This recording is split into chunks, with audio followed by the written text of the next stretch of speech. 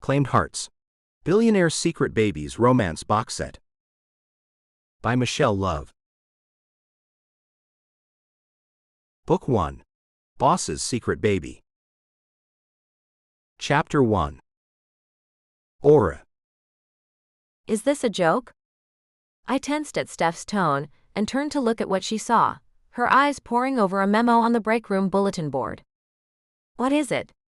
I asked lightly. They're bringing Meatloaf back? No. She snapped, giving me a contemptuous look. It's our health insurance, Aura. With a flip of a hand as if talking to me was a waste of her breath, she stormed out, leaving me staring after her. I'm not sure why she still caused a knot of tension in my stomach. After all, I'd been working with a miserable cow for 2 years. Her free use of expletives and surly attitude were hardly shocking, but there was something about her.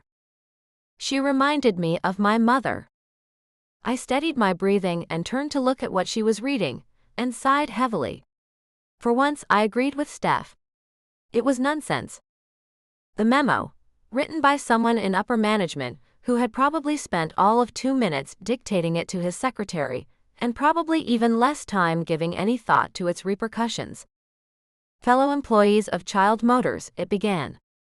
Commencing February 1st, the company will discontinue the practice of covering 80% of employee Apex insurance premiums.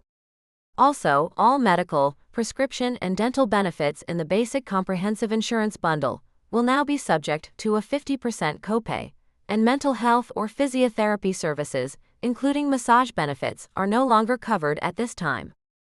The above-listed benefits are still available at the Apex Gold Premier insurance level. Please speak to your resident payroll administrator for the current rates of that premium plan. Also, please note that employee life insurance benefits have been canceled across the board due to company budget cuts. Thank you for your cooperation in this matter. Management.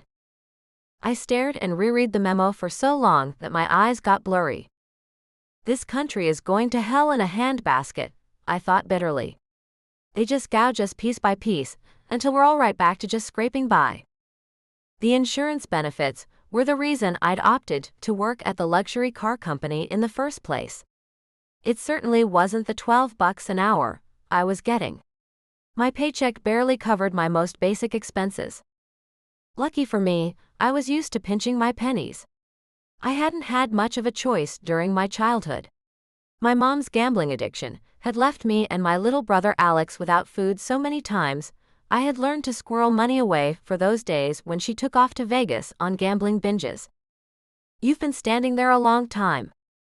The statement caused me to spin, partially because I was embarrassed at being caught doing nothing, but mostly because I recognized the voice at my back even before his steely blue eyes locked with my green ones. I was just reading the memo, I sighed, reaching for the now cold coffee I'd left on the counter by the coffee maker. Javier shook his dark blonde head in disbelief. He's such a jerk, he growled, shoving a pile of files onto the round table at the center of the room before snatching the memo off the board, crumpling it in his hands and shooting it into the wastebasket. I was mildly impressed that he made the shot. I hadn't realized that Javi played ball. Not that he didn't have the body for it. He was at least 6'3" and muscled in precisely the right spots. Even as I thought it, I found my eyes moving over his sculpted arms, a flash of heat burning through my body. The Christmas party hadn't been that long ago. I wonder if he still remembered our little tryst in the coat room at the Carrington Arms. I've thought about it more than I should. You know, someone might have wanted to read that, I commented dryly, nodding toward the discarded paper, but I deliberately turned my dark mane of hair away so he wouldn't read the blush on my face. It's overkill. Sadistic, Javi snickered. They already sent out an email to everyone. Putting it up here is just adding insult to injury. I admitted I was a bit touched by his annoyance. He had nothing to worry about. These changes weren't going to affect him in any way. I shrugged and dumped the old coffee I had made into the sink, reaching for another mug in the rack. You want one? I asked and he nodded, exhaling in a huff of anger which I knew had nothing to do with me. Black, right? Javi blinked and nodded, his head cocking to the side slightly. You remembered? My cheeks, which were finally returning to their normal color, flushed crimson again. It's not that hard to remember, I quipped, even though I felt like kicking myself. Could you show him that you have a ridiculous girl crush on him, any more than you already have? I got the sense that signal flares were springing from my eyes every time I looked at him, but I didn't know how to stop myself from oozing with adoration for him. It wasn't just that he was gorgeous. I mean, he was, but that wasn't the point. Javier hated the CEO of Child Motors, probably more than everyone else in the company, and that was hot in itself. Mostly because Javier was a child. His father owned the luxury car company in which we worked, but you wouldn't know it. Partially because George Child treated his only son worse than most of us, but also because Javi was simply likable. No one would ever suspect that he was brought up in private jets and yachts, fed caviar and treated to spring breaks in Belize. But maybe he didn't live like that. It was hard to know, considering that his job was barely a step above mine. There was a rumor that he had started working in the mailroom the year he turned 16, and at 26 he was just middle management, still clawing his way up the ranks. I handed him the coffee in a mug which read, "This might be vodka," and he grinned at me, a sheepish look on his face. You must think I'm a real tool, he sighed. Complaining about stuff like this. My dark eyebrows shot up, and I shook my head in denial. I don't think you're a tool at all. I blubbered, again hating myself for spewing my words out all in one gush. You may not believe this, but I get paid the same way everyone else around here does. This insurance thing affects me too. I had not known that. The information made him all the more intriguing, but before I could open my mouth to press him on the way his family business operated, a sharp tone caused me to turn toward the door. Must be nice to flirt all day while the rest of us pick up your slack, Aura. Coming, Steph, I mumbled, realizing that she did have a point. My break had lasted a lot longer than 10 minutes. Steph grunted and stomped off, leaving me to glance apologetically at Javi. Duty calls, I chuckled, even though my heart was pounding. Yeah, don't worry, he replied. Kevin will be down here barking at me in a minute, too. Thanks for the coffee. He raised it in silent toast toward me, and I nodded, shifting my eyes shyly downward. See you later. I hated the way I said that, my tone almost petulant. I didn't want to leave, but I couldn't very well stay and hang out with Javier Child all day long. If they were making cuts, I wasn't high enough on the food chain to be playing games. And God knew I needed that job. My writing career hadn't panned out the way I'd hoped. It also helps if you actually write the novel you want to be published, I reminded myself, thinking about the half-written manuscript buried in my closet. Hey, Aura? I paused in the doorway and studied his handsome face.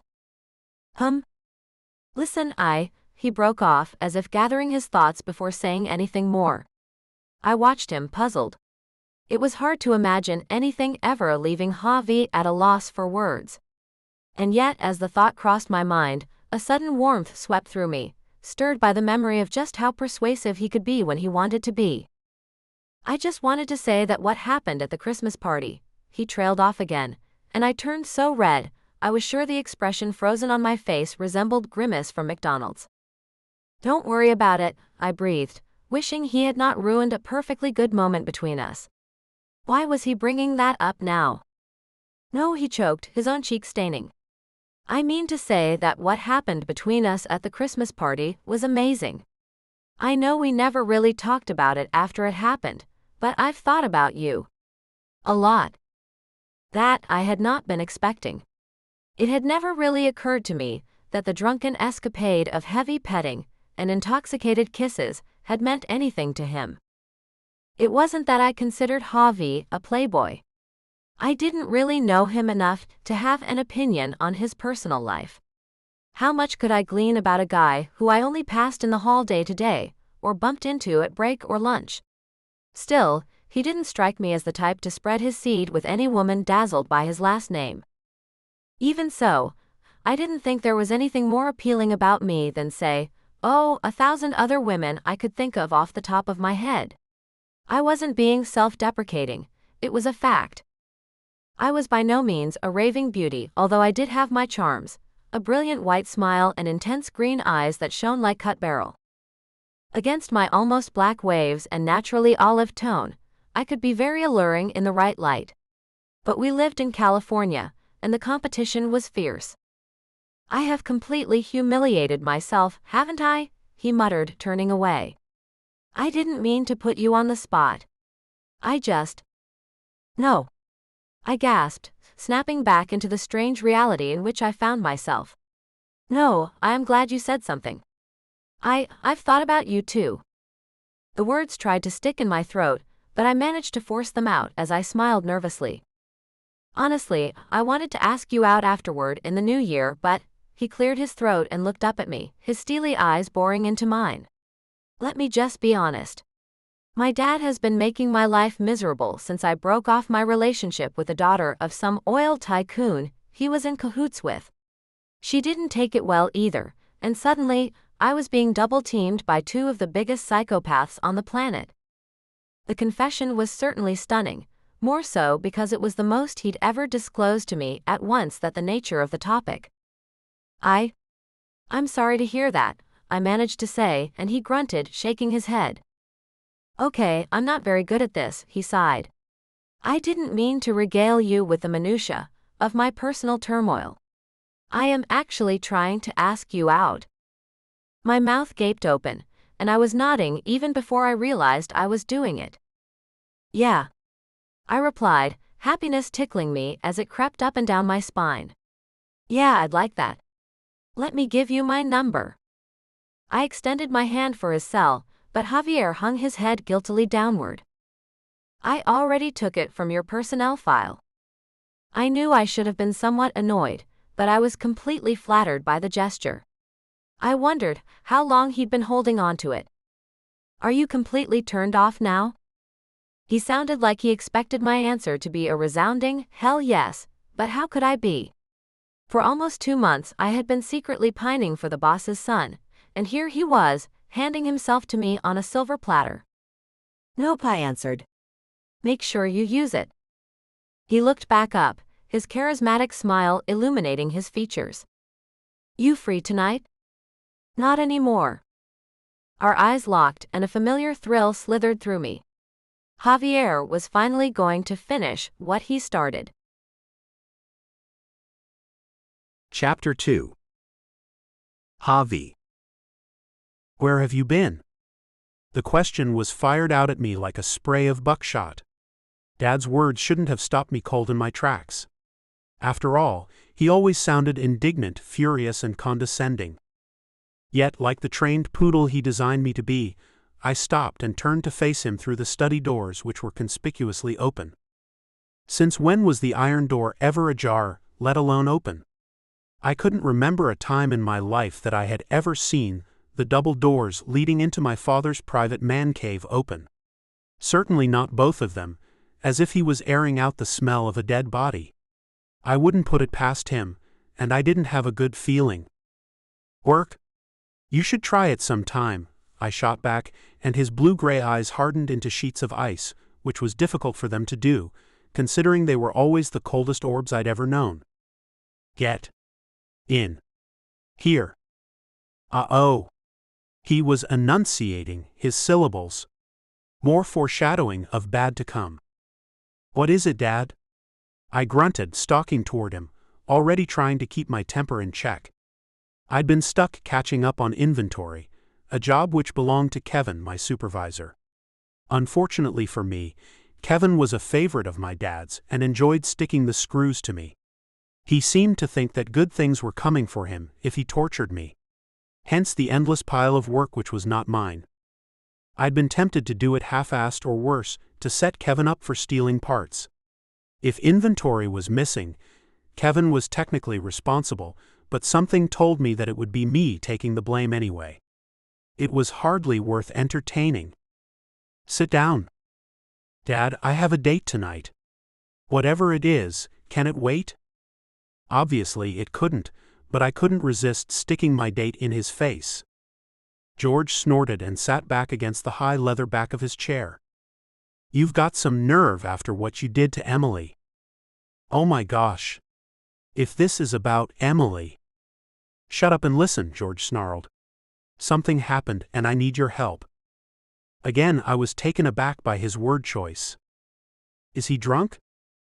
I leaned forward slightly to peer into his face, but I don't know who I was kidding. Even if he was completely off his face, I'd never know it. He was far too seasoned a functional alcoholic for me to tell. The president and CEO of one of the most valuable car brands in the world is a lush. I wonder how many duos he's had stricken from his record. Alvin got arrested for insider trading and embezzlement. A laugh escaped my lips. I hadn't meant to snicker, but I thought he was making a tasteless joke. After all, Alvin Selmy was the VP of operations at Child Motors and Dad's right-hand man. I pictured Al in his too-tight trademark English cut suit, face pinched in British disdain. He was impossibly proper. Even in my mind's eye, I was describing him with an accent. "He's Lane Price from Mad Men, for Pete's sake. There's no way." Yet as I stared at my father, I saw that he was not kidding, not in the least. I reminded myself quickly what happened to Lane Price and reconsidered my original assessment. "Dad's not drunk, he's livid."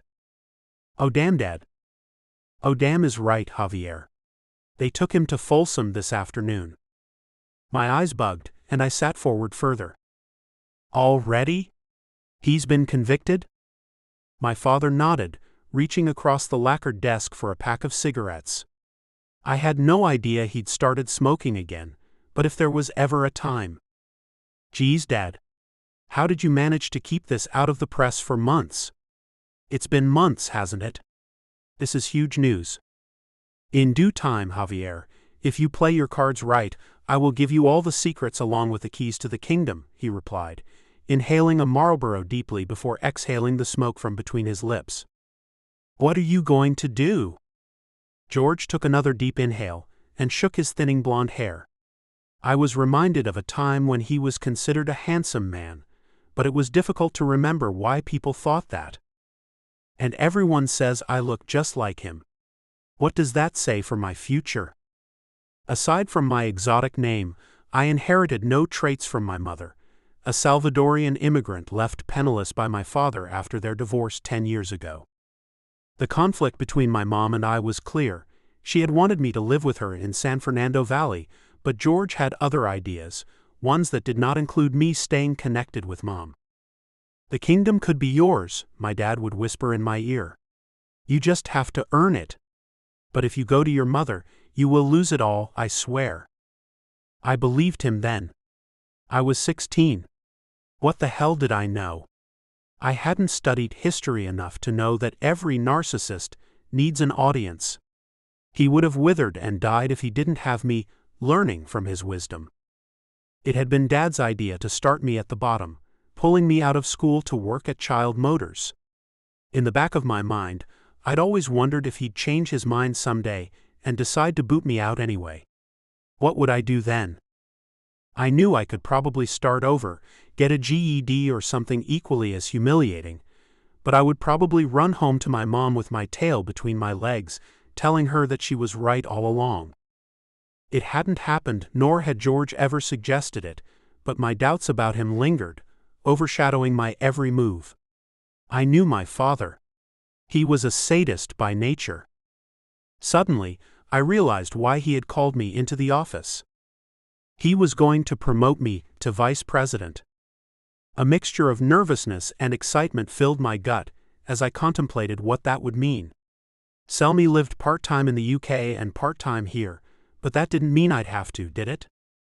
Instantly, I thought of Aura, and my heart sank. It had taken me 2 months to build up the nerve to ask her out.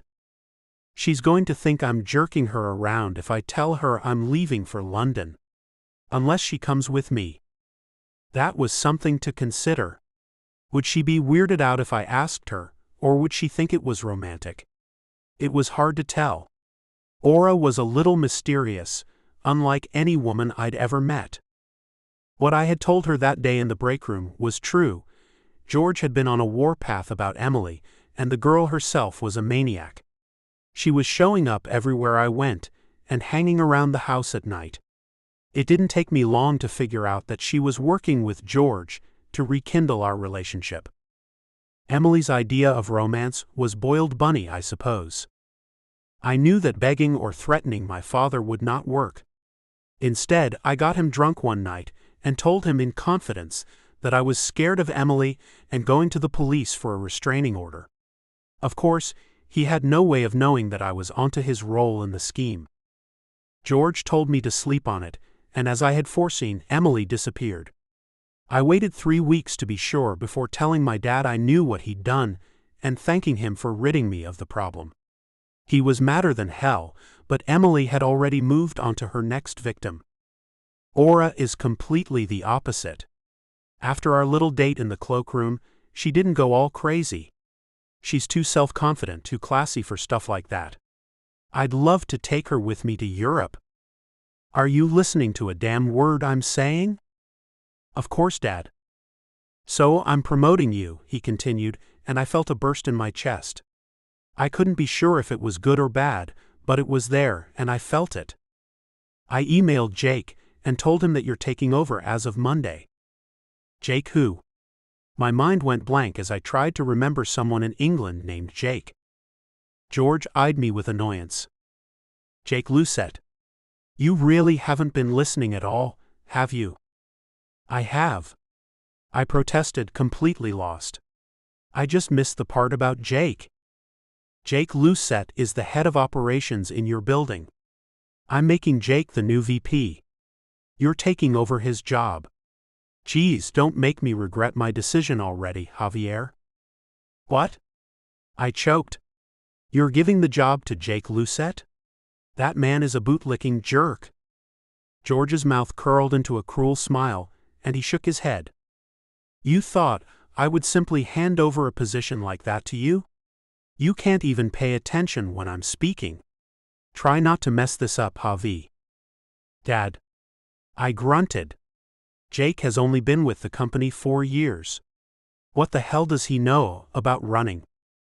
I stopped myself, realizing that George was probably enjoying every second of my anger. Every move he makes is calculated, controlled. He loves watching you jump and grow warm under the collar, but I'm not falling into the same trap this time.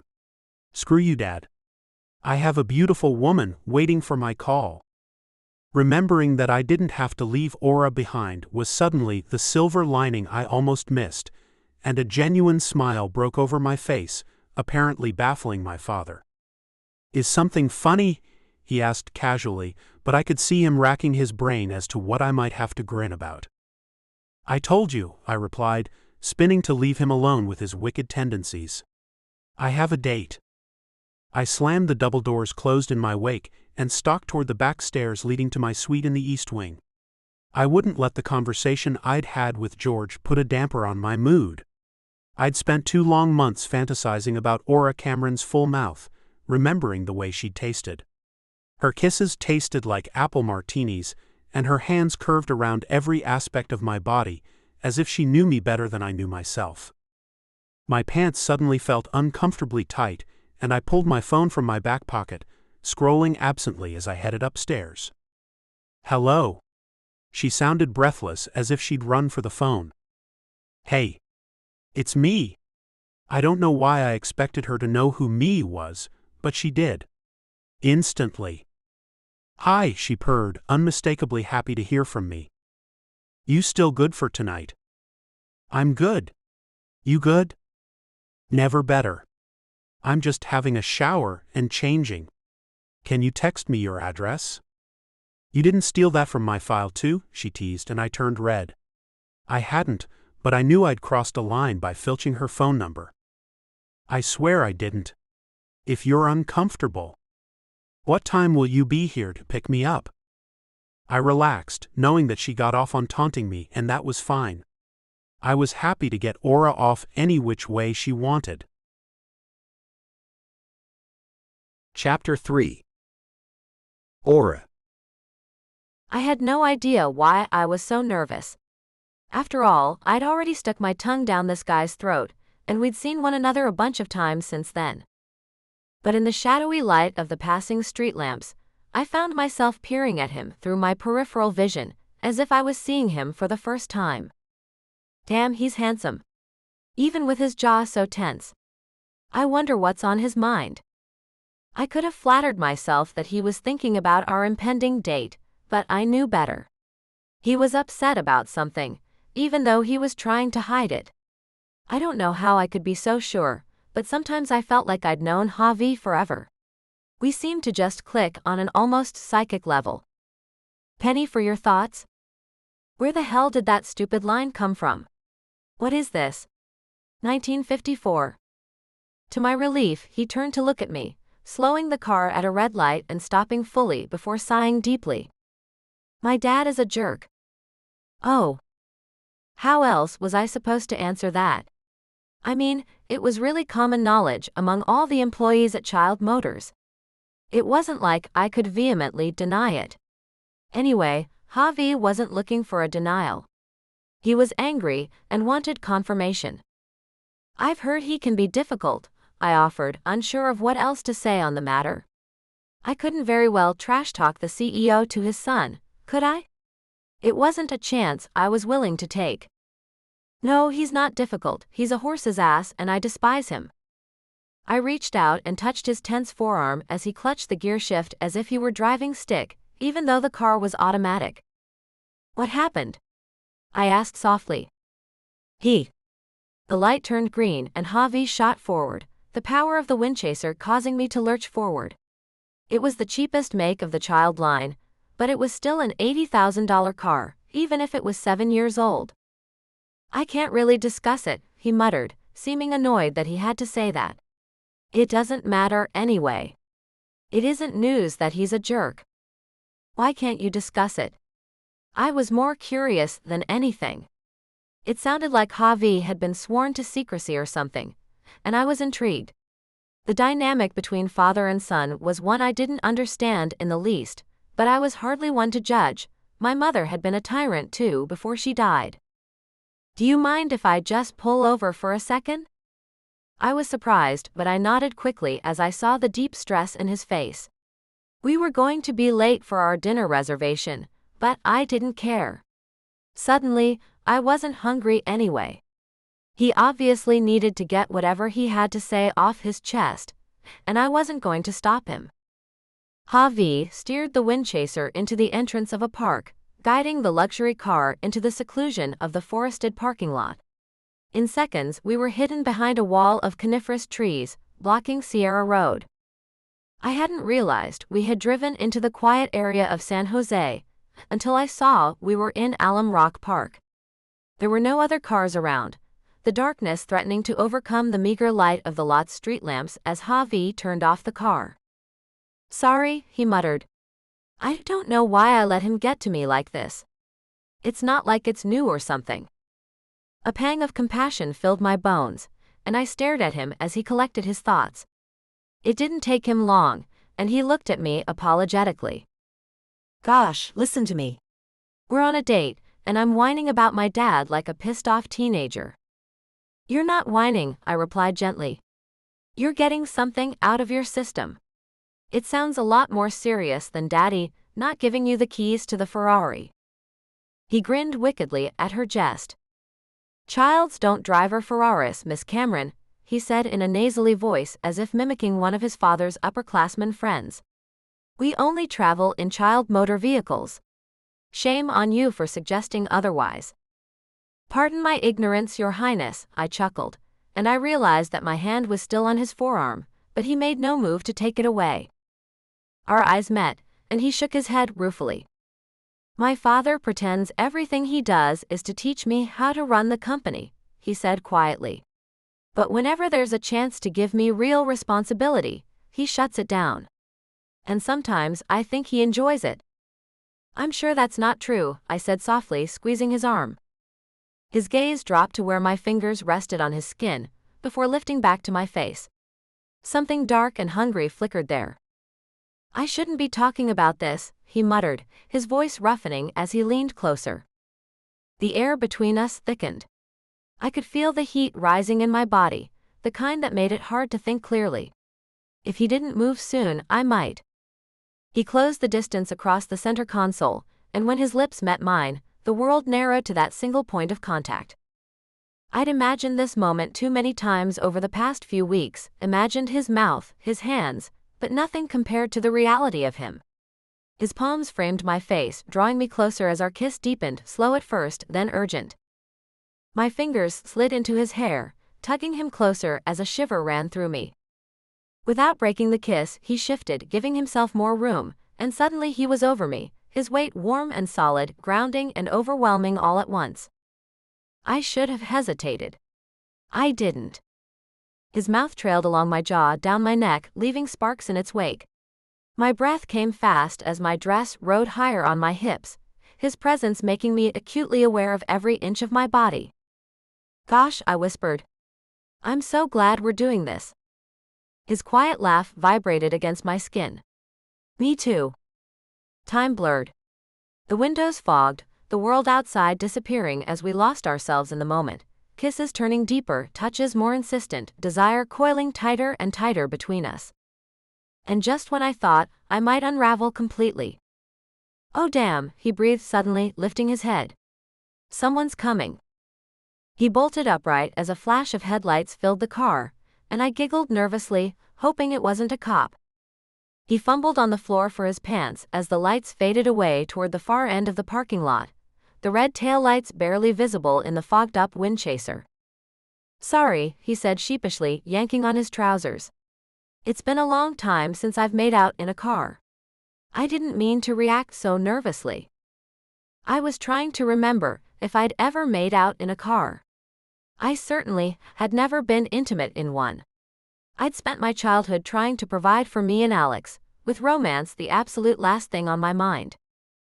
"I'm not sorry in the least," I replied, grinning at him as I smoothed down my dress. He offered me a return grin, doing up his belt and then glancing at his cell phone. His smile faded as his brow puckered. "We missed our reservation at Morton's.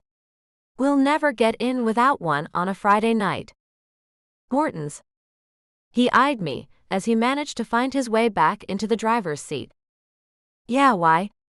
You don't like steak?" "I don't like anything that costs $100 and leaves me hungry," I replied sincerely, although I wasn't sure that was the case. I'd never actually eaten at the five-star restaurant. When would I have? Idly, I wondered if he could even afford Morton's on what his father paid him, but I was too polite to ask. Javi guffawed and gave me an appreciative look. He started the car, the defogger blasting. "I was trying to impress you," he confessed, "but I already knew that." "You did impress me." Our gazes met, and we were silent for a minute. "Well," Javi said, "I don't know about you, but I'm hungrier than I was before. What should we do for dinner?" I shrugged. "There's a Wendy's on Capitol," I suggested, and his mouth gaped slightly. "How did you know I was craving a Baconator?" I had no way of knowing if that was true or if he was teasing me, so I snickered and turned away. "Kismet, maybe?" "Maybe," he agreed quietly and in such a way that made me sneak another look at him. He was still staring at me. Chapter 4. Javi. We fit together so naturally that I couldn't remember a time when Aura wasn't in my life. I could kick myself for not having asked her out sooner, but I couldn't do much about the past. All I could do was look forward to the future, to our future together. I spent more time at her apartment in Milpitas than I did at home, and I was grateful to have an escape from my father. Whenever I did see him, whether I stopped in the sprawling estate for a change of clothes or if he popped into the office, I could feel the tension between us. He didn't say much to me, as if he considered me a brat for being upset. "Is this a hotel?" he barked at me one evening when I let myself into the mansion. "You come and go as you please?" My eyes narrowed, and I stared at him balefully. "I would have moved out 5 years ago if you'd let me," I reminded him. "I didn't realize that I had a curfew." George snickered. You really are more like a daughter, aren't you? I'm glad I didn't give you the VP position. You have no idea what it's like to be in power, to be? You know what, Dad? I interrupted, not wanting to hear another word out of his smug mouth. I don't care. I don't even want this company anymore. You can find someone else to take it over. I spun to take the stairs 2 at a time, but his voice rang out following me. Be careful what you wish for, Javier, or you just might get it. I'll admit that in that moment, I sincerely hoped he would find someone else.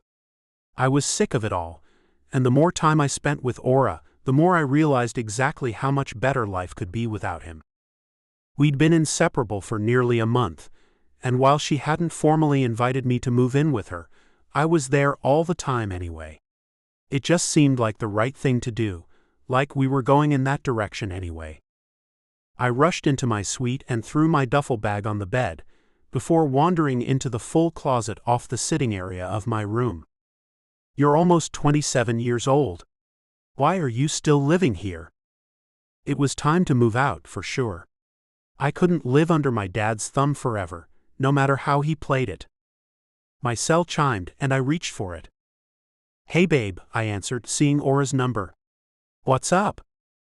I was thinking Indian for supper, she replied. That work for you? I was thinking you for supper. You had me for lunch. And breakfast. I sighed into the phone, although I was grinning like an idiot. But you're my favorite meal, I whined playfully. Why you got to be like that? How's it going over there? She asked, and I could hear the concern in her voice. I'd opened up to her about the relationship between my father and me, even though I knew it was probably disloyal, considering she was a secretary at the company. Yet I knew I could trust Aura. She had nothing to gain by repeating it, even if she wanted to. Same crap, I answered lightly, but even I could hear the edge in my voice. Just come home, she urged. Forget about him. I'm on my way. I replied, feeling a rush of heat course through me as she said home. She thinks of us as living together too, I realized, and I was filled with elation. I'd never been with anyone who evoked feelings like this in me. I have to talk to you about something, she added, and the smile froze on my face. What's wrong? I asked, instantly sensing the worry in her tone. What happened? No, nothing, she insisted. We'll discuss it when you get home. Now I'm freaking out. Tell me. Oh my gosh, Javi. It's not a big deal. It's just, my landlord upped the rent and my car insurance went up. I had to get a new alternator last month, and… Do you need some money? I asked, and I heard her suck air in through her teeth. Not from you. Her words were like ice. I'm taking on a bartending job at El Chapo's. Wait, what? I asked, shocked by the news. You can't. I can't, she echoed. Why can't I? I should have shut up right then and there, but I couldn't stop myself, it seemed. Because if you work nights, I'll never see you. I knew how stupid and selfish it sounded, and really, that wasn't what I'd meant to say at all. I wanted to tell her that I would give her money if she needed it. After all, my promotion had come with a sizable raise. I wanted to tell her that we could move in together and split the bills. Instead, I came across like some jealous, petty boyfriend who didn't want to miss out on my tail time. That's why I'm giving you the heads up now, she said shortly. We'll work it out. I exhaled in a whoosh. We'll talk when I get home, I told her, and she gave a small laugh. Isn't that what I said in the first place? I need to start listening to you a bit better. You continue to talk nonsense. I got to go order dinner. Hurry back. I need you. The call disconnected in my ear, and I turned back to my packing. At least she's not mad. It was just one of the million things I loved about Aura. She never stayed mad or held grudges. She just forgave and forgot, not that we fought about anything. I eyed the closet, a room in itself, the perimeter filled with shirts and pants inside cedar cupboards. There was an entire wall of shoes, a different pair for any situation. Eyeing it all, I began to regard it all a little differently, as somewhat wasteful. The rich don't even like nice things. They just need tax write-offs. There is no one in the world who needs this much stuff. Suddenly, I grabbed a suitcase from the back of the closet and began to fill it. Screw waiting to discuss it. I was going to march right into Aura's apartment with all my belongings and put her on the spot. She won't be as apt to say no if I appear like this, will she? I guess I'd find out. I hauled the first filled case out of the closet and set it near the door and was dutifully working on the second when I heard my name being called. Javier. I didn't need to look, obviously it was my father. What is it, Dad? What are you doing? Are you going on vacation? He stood with his hands on his hips and his eyebrows beetled over his scowl. I sat back on my heels and looked at him, pursing my lips together. If I told him I intended to move in with someone, and Aura refused me, I'd be back at the house that night with my tail between my legs. It was better if I didn't say anything until I knew I was sure. Just getting rid of some stuff, I lied. What are you doing up here? It was odd to see him in my bedroom. He never came in, but I realized that my earlier words to him must have affected him. He's been downstairs stewing, I realized, the smile on my face becoming difficult to swallow. George didn't answer me right away, turning his back to look around the suite as if he was seeing it for the first time. Who is this woman you're seeing? Her name is Aura Cameron. She works at the San Jose office. In what capacity? She's a secretary in admin. My father snorted as if I'd told him I was dating a crack skank. Sounds ambitious. I ground my teeth together and checked my temper. Going after Aura was not going to end well for him. At least she works, I retorted, the dig entirely directed his way. I couldn't remember the last time I'd seen him at the office for any reason. It was like he just expected the company to run itself while he went golfing and schmoozing. George's head whipped around, his steely eyes narrowing dangerously. What have you told her about our family affairs? I scoffed, returning to my task. What family? What affairs? Don't be petulant, Javier. It doesn't suit you. I don't know what you're asking, Dad. I snapped back. What are you going on about? Did you tell her about Alvin Selmy? Oh. I turned my head, pretending to busy myself with my chore but not quickly enough, and he caught the flush on my face. What the hell is wrong with you, Javier? How could you tell? I didn't tell her anything, I snapped. Stop talking to me like I'm a 5-year-old. Stop acting like you're a 5-year-old. I stared at him for a long moment, realizing, albeit not for the first time, that was exactly as he saw me, a little boy who needed reprimanding. I made my decision in that minute. Dad, I'm moving out, I said flatly, making my decision as we stood. I'm 27 years old, and you treat me like an infant who can't wipe his own butt. Well, if you weren't constantly disappointing me, Javier, I wouldn't have to treat you like that, would I? I smirked mirthlessly. I guess you're right, I replied, refusing to take the bait. I'd been goaded by him enough in my life. He had shown me how much he valued me when he had promoted Jake to VP. There was no need for me to stick around, especially when I was 90% sure that Dad had no intention of passing the company along to me anyway. Javier, you're just not ready, he growled, clearly annoyed that I wouldn't engage with him. You have no grit, no fire. Yeah, I got it, Dad. I snapped the locks on the second case and pulled it out of the closet. There was still another small case to be loaded, but I was afraid if I stuck around any longer, the urge to punch my father in his face would overwhelm me. I don't want the company. I said the words as flatly as I could, but I knew there was emotion in them, and if I heard it, so did my dad. Of course, I wanted the damned company. It was why I'd stayed around for so long, why I'd given up the relationship with my mother. Walking away from it all would mean the last 10 years had been for nothing. The smile which formed on his lips was cold and cruel.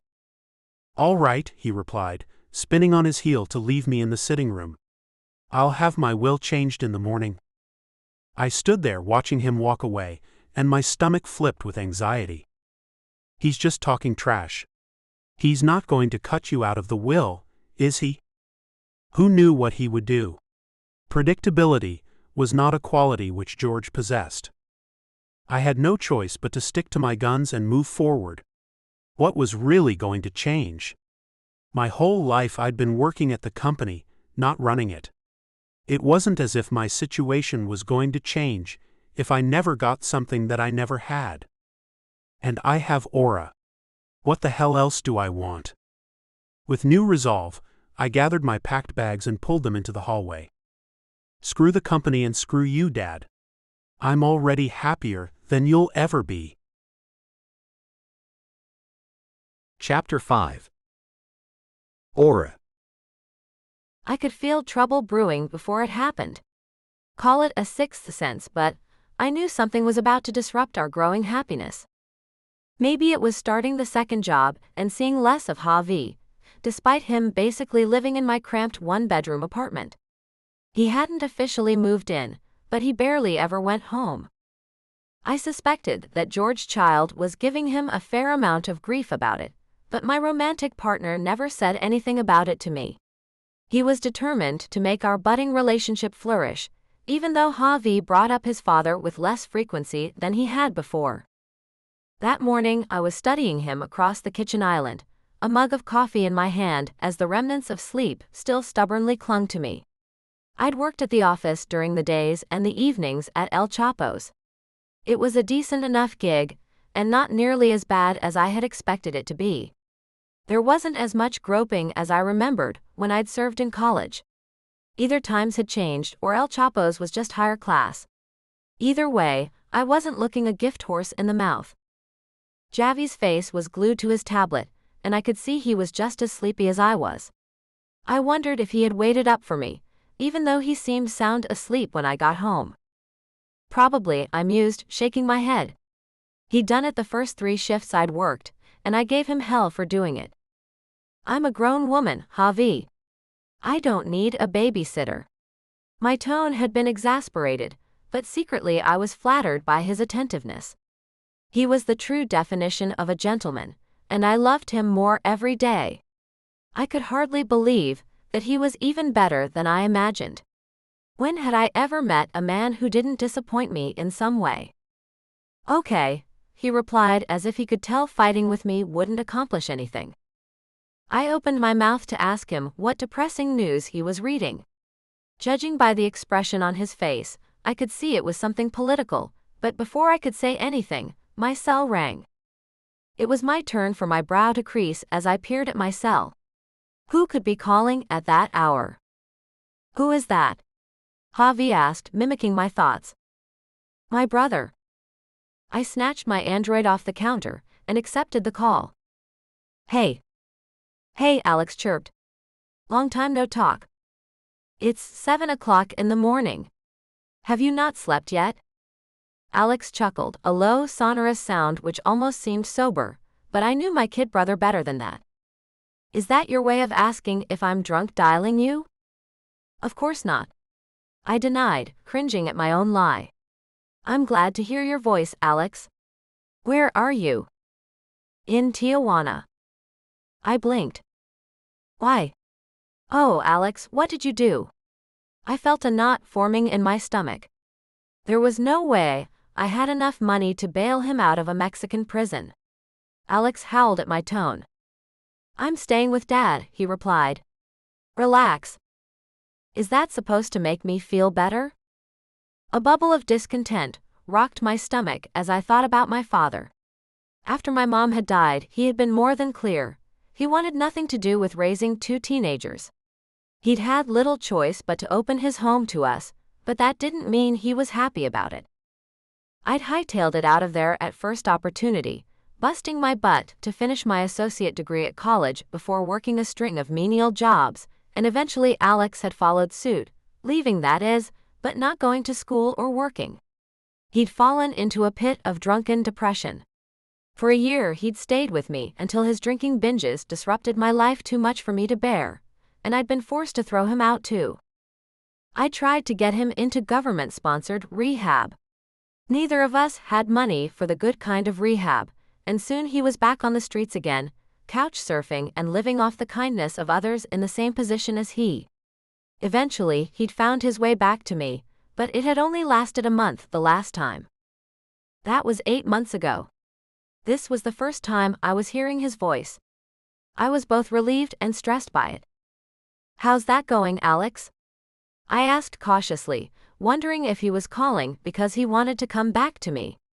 Even if I wanted him to stay, which I didn't, I just didn't have the room.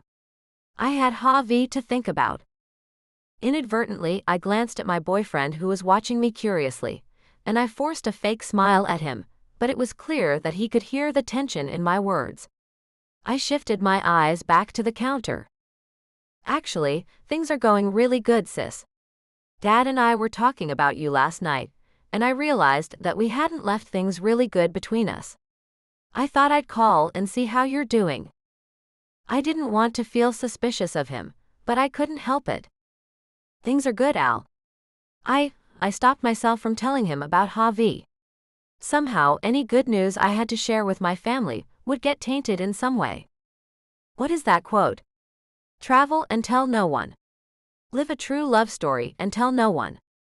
Live happily and tell no one. People ruin beautiful things. "Things are good," I concluded lamely. "How long have you been staying at Dad's?" "A little over a month now. He's got a girlfriend who once had a substance abuse problem. She helped me detox and get clean. I'm 3 weeks sober." I loathed the cynicism coursing through my veins, but I had heard this before. Both the new girlfriend and the unclean spiels. "That's great news," I managed. "I'm really happy for both of you." Alex laughed as if he could hear the skepticism. I know, he grunted. "You've heard it all before, but it's true this time. And I think this lady is the one for Dad. You should come and meet her. Her name is Kate and—" "Sorry, Alex. I'm working 2 jobs now, and I really don't have much time to myself." "2 jobs," he echoed. "What about your novel?" I felt my back tense, and I gulped back the bile filling my throat. I wanted to scream at my brother that life wasn't that simple, that I couldn't just drop everything to pursue my passion, hoping for the best. "It's on hold," I replied lightly. "But tell Dad and Kate I wish them the best of luck." Alex sighed deeply. "You're so talented, Aura. You've always been the brains of this family. You should focus on your writing and—" "Listen, Alex, I've got to get ready for work, okay?" "It's Saturday," he protested. "You work every day?" "Yep. Gotta go. Thanks for calling and stay in touch." I disconnected the call before he could say anything else, but my heart was beating furiously. Why is it always like that when I talk to him or Dad? It drains me. "You're not really working today, are you?" Javi demanded. "Not until 4, I assured him. I just didn't want to talk anymore." "Is he drunk?" My head jerked up, and I glanced at Javi warily. I didn't remember telling him about Alex's drinking problem, but I must have. There was little I didn't talk to him about. Still, I was defensive. "No," I replied quickly. "He sounds sober. He's staying with my dad in Mexico." Javi cocked his head to the side pensively. "You're worried," he offered, and I grunted. "He's 22 years old, Javi. I'm not his babysitter. If he wants to live with an emotionally unavailable man and his latest squeeze, who am I to question him? I've done everything I can to help him." Javi rose from the sofa and padded toward me, concern etched on his face, and it made me angry. I didn't need his pity. "Come here," he murmured, reaching out for me, but stubbornly I pulled away. I can't say why I was giving him a hard time. He only meant to comfort me, after all. He wasn't my enemy. "Hey," he said, some hurt in his voice. "I'm just trying to help, Aura." I exhaled slowly and nodded, shooting him an apologetic look.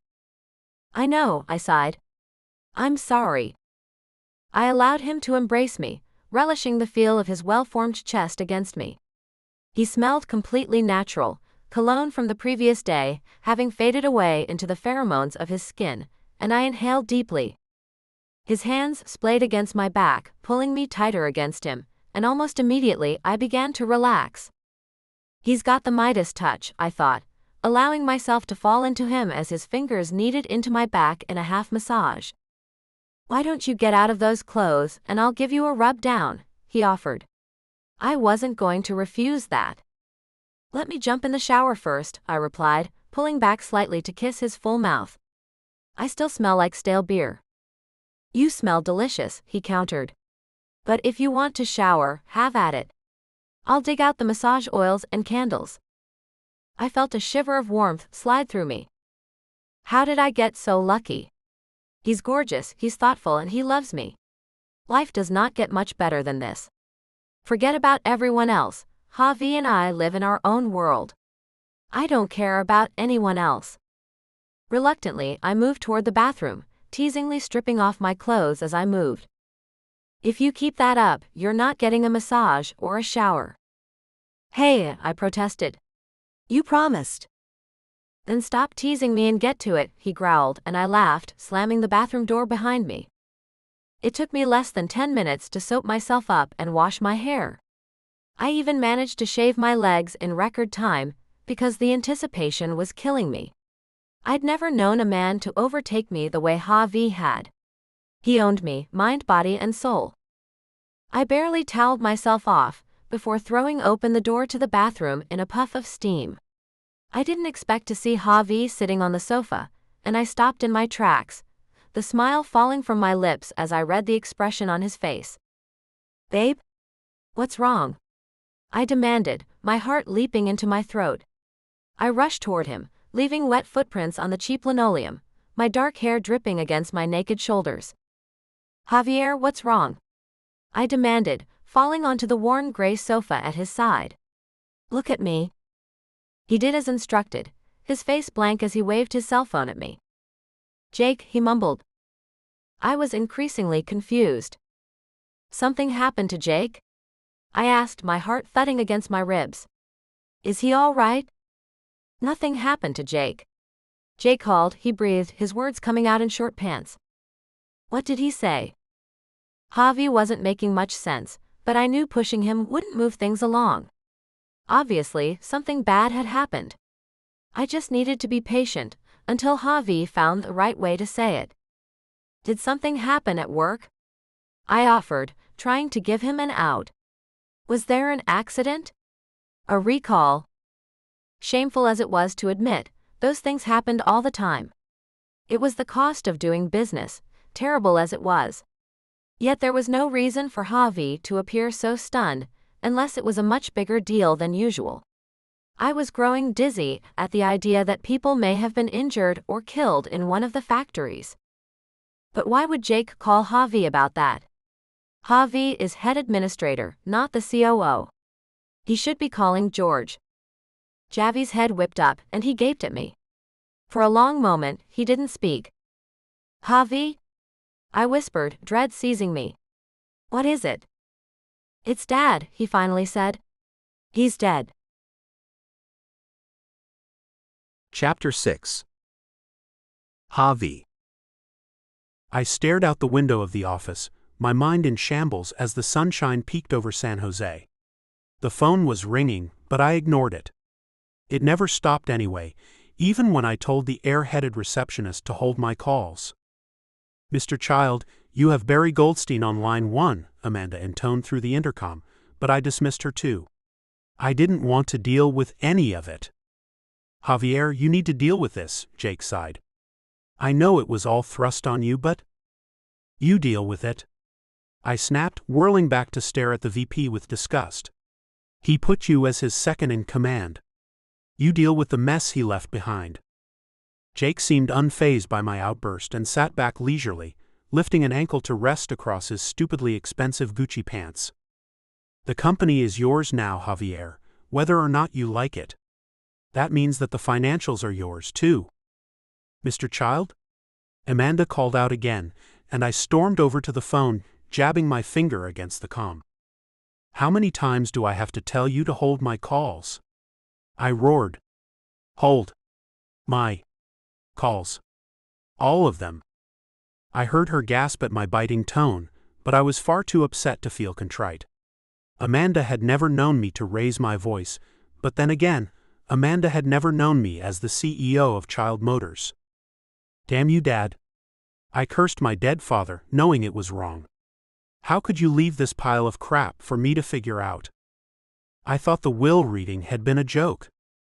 "No," I denied flatly when the lawyer told me, looking around the room for some support, but there was no one there but Jake, who nodded serenely. Aura had offered to attend with me, but I didn't want her bored to tears by the semantics of estate law. Anyway, she had a shift that night, and she'd already called into work once to attend the funeral and viewings. I couldn't ask her to sit through this too. Even my mom had called, asking if she could fly down, but I sensed she was relieved my dad was dead, even though she would never say it. I told her to stay wherever she was. I assumed she was still in San Fernando, but I didn't ask. It had just been Jake and I in that stuffy, barely air-conditioned room, listening to the attorney explain to me that I now owned everything of my father's. Before I could question why he had left it to me, the reasoning became clear. "The company is in financial straits," the lawyer explained. She was a stunningly attractive woman of 40-something who wore the quintessential air of stuck-up, Ivy League attitude. "Ah," I snorted. "Of course it is." It was the only reason why George would have left it to me. "We need to speak with accounting and PR," Jake offered as I began to pace around the room. "Our investors are nervous with you in charge." "I'm nervous with me in charge," I roared back. "But what choice do I have?" My gut was telling me to sell and walk away from the company once and for all, but something was holding me back. I couldn't be sure if it was some misplaced sense of loyalty or just a commonplace stubbornness that I had inherited, but I didn't want to dump Child Motors on someone else. At least not until I've exhausted every avenue to make it right. "You can't avoid the investors." "Geez, Jake, don't you think I know that? But I can't very well tell them nothing, can I? They're already on edge. Nothing I say is going to make them feel better about what's happening. Saying nothing isn't putting their minds at ease either, Javier. Can you just leave me alone for a few minutes?" I barked, knowing I was about to lose my temper. Jake eyed me warily. "Wallowing about isn't going to solve anything, Javi. We need to come up with a plan." "Jake, with all due respect, you've been VP for 5 minutes. You know about as much about what this company needs as the mailroom guy." Jake sneered at me, showing a set of nicotine-stained teeth. "And yet your father named me VP, he reminded me cruelly. "Yeah, my father was a great man who ran a multi-billion-dollar empire into debt. You must be very proud." Jake's smirk faded, and he jumped up from the leather love seat where he had been lounging. "Your attitude isn't helping things," he snapped. "You tossing around blatantly obvious statements isn't either," I reminded him. We glared at each other for a minute until he broke first, spinning to leave me alone in the office. The phone started to ring again, and I hit the mute button, measuring my breaths in the name of calm. When the red light stopped flashing, I punched the intercom. "Amanda, get Isabel Carlisle and Jenna Bauer in here stat." The only sensible thing which Jake had said all morning was that I needed to devise a plan with accounting and PR. We needed a budget and damage control immediately. I had no idea if I could save the company, but I was sure as hell going to do my best before I walked away from it and never looked back. It was after midnight when I walked into El Chapo. I was burnt out, but I needed to see Aura before I could even think about sleeping. Her eyes lit up like glowing emeralds when she saw me. "Baby," she squealed, jumping out from behind the bar to throw her arms around me and kiss my face. Pulling back and eyeing me squarely, she said, "You look horrible." I guffawed. "Thanks," I replied, returning her warm embrace. I instantly felt my body relaxing, as if she had some magical touch. She made the entire hellish day vanish. "Scotch?" she asked, retreating behind the bar. "I barely heard from you all day. I was getting worried about you." "I was in meetings," I sighed. "I meant to call you but—" I trailed off and shook my head. She didn't need to know the sordid details of what was happening at the company. She was still an employee, even though I had told her that she didn't need to work anymore. Child Motors may be in financial ruins, but Dad had left me a pretty penny in his personal accounts. The life insurance had paid out without any issue, the aneurysm which claimed him undisputed. I was still an heir to hundreds of millions of dollars, and a house which was too big for one person, no matter how many staff members milled about doing nothing. Aura stayed at the mansion with me most nights, but she maintained her apartment, much to my annoyance. I wondered if it was because she didn't trust in our future together, but I didn't voice my insecurity aloud. It simply festered in the back of my mind, spreading slowly like a fungus. "You look so stressed, babe," Aura told me, sliding the tumbler toward me, and I took it gratefully, swigging it back in one sip. She eyed me and reached for the glass to refill it. "That bad, huh? He left me a pile of crap to deal with. I don't know if it will ever be sorted." Aura patted my hand reassuringly. "You've been training for this your entire life," she reminded me, passing me another drink. "Take it easy with that one, you're driving." "Are you coming home tonight?" I asked her, and her brow furrowed slightly. "I was planning on going to your place," she replied in confusion. "Or should I go home?" A spark of irritation slid through me. I meant the mansion. I wanted her to start thinking of the estate as home.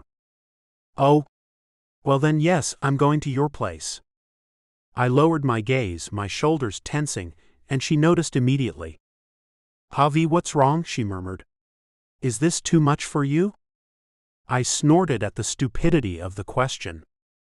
Of course it's too much for me. Dad left me in the dark, and now I'm basically running the company blind. No one respects me because they all know that. This is not a good situation. You can make it a good situation. Think about what you can do for your employees now.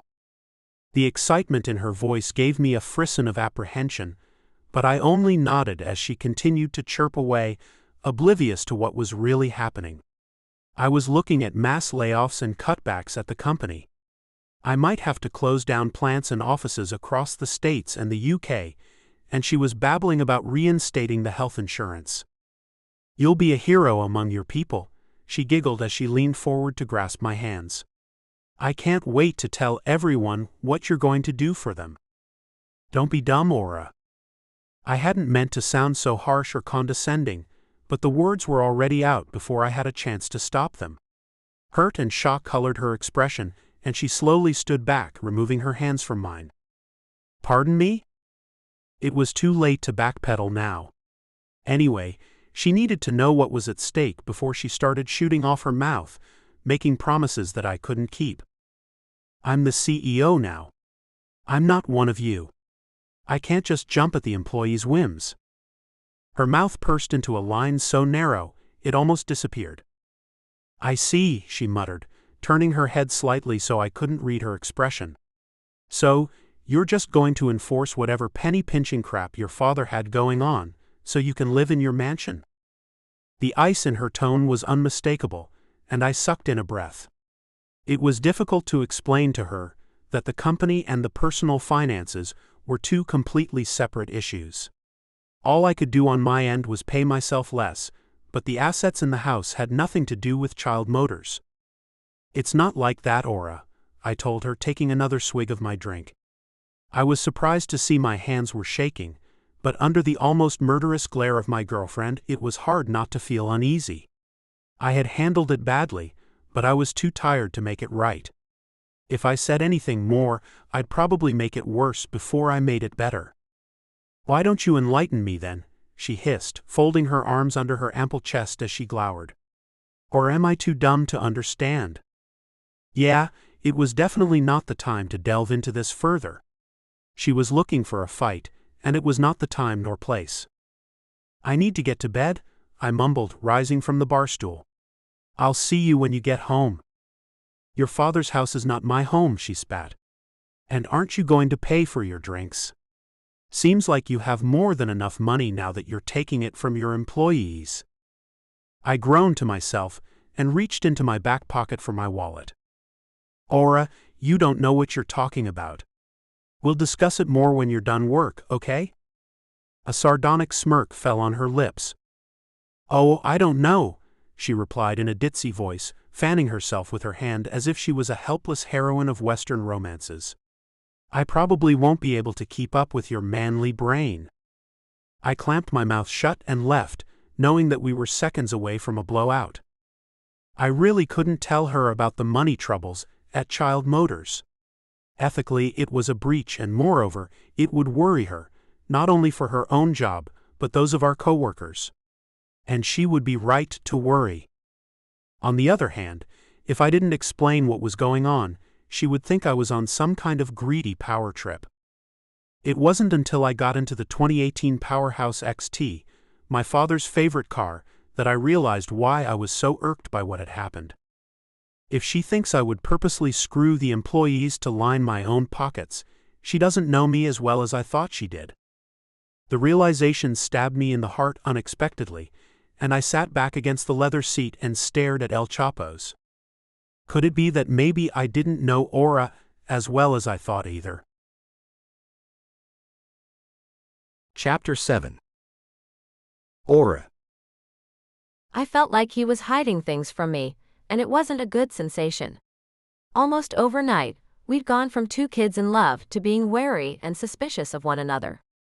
If we weren't fighting, we weren't talking. Most nights I spent at my own place. The cavernous walls of the mansion seemed to haunt me when I was there. Don't get me wrong, the house was gorgeous with its marble and wainscoting. I would be insane not to marvel at the beautiful artwork and calamander flooring. It truly belonged in town and country, but it was also alive with the memory of George Child. It hadn't occurred to me that Harvey found peace in the house in the absence of his father. To me, it seemed that the greedy CEO's spirit had seeped into the walls like Cimmerian, with unseen tentacles of darkness reaching out to claim the happy-go-lucky soul of his son. I tried to reason that the changes were hard on Harvey, but I couldn't bear the way he spoke to me. I seemed to annoy him with my presence, and if I was being fair, his lack of desire to better our lives as employees drove me crazy.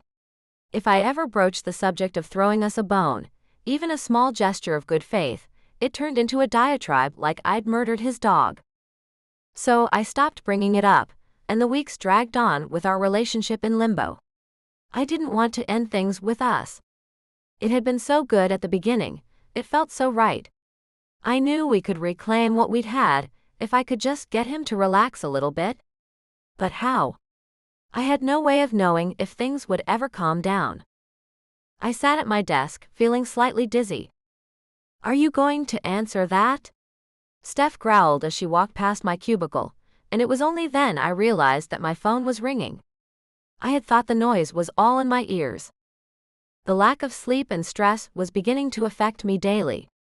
I was running myself too ragged, but what choice did I have?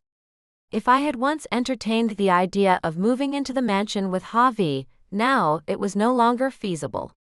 I had no faith that our relationship was going to last past next weekend. Bile shot up through my throat, but I choked it back and pressed the line, speaking into my headset. Thank you for calling administration. How may I direct your call? I sent the caller through the proper channel and then leapt to my feet, tossing the headset onto the desk. Aura, what the hell? I was gone, shooting through the corridor toward the bathroom, and I barely made it through the door when the vomit filled my mouth. Thankfully, I made it to the toilet, spitting up and coughing. I heard the door open, and I pushed the stall shut. Are you sick? Steph demanded coldly. You shouldn't come to work when you're sick. You'll get everyone else sick. I'm not sick, I snapped. The milk in my cereal must have been bad this morning. She replied, still standing outside the stall. Maybe you should go home anyway. You're totally spaced out today. Probably from banging the boss all night. I bristled and yanked the stall open to glare at her from my crouched position. I'm fine. She shrugged. I have no idea why you're working at all. You scored the jackpot with Javier. Or is he making you keep working? Her questions were beginning to piss me off, and I rose unsteadily to my feet, unsure if I was done expelling everything which needed to come out. Steph, when did you and I become BFFs? I managed, my red eyes narrowing. Why don't you go back to work and mind your own damned business? She eyed me with some surprise, clearly unaccustomed to me talking back, but my nerves were far too taut to mind my manners. Especially when I was being interrogated by my difficult boss. Ooh, she chuckled. Trouble in paradise. Steph, I said warningly. If you don't. Attention all employees. A voice over the loudspeaker interrupted my threat. Please report back to your desks for an important announcement. Our CEO and president, Javier Child, has circulated an email to everyone. Steph and I exchanged a look. What's this about? She demanded, and I shrugged my shoulders. How the hell do I know? Well, you are sleeping with the boss, she reminded me, and I clenched my hands into fists, willing myself not to strike her. You good? She asked, watching me unsteadily walk to the sink to wash my hands. My heels felt impossibly high, and my body was aching. Maybe I was getting the flu after all. I don't need a babysitter, I retorted. Go, unless you have to pee. To my relief, she disappeared, leaving me to stare at myself in the mirror. I was pale and my stomach was still shifting in waves of discontent, but I took a deep breath and that seemed to help, at least for the minute. I continued to stare at myself in the mirror, trying to remember a key piece of personal information, but it wasn't coming to me easily. No, it came last month, didn't it? I bit on my lower lip, racking my brain, but before I could consider the question, the door to the bathroom burst open, and half a dozen ladies walked in, their faces gaunt. I can't believe this. Sarah sniffled, her brown eyes filled with tears. First our insurance, now this. What a creep. Just like his father, Jocelyn agreed, putting an arm around Sarah's shoulders, and I stared at them. What's going on? They all stopped and peered at me, as if they only just realized I was standing there. Jocelyn's mouth curled into a sneer. Oh, but I bet you were spared, weren't you? She asked tauntingly. I bet you even got a raise. I have no idea what you're talking about. Spared from what? I looked at the other women, but they lowered their eyes, and the bathroom door opened again, with more upset bodies flooding inside. You really don't know? Carla whispered, and I shook my head. Half the department got laid off. They're claiming budget cuts. Shock hit me, and I was swooning again. I had to steady myself against the counter. Whatever, Jocelyn snapped. You had to have known. I didn't. I insisted, fighting through the growing crowd as claustrophobia began to settle in. What the hell is going on? Why would he do this? Why would he do this without telling me? I made my way to my desk and saw Steph shaking her head as she stared at me. I was the enemy suddenly, even though I'd had no part of anything going on. My cell phone was ringing, and without glancing at it, I knew it was Javi, but I didn't bother answering it. I had to check my work email to see what fate had in store for me. Beads of sweat broke out over my face, and I sank into my chair as my fingers worked furiously over the computer. The email was there, although I don't know why I was shocked to see it. Dear valued employee. Due to recent budget cuts, we regret to inform you that effective immediately, the following employees will be laid off from their positions at Child Motors until further notice.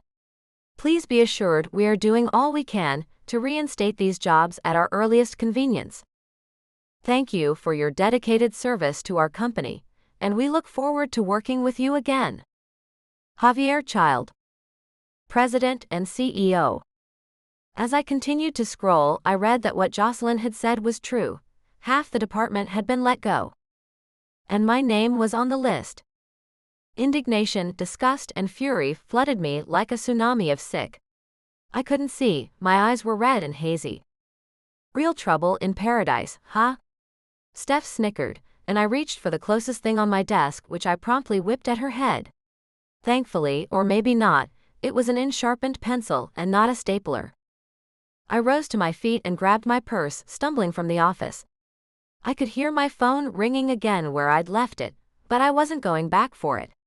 I wouldn't be able to afford it in a few weeks anyway. How could he do this to us? Why didn't he at least warn me? I knew he'd have some explanation for what he'd done, but I didn't want to hear it. This was just confirmation of what I'd already known. I'd been trying to ignore the signs, but it was impossible to do that now, not when he was purposely slapping me in the face with it. Javier Child was becoming his father, whether I liked it or not, and there was nothing I could do or say to change it. Even if I go and scream in his face, it won't change anything. He's lost the respect of the employees, and he's certainly lost mine. A part of me wondered if this wasn't some sick way of forcing me to move in with him, by taking away my livelihood. I still had El Chapo, but that wasn't going to sustain me. I forsook the elevator and bolted down the stairs, the confused echoes of the staff still ringing in my ears as I moved. I'll figure out a way to survive, I thought tensely. I always have. I didn't need to beg Javier for help. I'd obviously made a mistake. I'd picked the wrong guy, but women had made worse mistakes than that. No, I was done.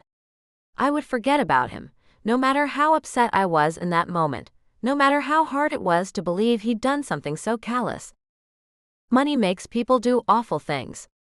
I don't need to hear his excuses. The bottom line is that he did something which is inexcusable.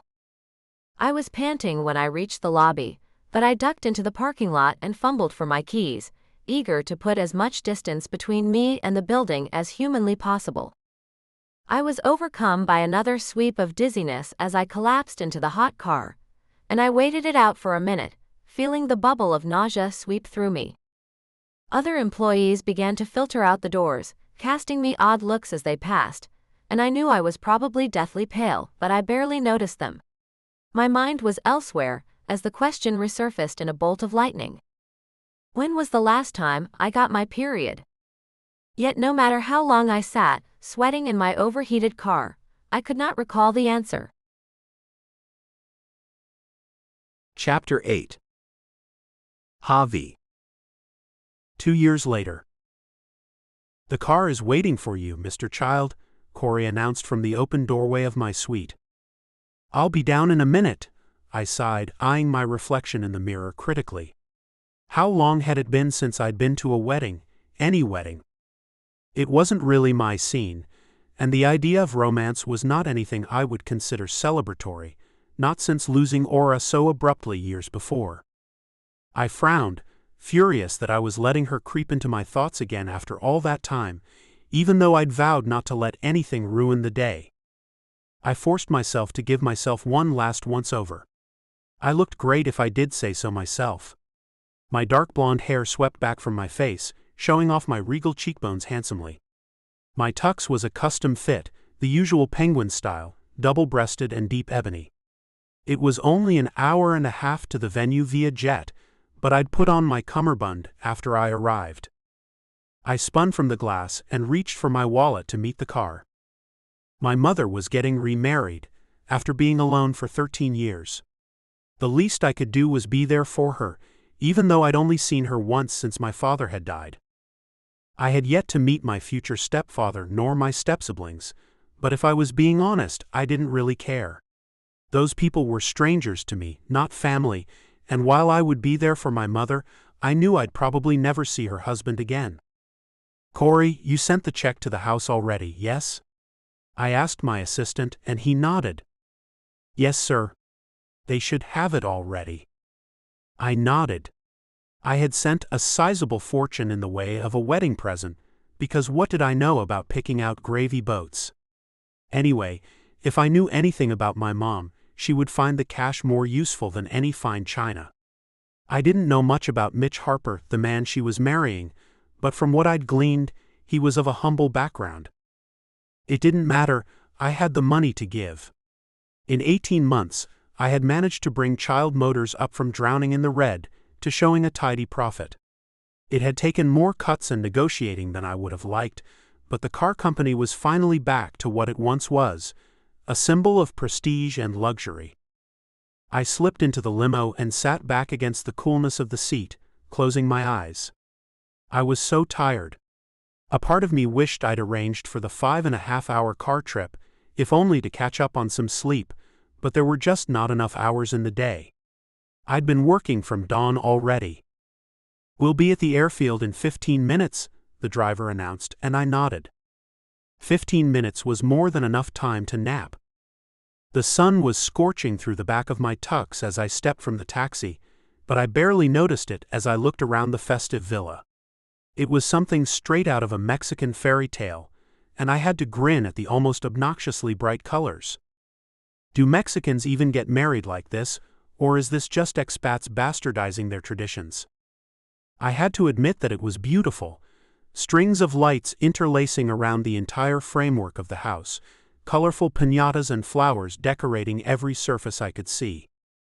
As I approached the arched entryway, the structure reminiscent of the Alamo, I heard someone calling to me in Spanish. "Javier. Venga, mijo."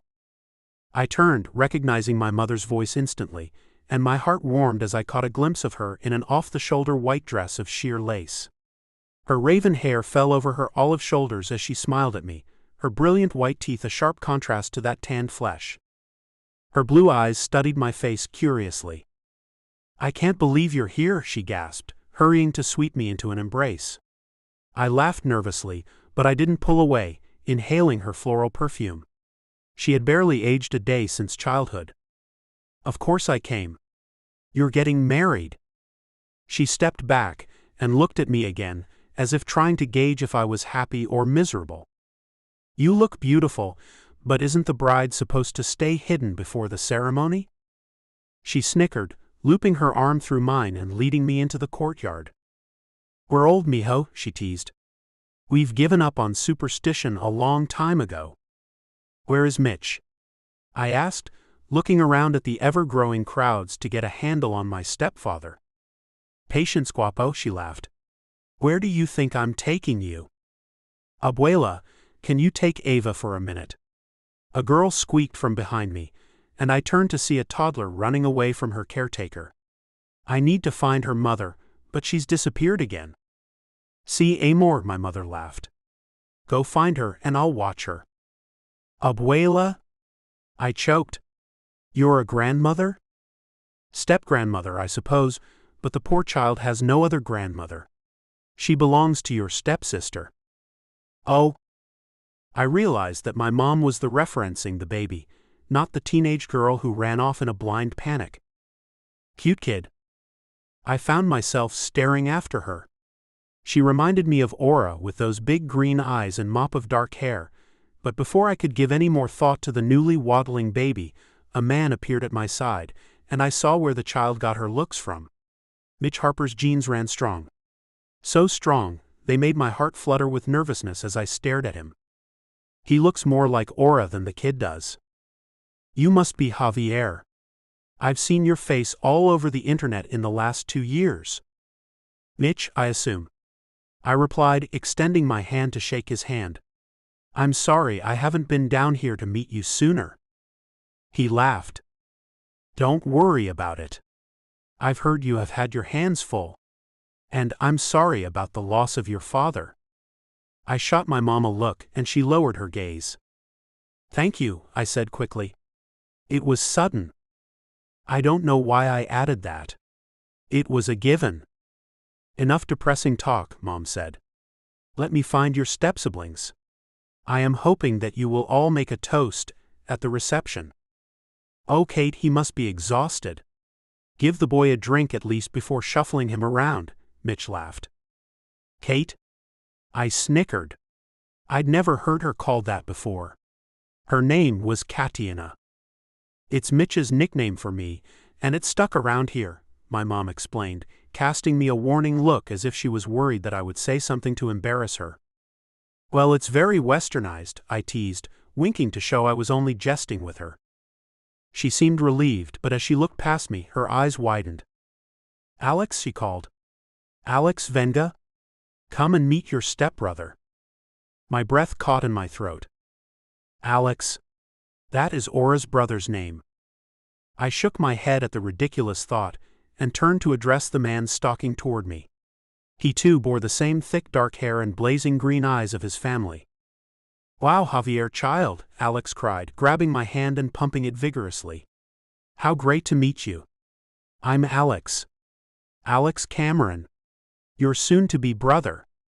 The smile froze on my face as I looked around in slow motion, wondering if there were hidden cameras watching me. Was this a joke? "Cameron?" I repeated, my voice hoarse. "You're?" Alex blinked at me, waiting for me to finish my sentence, but I couldn't. It was surreal. They didn't share the same last name as their father. I thought of Aura's childhood, her gambling, verbally abusive mother. She had never claimed that her parents were divorced. They could very well have been a common law couple. I spun to my mom, my mouth parting. "Aura?" Mom nodded agreeably. "She's around here somewhere." She looked around, but the number of people seemed to have doubled since my arrival. I stared at her in disbelief, racking my brain to recall if she had ever told me the names of my step-siblings to be, but I couldn't reconcile such a thing. Obviously, I would have remembered that my former romantic partner was about to be my stepsister. Had Aura known? If so, why hadn't she told me? Warned me? I knew the answer. She was still furious with me. She still didn't understand why I had done what I'd done, why it had been necessary not only to make those cutbacks, but to lay her off too. Of course, if I'd had any inkling that she would disappear without a trace, without so much as a goodbye, I would have reconsidered my actions back then. In a million years, I had never anticipated that she would ghost me. It had left me furious, and while I had made some half-hearted attempts to find her through social media and Google, I was far too hurt to hire an investigator to search for her. I reasoned that if she wanted to be found, she would resurface. But if she didn't want to talk to me like an adult, she could go. It didn't change the fact that I was pained by how things had gone down, and that I had hoped for so much more from her. "Ah, there she is," Mitch cried, pointing, and again time seemed to slow down. I pivoted, and indeed there was Aura, standing not 10 feet away, talking to a woman in a bright pink sundress. She was wearing a sundress of her own, but much more elegant, cut low to show off her full bust and swelling cleavage. The off-white of the material matched my mother's dress, and I was surprised to see they were both in the same color, but that was truly the least of my concerns at that moment. She hadn't seen me yet, but as I continued to stare at her, Mitch yelled out for her. "Aura? Come meet your stepbrother."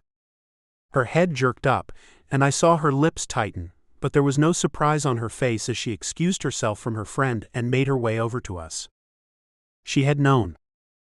I felt my mouth tighten to match hers in a silent scowl, and tension built in my shoulders as she drew closer, but I couldn't deny the attraction I still felt toward her.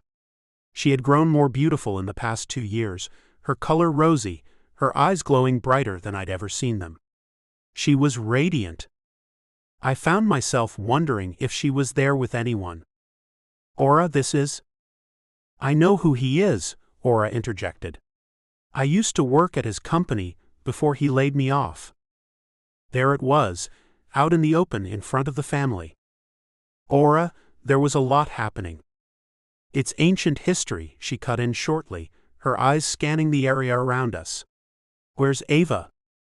A strange knot formed in my stomach, and I couldn't understand why at first. It wasn't until her eyes fell on the stumbling toddler a few feet away that it all registered with a stunning blow to my gut. "Mama," the baby cooed, her eyes brightening as she made her way toward Aura. I watched my ex-girlfriend lean down to scoop up the baby, cuddling her close as she cast me a warning look which spoke volumes. "Well," Alex chuckled. "This is awkward." "No, it's not," my mom insisted, also giving me a scathing look. I was beginning to feel like I did in my father's presence, reprimanded and small, but it was nothing compared to the anger that was brewing in me as I stared at Ava, searching for any semblance of me in her. How old was the child? Could she be mine? Okay, Mitchie. Time to get married, honey, Mom chirped, and he nodded in agreement, winking at us. It's the moment I've been waiting for, he agreed, taking his fiancée's arm. We'll see you kids after we're married.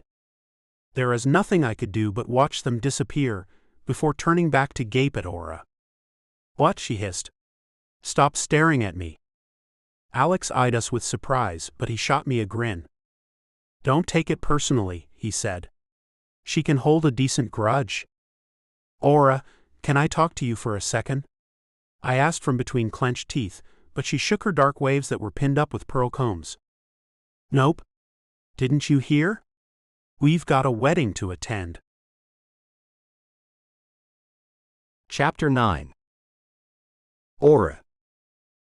I learned about Javi becoming my stepbrother a year before the wedding, and it had been a year of long, tortuous journey of soul-searching for me.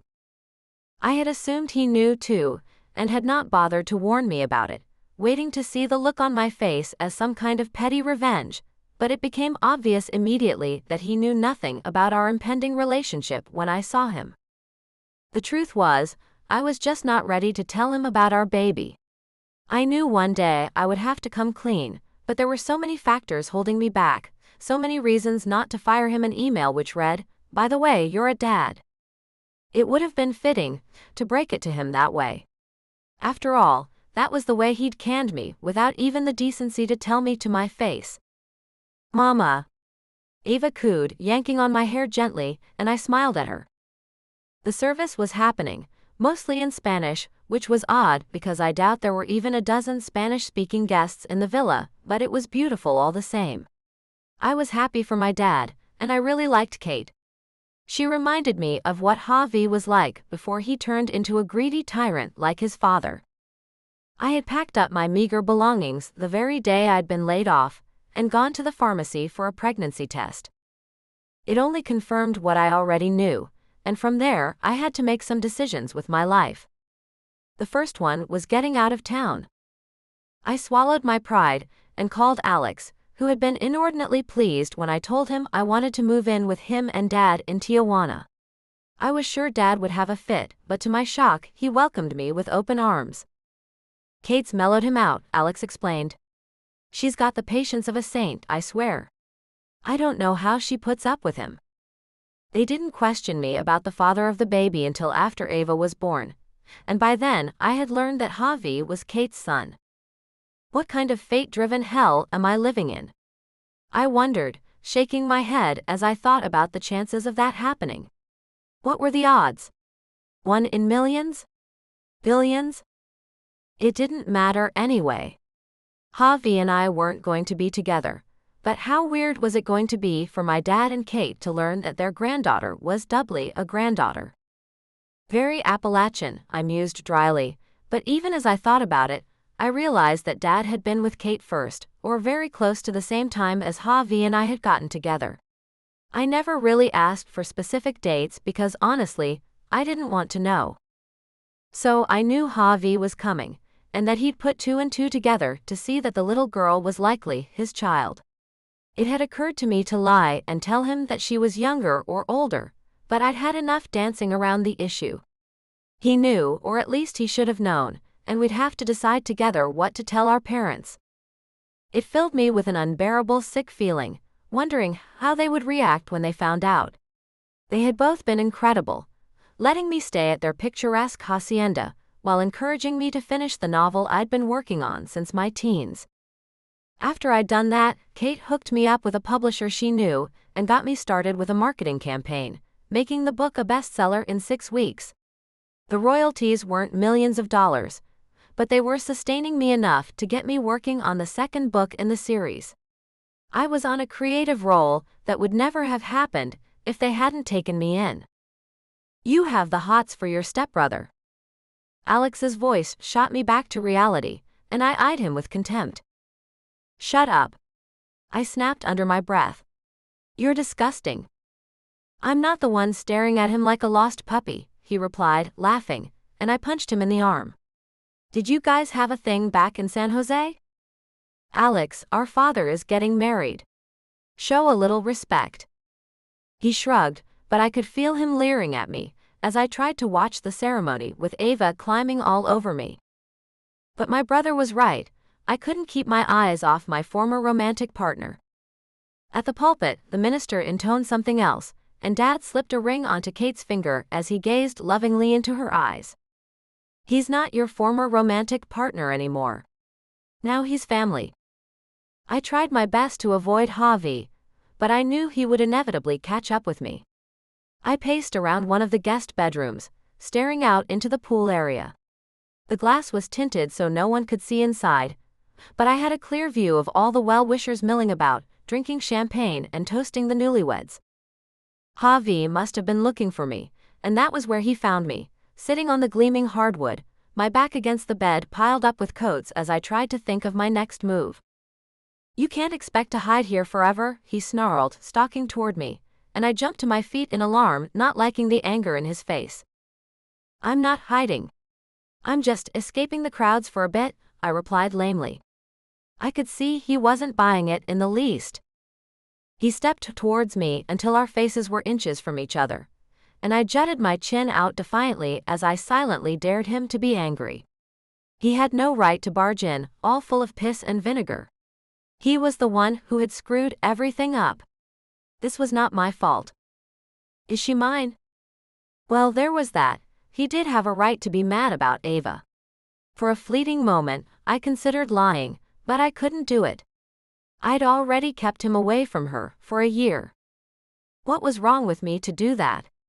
I had always resented my own mother for keeping us from Mitch, but he hadn't wanted us either. I had always vowed that when I had children, they would know their father, even if he and I weren't together. Yes, I mumbled. She is. He choked and paled, stepping back as if the confirmation had stabbed him. Why, how could you not tell me, Aura? How? Why? The anguish in his voice pierced my heart, and I was flooded with shame as I dropped my head. Because. I sighed. Because I thought it was the best thing for Ava at the time, but by the time I changed my mind, it was too late, knowing that our parents were getting married. I didn't want this to ruin anything for them. I was going to tell you. How can keeping a child from her father be good?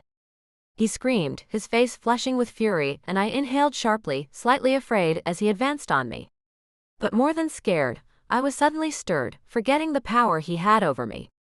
He had always made me weak in the knees, and seeing him like that, so riled up, so dangerous, well, it turned me on. And I wasn't ashamed in the least. You were acting like your father, I answered simply. I wouldn't think you would have wanted your child to be raised the same way you were. He froze where he stood, a look of uncertainty flooding his face as my words hit home. It had never dawned on him until that moment that maybe my actions weren't spiteful. I'm not my father, he mumbled, the fire in his eyes diminishing, but he was still angry enough to keep my pulse racing. I would never do anything to hurt our child. I don't think you would intentionally hurt her, I conceded quickly, reaching down to touch his arm. I felt the electricity I knew so well bolt between us, and I sighed, knowing I wanted to feel him inside me, if only once more. His eyes traveled up to my face, and our eyes locked, the emotion that coursed between us unmistakable. He had missed me as much as I had him. I lowered myself beside him, reaching up to cup his face between my palms. My heart was thudding so intently, I was sure he could hear it, but if he couldn't, there was no way he could miss it pulsing along my fingertips. I missed you, he said, and the quiet sincerity in his voice sent a wave of melancholy through me. Instead of answering, I leaned in and pressed my lips to his, soft at first, then more firmly, drawing him closer. My eyes slipped closed. I could still sense his expression, still feel the gravity of his presence, but already I was floating, the way I always did when he held me. Gently, he guided me backward until I sank into the soft pile of shawls and jackets scattered across the bed. His mouth traced along my jaw and down the line of my neck, unhurried, reverent, as his hands steadied me there. I exhaled, shakily. I had been longing for this moment for 2 years, even when I told myself it would never happen.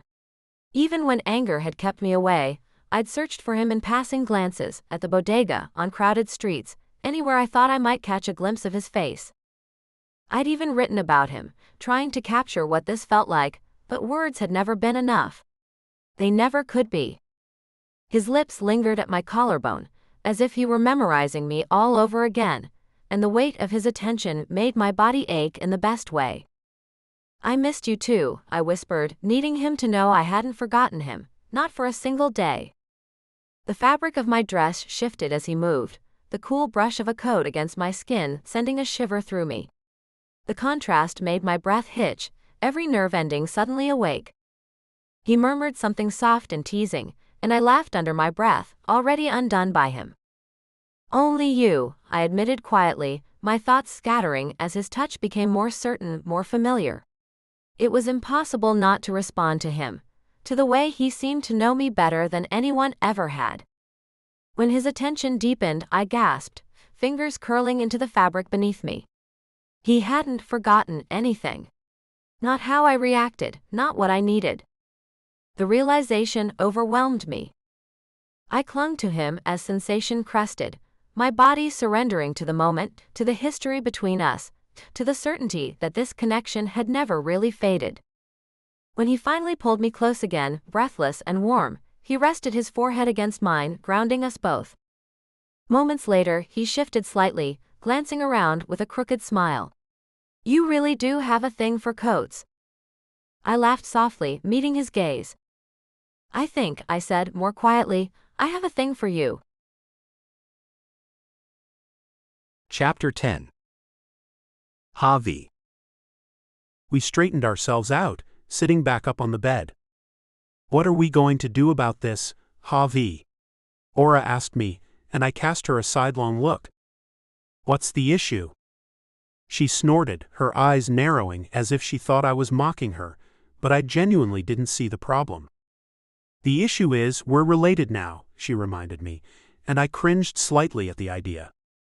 Not by blood, I snapped. And don't say that. It creeps me out.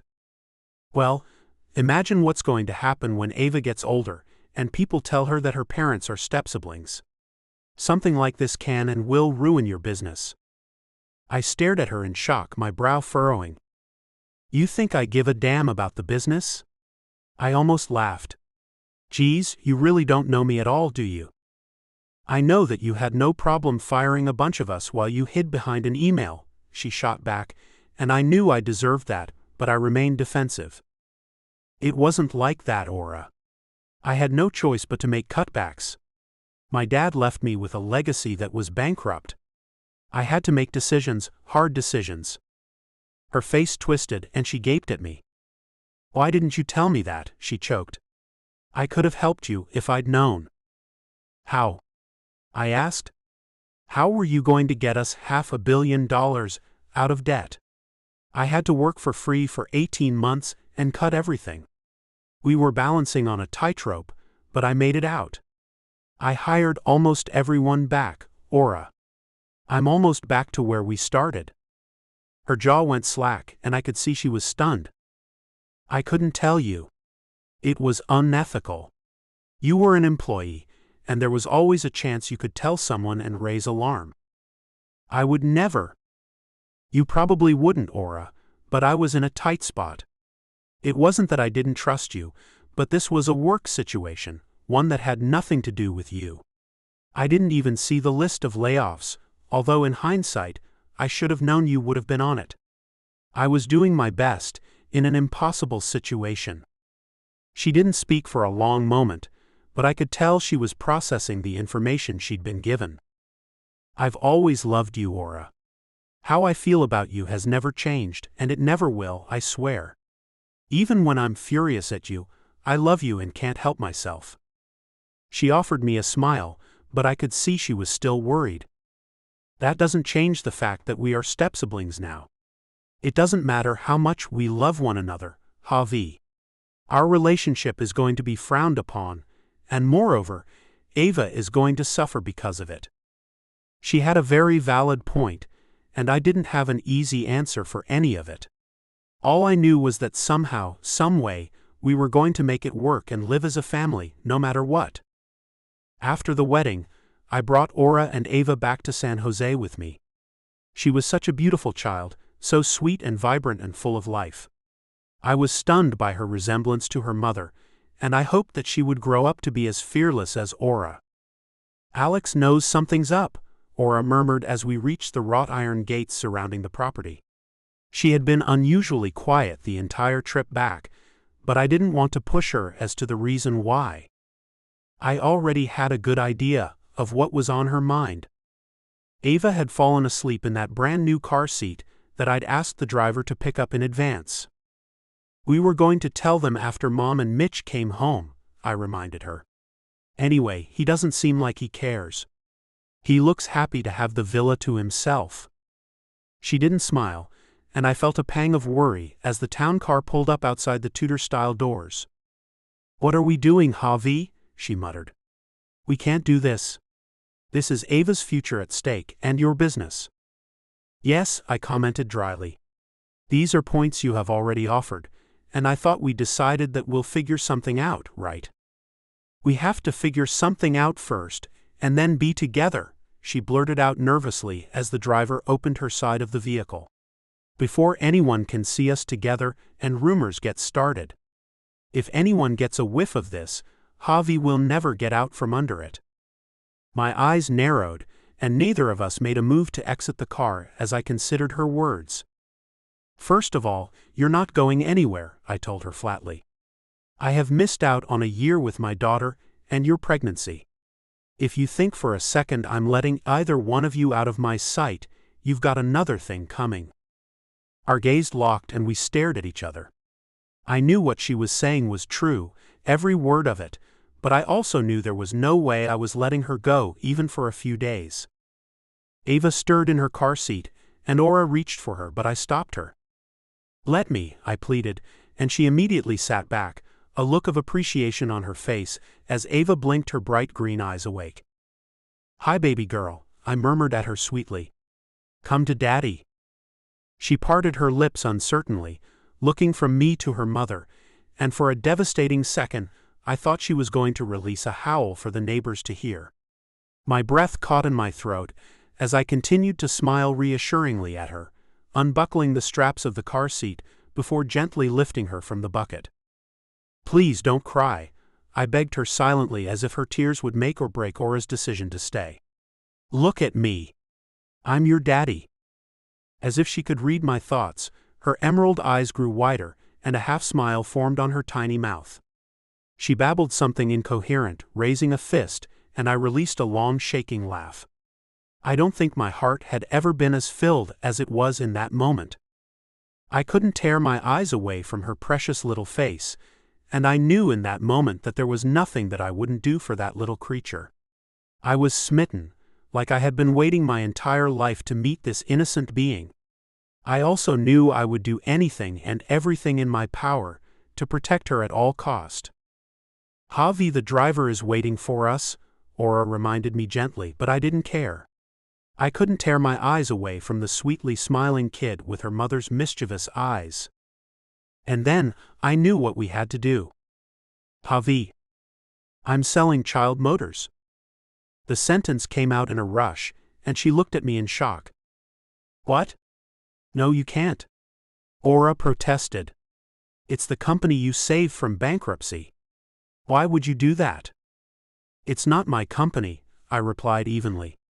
"It was my father's, and if I'm honest with myself, I never really wanted it in the first place. I think the ideal appealed to me when I was a kid. I mean, what kid wouldn't want to be a billionaire someday, but really, I never did." Aura studied my face pensively. "What would you do?" she asked quietly. "Just sit around on the beach and drink mojitos?" I smiled, turning my attention back to Ava, who snatched my finger defiantly and squeezed. "As much as I'd love to spend every waking moment with you and this little beauty, I think I'd go crazy not being able to work. I'd just reinvest the money into another business." "Like what?" she asked curiously. "I have some ideas," I replied vaguely, but I didn't elaborate.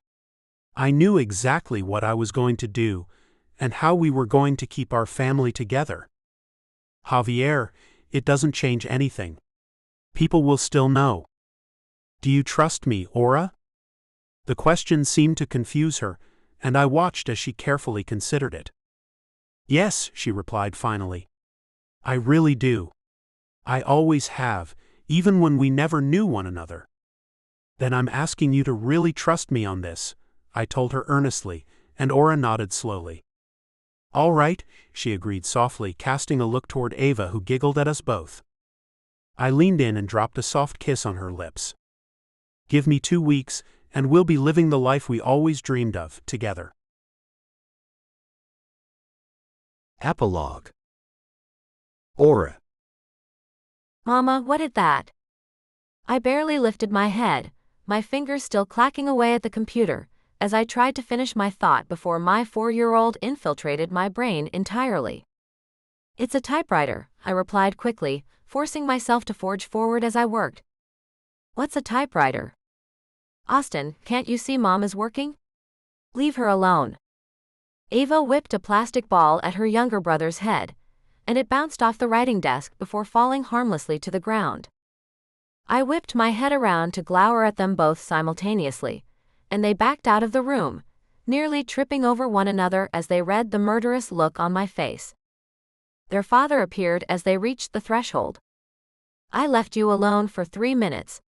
Javi groaned. Come on, guys. Your mom is on a deadline. Sorry, the kids chorused in unison, scrambling to get away before it all got much worse for them. Sorry, babe. The baby was crying and... It's fine, I sighed. I was just hoping to get that chapter out before bedlam ensued, but what was I thinking? Javi chuckled, drawing closer to me. You're way ahead of deadline anyway, he reminded me, leaning down to kiss my lips softly. Don't kill yourself. I giggled, returning his kiss sweetly, my hands reaching up to pull him closer. I purred. It helps that I married the owner of the publishing company, doesn't it? I think the owner of the publishing company built the company just for you, goddess. I laughed again, yanking him toward me for another kiss. I murmured. You smell like baby vomit. He snorted and shook his head. That is my pheromones you're smelling, he replied, pulling back to sniff his own shirt. He grimaced slightly as he realized I was right. That kid. Hey, you were the one who wanted to have a third, I reminded him. The light in his eyes told me that he would even consider a fourth, but I was done. There was no way I could handle motherhood on that level while pursuing my career, even if Javi did everything humanly possible to make the transition as smooth as possible. He was an incredible father and companion. He wasn't lying when he said he started that company for me. He had sold Child Motors and started Ava Publishing within a month. My original novel was bought back from the first publisher I'd used for a generous sum, and I had rebranded and re-edited the entire series under a pen name. Suddenly, those royalties quadrupled, and I was a known author. After Austin was born, we started Austin Industries. It was a conglomerate company, which acquired Ava Publishing and a few other gems like a real estate office, a boat rental business, and a franchise of fast food dining restaurants. We were doing very well financially, making money in our own right, using our children's names to build their legacy. Everything we do for them, he explained. That's how no one will ever know who we are in relation to this company. As far as anyone is concerned, Ava, Austin, and Ashley are the CEOs and co-presidents of Austin Industries. We are merely their trustees, nameless and faceless. It took a few years before the press stopped looking for Javi, and the story about a boy who inherited his father's failing company and saved it, only to sell it losing its momentum. Of course, we told our parents and Alex the truth, and they handled it better than I'd expected. You've never looked happier, sis, Alex told me, and he was right. I was doing what I loved, with the people I loved on an island in Washington, removed from prying eyes. We were truly free. Hey, since you're taking a break, he murmured, staring into my eyes. I have an idea of what might be fun. A smile curved on my lips, and I eyed him. Oh yeah? I asked. What's that? Come here and I'll show you. With that, he swept me up in his arms as I squealed, throwing me over his shoulder like a caveman, and hurried me up the stairs to our suite inside the cabin-style home we'd had built. When he lay me on the bed, my hair fanning over the crisp white of the pillows, I stared at him, my smile fading slightly. "What?" he asked, his brow creasing with worry. "Is everything okay?" I nodded. "Yeah," I replied softly. "I don't know what I'd do without you." His face creased into a grin. "It's a good thing that you'll never have to worry about that. I love you, Javier." He lowered his head to mine, our foreheads meeting as one. "I love you, Aura." The end. Book 2. Meeting the Nanny. Chapter 1. Troyan. "Sammy. Please, I'm begging you, put your shoes on." I pleaded for what was maybe the 6th time in 10 minutes. "We're going to be late." I didn't add the word again, even though it was implied. "Coral didn't put her shoes on," Sammy argued, and I rolled my eyes all the way up to the 16-foot ceiling, my gaze resting on the intricate wainscoting on the balcony above as I tried to find my patience. Mr. Thompson peered down at me, a bemused look on his face. "How's it going down there, Troyan?" he teased, and I forced myself to give a smile. "Great," I replied with feigned enthusiasm. "We're almost ready to go." He snickered at my obvious lie as he watched the twins run amok, shooting one another with fake laser guns. His light-hearted attitude did a lot to help my mood. Even on stressful mornings such as this, I couldn't deny that I was very lucky to be working for a couple like the Thompsons. "Sammy," I tried again, switching tactics this time. "All your friends are waiting for you at school. You want to see your friends, don't you?" That seemed to stop the 6-year-old for a minute, his blue eyes resting on my exasperated face as he contemplated what I'd said. "That's true," he agreed, finally hurrying off to oblige my request as I quietly exhaled and turned my attention to his sister. "Coral? Sammy's putting his shoes on now. Shouldn't you do the same?" The adorable redhead turned her guileless eyes on me, and gave me that sweet smile that always warmed my heart. "Okay," she replied in her quiet way, heading off to join her willful brother. I exhaled with relief. I'd already known that if Sammy went, it would be no issue getting Coral to follow suit. After all, I wasn't new to this. Mr. Thompson broke into a slow clap from his spot on the balcony, a wide grin on his aging face. "You have it down to a science now," he teased me, and I laughed. "There's a method to everyone's madness," I replied lightly, heading toward the foyer to ensure that Sammy hadn't grown distracted on his quest to find his shoes. "You certainly have a way with them," Mr. Thompson chuckled, turning to descend the floating staircase and meet us in the entranceway. Sammy had managed to put his tennis shoes on the wrong feet, while Coral sat primly on the stairs. Ready and waiting, she had her hands folded neatly over the lap of her overalls. "Let me fix that for you," I told Sammy, but that was easier said than done. Of course he fought me. "No. This is the way they go," he insisted, scooting out of my reach. I stifled a sigh, determined not to let my employer see my chagrin. To my extreme gratitude, his father intervened. "Sammy, if you don't listen to Troyan, I'm taking your iPad away." The boy looked at me balefully, as if I had been the one to utter the empty threat. I knew full well that Mr. Thompson wouldn't follow through. If he was even home this evening, he wasn't likely to remember the punishment.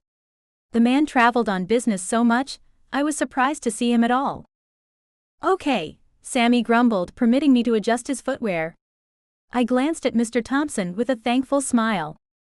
"All right," I cried, happy that the morning ritual had been completed. If we left in the next 10 seconds, I might actually get the twins to school on time for once. "Let's go." I shuffled them out of the house after they kissed their father goodbye and ushered them toward the minivan, which was mine to use exclusively. It was just one of the many perks of the job at the sprawling, gated mansion in Virginia Beach. Others included a monthly spa package and my own suite, including a fireplace and private bathroom with a jacuzzi tub. I would have taken the job for the jacuzzi alone, which I used abusively. It wasn't a bad gig I had going on with the Thompsons. I'd been with the family for just over a year, and I would do just about anything to keep it going. Granted, the twins could be a handful at times, but I'd dealt with much worse with my last family. I had no problems with children throwing temper tantrums, but when the parents followed suit, I had zero patience. The last house I'd worked at, the single mother had been a diva from the seventh circle of hell, and I'd been happy to leave her for the Thompsons. As I secured the kids in their booster seats and closed the door, a movement caught my eye through the shrubbery separating the Thompsons' property from the house next door. House was the wrong word. The Thompsons lived in a mansion, and that was impressive enough. Ash Morris lived in a palace, a colossal structure that seemed to span half the beachfront. I grudgingly admitted that it was a gorgeous piece of property. It was a stunning combination of Greek and Mexican architecture, at least from what I could tell from the brief glances I managed to get from the beach, or through the live oaks and Japanese climbing ferns. Mrs. Thompson had once told me that Ash Morris had designed the house himself. From what I'd read online, Morris was a nouveau riche tech genius. He'd made his first fortune on an app that tracked anything and everything, from a missing set of keys to a kid, and everything in between. Gone were the days of Amber Alerts and posters for lost pets. With a tap of a finger, a GPS tracker could find that missing tennis shoe hiding under your bed. Looking toward the motion, I caught a glimpse of his shocking blonde hair through the branches. A familiar, embarrassing shiver of warmth shot through me. I had never said 2 words to the man, though not for lack of trying on my part. On the occasions where I did manage to catch his bright blue eyes in passing, it was as if he looked right through me. Not that it was surprising really, I was the hired help, not his peer. Still, a good morning greeting every now and then wouldn't have killed him. It bothered me that I found him so attractive, when it was clear that his beauty was only skin deep. My eyes can't form an opinion on personality, I reasoned, unintentionally rising on my tiptoes to catch a better look at him. I could just make out the crown of his head, but found myself longing to catch a glimpse of his profile, the arc of his regal cheekbones, or a peek at his full mouth. I would have settled for the bulge of his neck muscles too, but he had already disappeared from my field of vision. Looking for something? I gasped and whirled at the sound of Mr. Thompson behind me, my pale skin flushing crimson at being caught. No, I cried, my voice sounding just a bit too loud. I just thought I saw something. Something like Ash Morris? He asked dryly. Oh, of course, I said, playing dumb. It must have been the neighbor. He shook his head and unlocked his Mercedes with the fob. You should probably get going, he reminded me. The kids are going to be late for school. Embarrassed, I nodded quickly and apologetically. Yes, sir. You know, Troyan, you can call me Nathan. And my wife would love it if you'd call her Lisa, he told me, shaking his head as he slipped into the driver's seat. I did know that. He and Mrs. Thompson had brought it up numerous times, but it didn't feel right, no matter how often they insisted. They were older than the average parents of 6-year-old twins, much older. I wasn't clear if the twins were a result of in vitro fertilization or a traditional surrogate, and I dared not ask something so devastatingly personal. Either way, I knew they were both in their 60s. I didn't feel right about calling them by their given names when they were the same age as my own parents, respect your elders and all that. Of course, I would never say anything like that to their faces, and Mr. Thompson wasn't waiting for a response anyway. He waved to us and drove off, no doubt on his way to close another $1 million business deal somewhere. It occurred to me that I hadn't seen his wife that morning. However, that didn't mean much in a house as big as the Thompsons. Mrs. Thompson could have been anywhere in the vast mansion, from the gym to her California king bed, which she did not share with her husband. The rich are such weird creatures, I thought dryly. I tried to imagine myself as a late middle-aged woman raising 2 young kids, and juggling a career while systemically ignoring her husband. But none of that was my business. My job was to care for their ginger-haired twins and mind my own affairs, which wasn't difficult to do. I had very little with which to concern myself. Sammy banged on the window, and I snapped to attention. I had wasted more time standing in the driveway in the mounting Virginia sunlight than Sammy had putting on his shoes. Flipping my shoulder-length blonde hair over my shoulder, I flashed the kids a smile as I opened the driver's side door. "Ready?" I called, and they nodded in unison. Time to face the day. Chapter 2. Troyan. It wasn't really my job to clean up, but I couldn't sit back and do nothing while Emma fussed around the house. The kids were in school, so we made a routine of it, even though I'm sure my presence drove Emma crazy. She had given up asking me to stop helping, because she realized her pleas were falling on deaf ears. She liked to joke that if I kept helping her then she'd be out of a job, but I wasn't trying to annoy her, I simply didn't do well with idle hands. Besides, I knew being the only housekeeper in a place this size couldn't be easy, so I was happy to help her when I could. I was in the living room, picking up a pile of toys that the twins had managed to unearth in the short time between waking and leaving for school, when the weather took a turn. The sun outside the long rectangular windows disappeared, a mass of clouds rolling in like some dark omen. "You know that we have a housekeeper, right?" Mrs. Thompson asked, shaking her head as she appeared in the entranceway of the open-concept living room. "No offense, Troyan, but I think you cause Emma anxiety when you do this. She has a very particular way of doing things, and I'm sure she just redoes it all when you're not looking." I sighed and lifted my head, smiling wanly. "I know," I confessed, looking at the refined woman before me. "But I can't help myself. It's been so different since the kids started full days at school. There's only so much Instagram I can handle." Mrs. Thompson laughed and nodded, stalking toward me in a red tailored suit. She was formidable, tall and rigid, as if there was a steel rod in her spine. In all my time working for her, I had never seen her look less than perfect. Her makeup was always subtle but stunning, her short black bob gleaming without a hair in place. If it was a wig, it was a damned good one, but I found it hard to believe that anyone could manage that kind of gleam with a dye job. Mrs. Thompson studied me with pensive brown eyes. "I like you so much more than I liked the last one," she informed me, and I grinned to myself. It was something she said often, but I still felt proud every time she said it. "Thank you, Mrs. Thompson." "Well, except for that," she scowled. "What will it take to get you to call me Lisa?" That was the first time I realized that it genuinely bothered her, and I wondered why. Did it make her feel old? I was contrite. "I'm sorry. Lisa," I offered, almost choking on the word as I said it. A grin appeared on her face. "Now was that so hard?" she chuckled, her face softening slightly. She didn't look as old as her husband, but I knew they were only a couple years apart. I wondered if she'd had Botox, but again, it was none of my business. When it came to looks, she couldn't have been more different from her husband. I always found it a little odd that she cared so much about her appearance, when her husband didn't seem to care at all. "You're a good Southern girl, Troyan.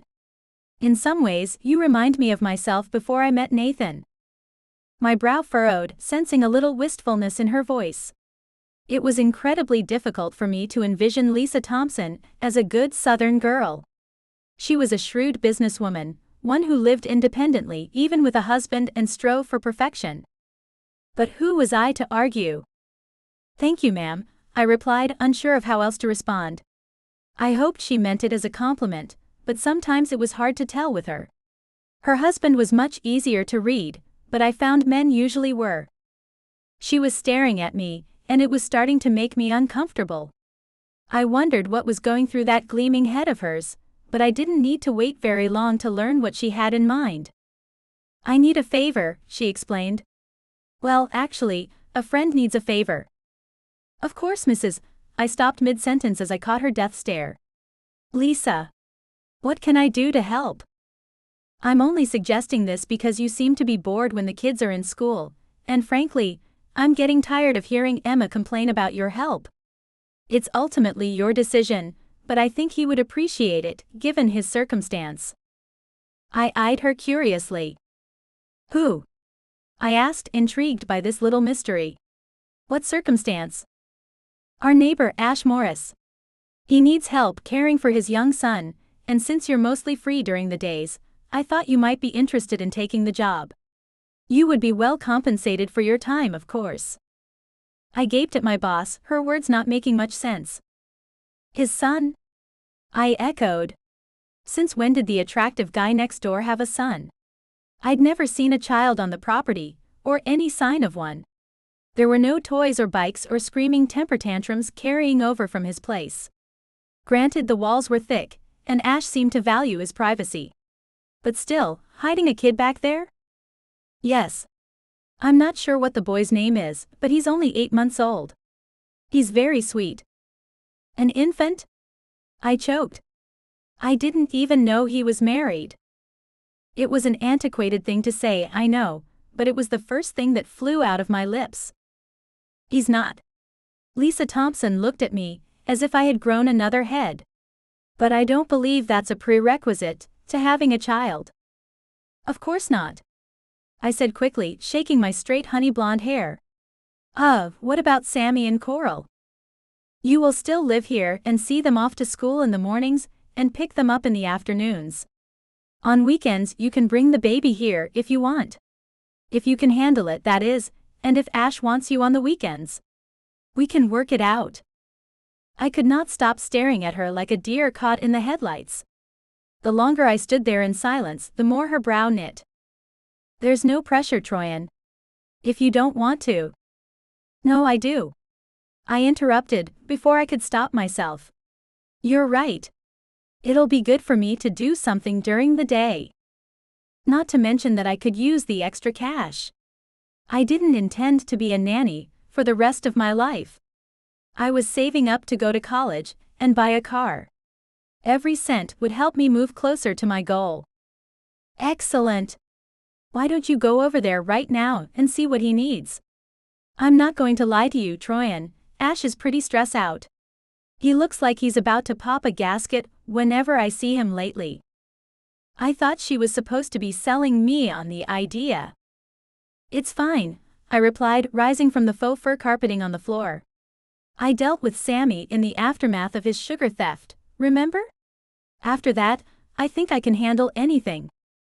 She laughed and then grimaced at the reminder, shaking her head. That boy, she sighed. I don't know. They say that girls are sweet when they're small, but end up giving you the most trouble in the long run.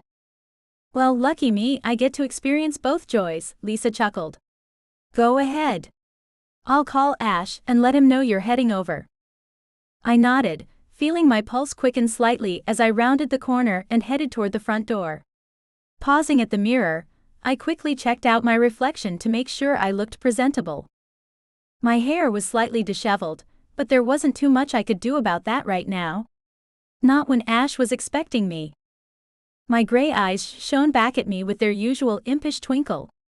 I could never quite figure out why eyes gave off such a look, because I never had a devious thought in my head, well, not often anyway. My face was rosy from the sun after spending the weekend with the kids at the beach, and while I wasn't winning any beauty pageants in my Lululemon tracksuit, my lean athletic figure looked just fine beneath the pink and white material.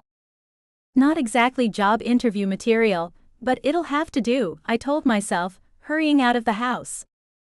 As soon as I stepped foot onto the interlocking drive, a crash of thunder erupted over my head, making me jump almost out of my skin.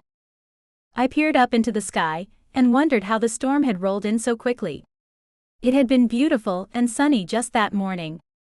Raindrops began to fall as I rushed through the walkway gate and around the live oaks across the sidewalk. Just beyond, I could see the waves crashing along the shoreline of Virginia Beach, as the waters of the Atlantic swelled and families hurried like ants to find shelter. The day had turned on them unexpectedly, and the beachgoers all watched as their belongings got soaked by the sudden storm. I was drenched by the time I reached Ash's gate. I jabbed the intercom impatiently, shivering as my t-shirt clung to my frame. There was no audible response, but the wrought iron gate swung inward, and I bolted up the driveway. I sprinted the 50 feet to the front door, hoping it would be open and ready for me, but I had to stop and wait under the Roman columns for someone to come. When no one appeared for a solid minute, I used the lion's head knocker to announce my arrival, feeling slightly irritated. Obviously, someone knew I was there. They had let me inside the gate.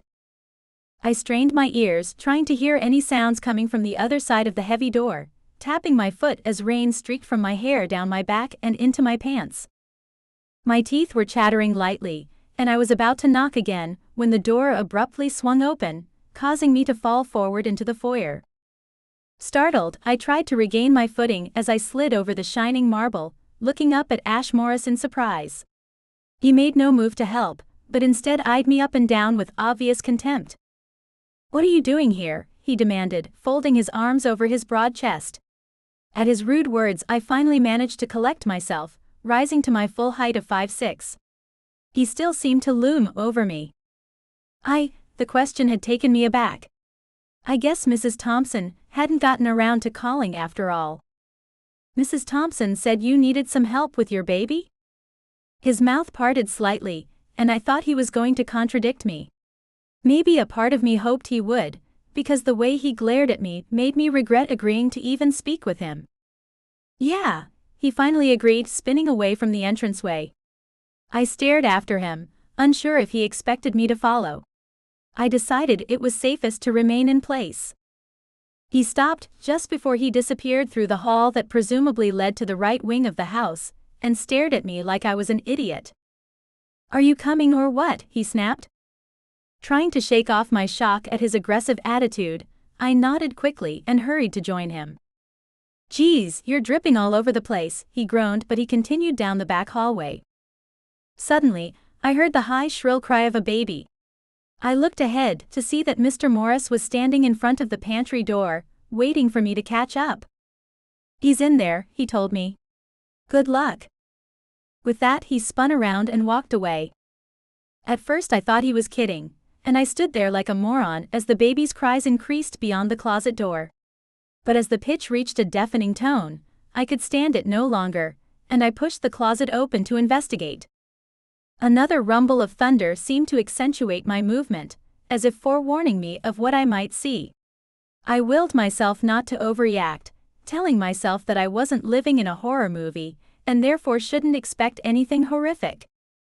I exhaled with relief when I realized that I was neither standing in a pantry, nor was the child alone. The room served as a guest room, or maybe a staff bedroom, and the boy was wrapped in the arms of the housekeeper. The poor woman was trying to silence him with coos and a sing-song tone, but she looked exhausted. I looked over my shoulder, fully expecting Ash to appear with a smirk on his face, but he was nowhere to be seen. He had just left me, a total stranger whose name he probably didn't even know, to take care of his baby boy. What kind of jerk would do something like that? Chapter 3. Ash. No matter where I went in the house, the kids' cries echoed in my ears. It was impossible, of course. The walls were too thick for that, and the distance between my office and my housekeeper Cynthia's on the main floor was too large for sound to travel that clearly. There was only one explanation as to why I might be able to hear the infant, even after jamming earplugs in my ears. It wasn't a thought I wanted to dwell on. My frustration was growing. I had to get out of there, but before I could consider moving from my high-back leather chair, there was a knock on my office door. "What?" I snapped. Cynthia poked her head in, her eyes narrowed. "Your nanny is going home. She has to pick up the Thompson kids." "Why are you telling me this?" I demanded. Cynthia grunted, as if I should already know the answer to my own question. "I guess that means you're not going to tend to your son then?" she replied caustically, and I felt shivers slide up and down my arms. "He's not my son. Stop calling him that." "Well, he sure as hell isn't mine, Ash, and I don't know how I got stuck with babysitting duties."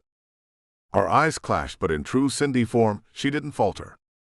"I have a nanny for the daytime now," I answered through clenched teeth. "Kids that age slept all night, didn't they? What more did she want me to do?" "Ash, it's been 3 days. His mother is nowhere to be found. You can't just toss him around like he's a football." "Cynthia, I already told you I'd pay you double for this. What else do you want from me?" "I want you to spend some time with Will." He's a sweet little. I have work to do, I interrupted coldly. Close the door behind you. Of course she didn't move, but instead folded her arms over her ample chest in disgust. You're gonna need a better plan than this, Ash, she warned. What if Colette doesn't come back? Of course that con artist will be back, I snorted. She thinks she's walking into a major payday. Ash. Cindy, get out! I roared, rising angrily and placing my hands firmly on my desk. Calling up the glare I used when negotiating million-dollar business deals, I stared her down for all I was worth. Finally, she relented, spinning to leave me alone in the office with my thoughts. I knew I was being unreasonable, especially toward her. After all, it wasn't Cindy's fault that my ex had dropped her infant son off on my doorstep 3 days earlier and then disappeared without a trace. When I'd answered the door that day, the last thing I'd been expecting was to be greeted by a helpless infant. All she had left was a note pinned to the child, with some crap written on it about the baby being mine. I'd barely read it. That kid is not mine. I'd growled hotly, staring at the chubby-cheeked infant. He hadn't seemed to care about my anger, though, and had simply puckered his wet lips and eyed me with stunningly blue eyes. He looked nothing like me, and the math was all wrong anyway, wasn't it? I couldn't think straight in my fury, grabbing my cell phone from the back pocket of my jeans and scrolling through my contacts for my ex's number. Of course, it was disconnected when I called it, which simply made me angrier. I whipped the cell against the floor, the sickening sound of the screen cracking only adding to my roiling emotions. On cue, the baby began to cry. Oh, Ash, you need to calm down, Cindy chided me, scooping the kid from his car seat. Babies are sensitive. They pick up on moods. Call Child Protective Services and get this kid out of my house, I yelled. The child wailed louder, and my head began to pound. You're not thinking, Cindy snapped, rocking the unsettled baby in her plump, strong arms. Her porcine face contorted with worry, and she shook her head. How the hell can I think when someone's just left a baby on my doorstep? I yelled. Screw this. You take him. I'm calling CPS. Ash, don't, my housekeeper yelled, and I found myself freezing in mid-step. Cynthia had been with me since the beginning. I'd met her when my family was renting a small bedroom in a house in Richmond, my family hardly having a pot to piss in or 2 cents to rub together. She'd also lived there at the time, and she'd picked up extra cash from the landlord for cleaning up after all the tenants.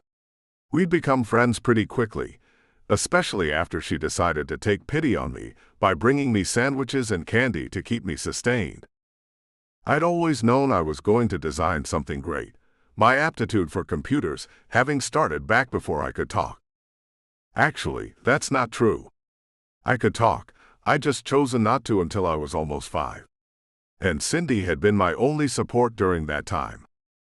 I owed her a lot, and when I'd finally cashed in on all my potential, I'd brought her with me, though she'd insisted on earning her keep. She was more than a housekeeper to me, and she had her own suite and bathroom. She made her own schedule, and she had full run of the house. Somehow, she always managed to keep the 15,000-square-foot mansion in pristine condition. I secretly suspected that she hired a cleaning crew when I was out of town, but that was none of my business. I liked having her around.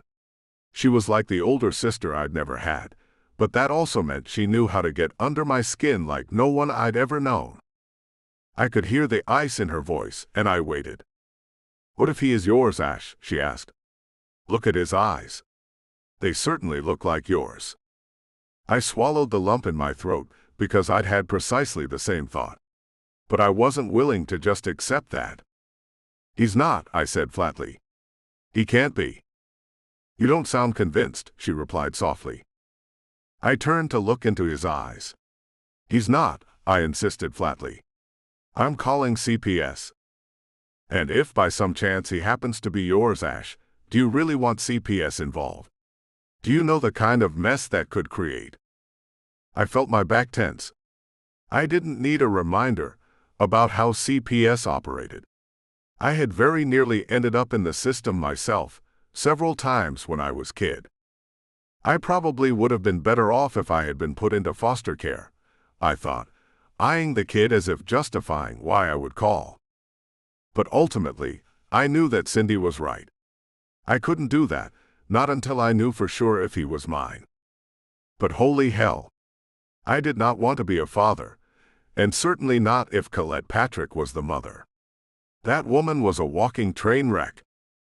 You deal with him, I told Cindy in the end. I can't deal with this. That had been 3 days ago, and I was no closer to tracking down Colette. The woman had disappeared off the face of the earth. There was a knock on the office door, and I looked up, surprised to see Cindy again. I could tell she wasn't alone. Who else is here? I demanded, as the door swung inward tentatively. To my surprise, the neighbor's nanny stood in the doorway. What was her name again? Troyan. I thought you went to pick up the twins. I'm leaving now, she said quietly. And I'm sorry to interrupt, but I was just wondering if you want me to come back tomorrow, after I take the Thompson kids to school. She and Cindy stared at me expectantly, and I found myself meeting her slate-gray eyes for the first time. I'd seen her dozens of times in passing. I'd have to be blind not to notice a pretty blonde with long legs and an eternal golden tan, but she was young. And the neighbor's nanny. So off-limits pretty much. Sure, I checked her out when she wasn't looking.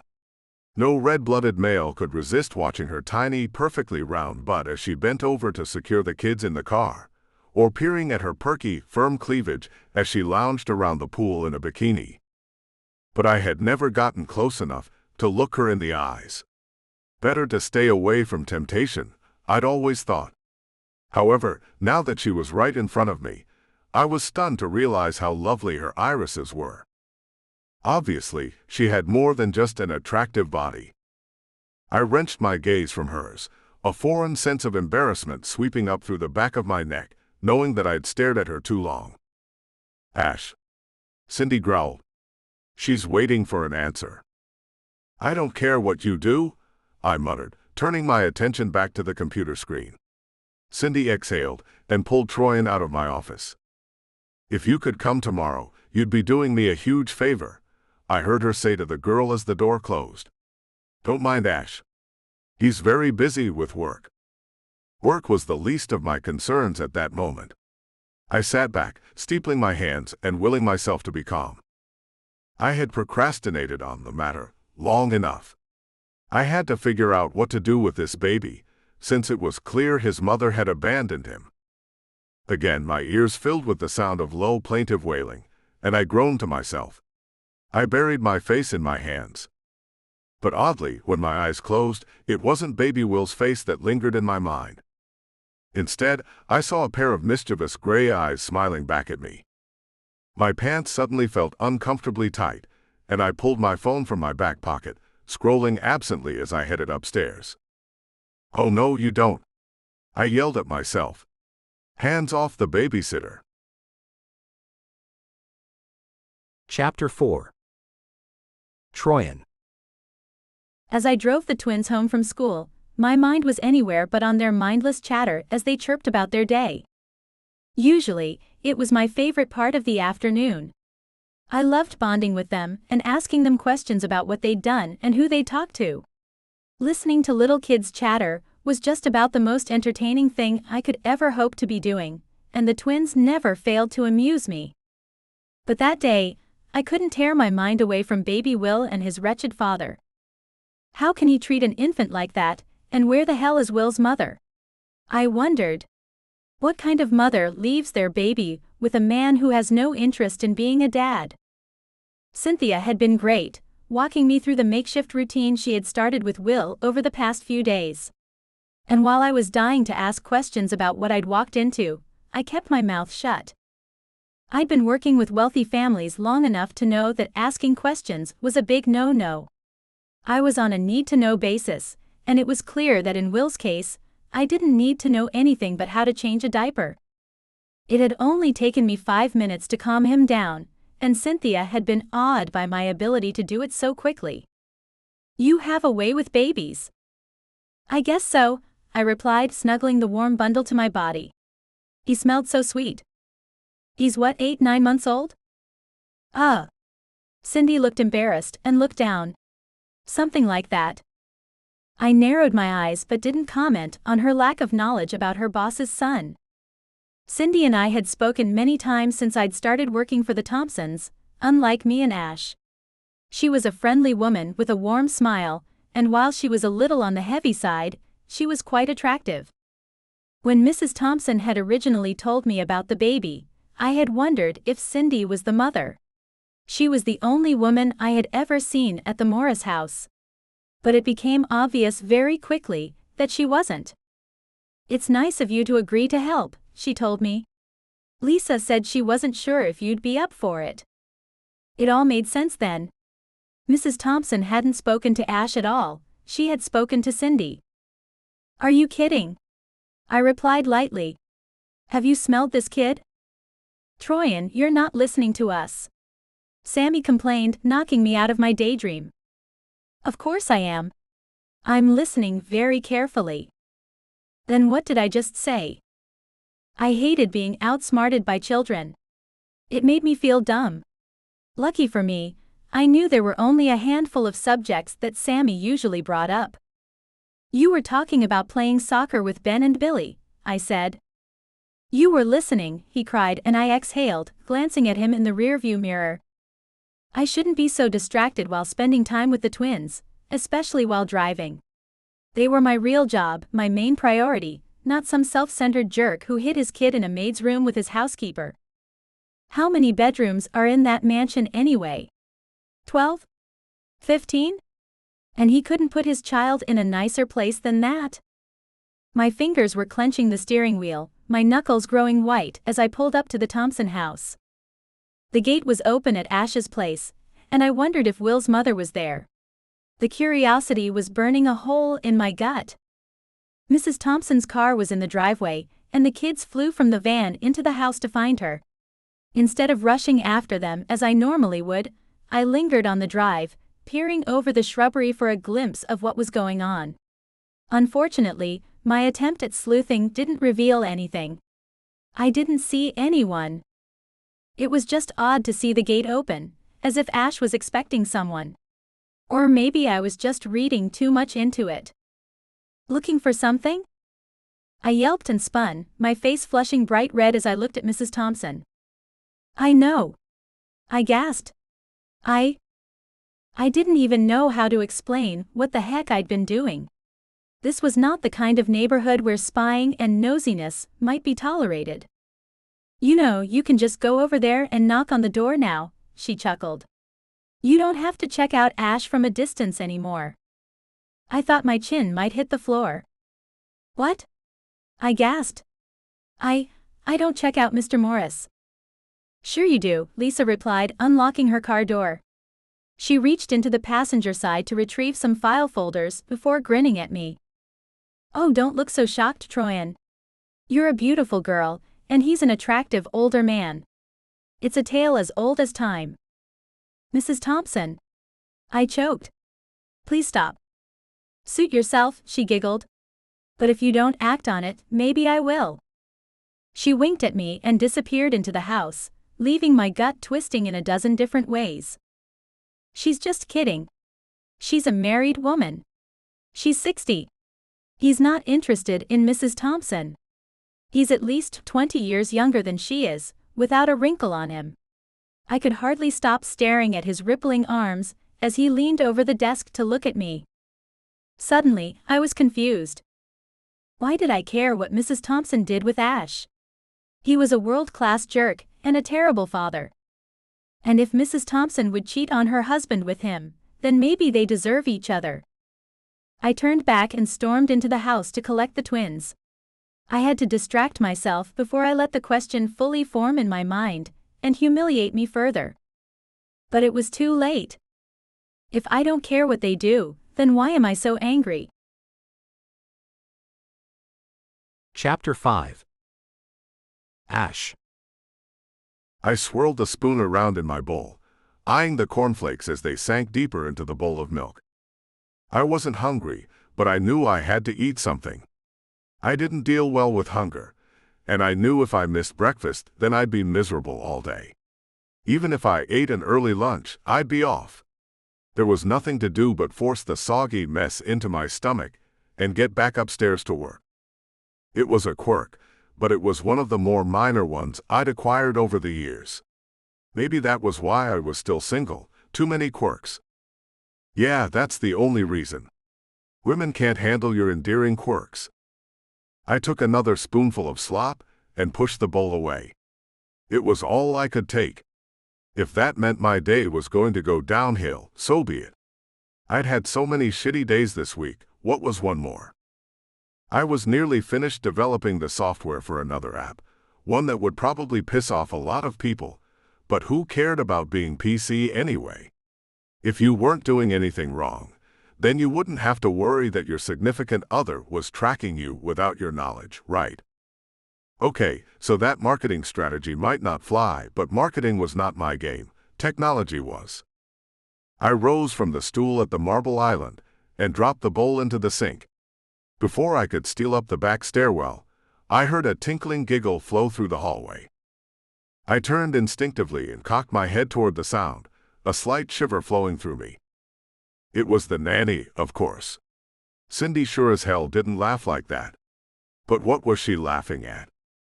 I padded across the kitchen floor, my Adidas shoes moving soundlessly over the hardwood floors, and looked out toward the foyer. You are the best boy, aren't you? Aren't you? The blonde cooed, leaning over the stroller, using her index finger to poke the baby's nose playfully. Suddenly, I heard what had made her laugh so sweetly. The second her fingertip made contact, the child burst into peals of laughter, deep chuckles straight from his belly. The sound was cartoonish and hilarious, and although I couldn't see his face, I could envision what his chubby little cheeks looked like in that instant. I froze in my little hiding spot, watching as Troyan exploded into another round of chuckles, her smile almost blinding. Who's the best boy? You are. They howled like two drunken teenagers, and I found myself grinning in spite of myself too. Who's the best? Ah, Will, did you just poo? I let loose an unexpected gust of laughter, slapping my hand over my mouth and ducking back into the kitchen as the nanny looked up. Hello, she called. Cindy? Oh crap. I heard her voice moving closer as she asked again, Cindy, are you here? I rushed toward the back stairs, hoping to make my escape before she realized I had been watching her. I knew there wasn't enough time. Instead, I snatched my cell off the counter and pressed it to my ear just as she entered. Canyon, oh! And I don't care how long it takes. I yelled into my phone as if I was having a heated conversation, pretending I didn't see her standing there.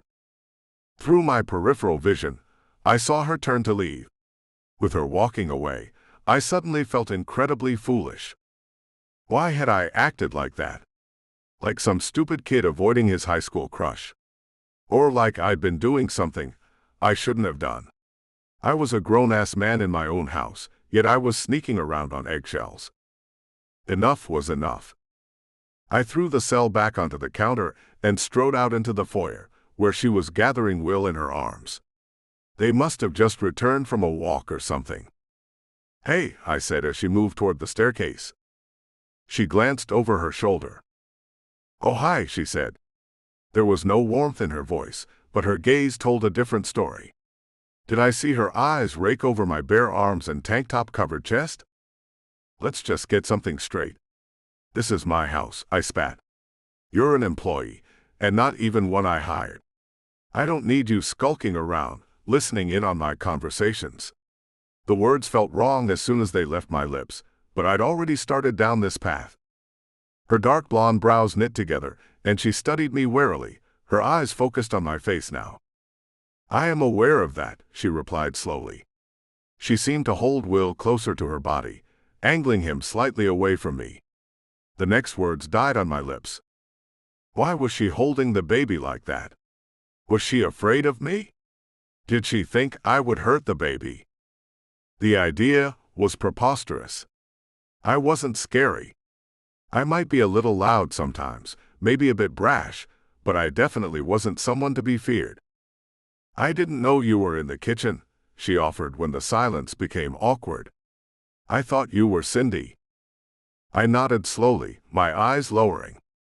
I couldn't quite identify the sensation flowing through me. Was it guilt? Shame? My gaze slid up toward the baby, and he cooed at me, those bright blue eyes fixated directly on me. Is there anything else? Troyan's voice carried like pellets of ice shooting me in the face, but I couldn't find my own to reply.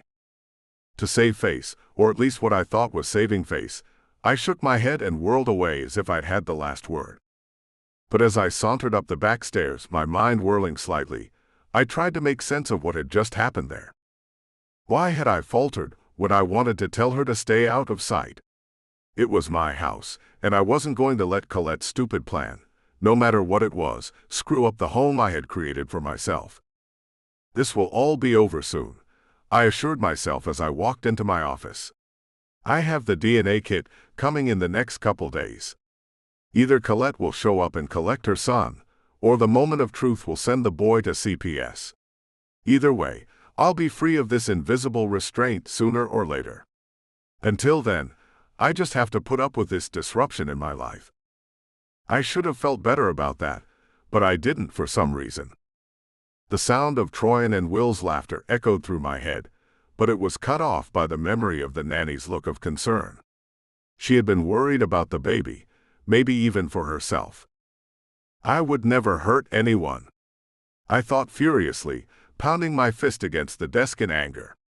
I'm not my stepdad. My hand was throbbing from the impact, and I looked at myself in the mirror above my desk, shaking my head. I needed my solitary life back, once and for all. I didn't need a kid or a beautiful, pixie-eyed girl throwing my balance off. There were plenty of women in the world if I wanted distraction, no matter what my body seemed to be insisting on. Pushing thoughts of Troyan out of my mind, an even more disturbing train of thought took over. The blue of Will's eyes flooded my memory, and I flopped back into my chair, willing myself to think clearly, to focus on one subject at a time. Could the kid really be mine? Had I been too hasty in dismissing him? The blonde peach fuzz on his head was beginning to show the same golden hue as mine. True, Colette was a blonde too, but she wasn't as blonde as I. I rose from the desk, suddenly unable to sit still, and wandered toward the window overlooking the backyard. Unbelievably, Troyan and the baby were in the backyard by the pool, talking to Cindy while she tended to the gardens. How could that be, when I had just seen her going upstairs? Had she gone outside to avoid me? It was entirely plausible. She's everywhere, that woman, I thought in annoyance, but I didn't turn away. Just as I had in the hallway, I sat back slightly and peered at them from a distance, noting the way the sunlight glinted off Troyan's golden strands. She had slipped on a tank top over her bathing suit, her bronzed arms glistening as if she'd just applied sunscreen. I wondered if she was going for a swim, looking to the baby as he stared adoringly at her from a blanket near the edge of the pool. She held one of his hands as she continued chatting with Cindy, her head tilting now and then, exposing the elegant line of her neck. The way she moved, so effortless, so unaware, made something tighten in my chest.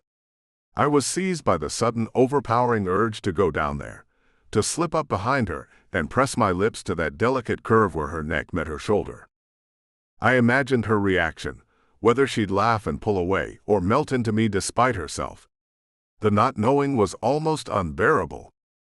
Heat pooled low in my body, sharp and insistent, and I leaned back against the wall, closing my eyes for a moment, willing myself to breathe through it. "Down, boy," I muttered under my breath. "You've got enough problems already. No need to make more." But my body didn't seem inclined to listen. Desire surged, restless and demanding, and I had the uneasy sense that reason was losing ground fast. Chapter 6. Troyan. After our strange encounter in the kitchen, I started to notice Ash staring at me when he thought I couldn't see him. He'd lurk in the shadows of the house, as if he was trying to catch me making off with the silver candlesticks in the dining room. If he didn't trust me in his house, why didn't he just find someone new to watch Will? Why did he continue to stare at me with those brilliant blue eyes?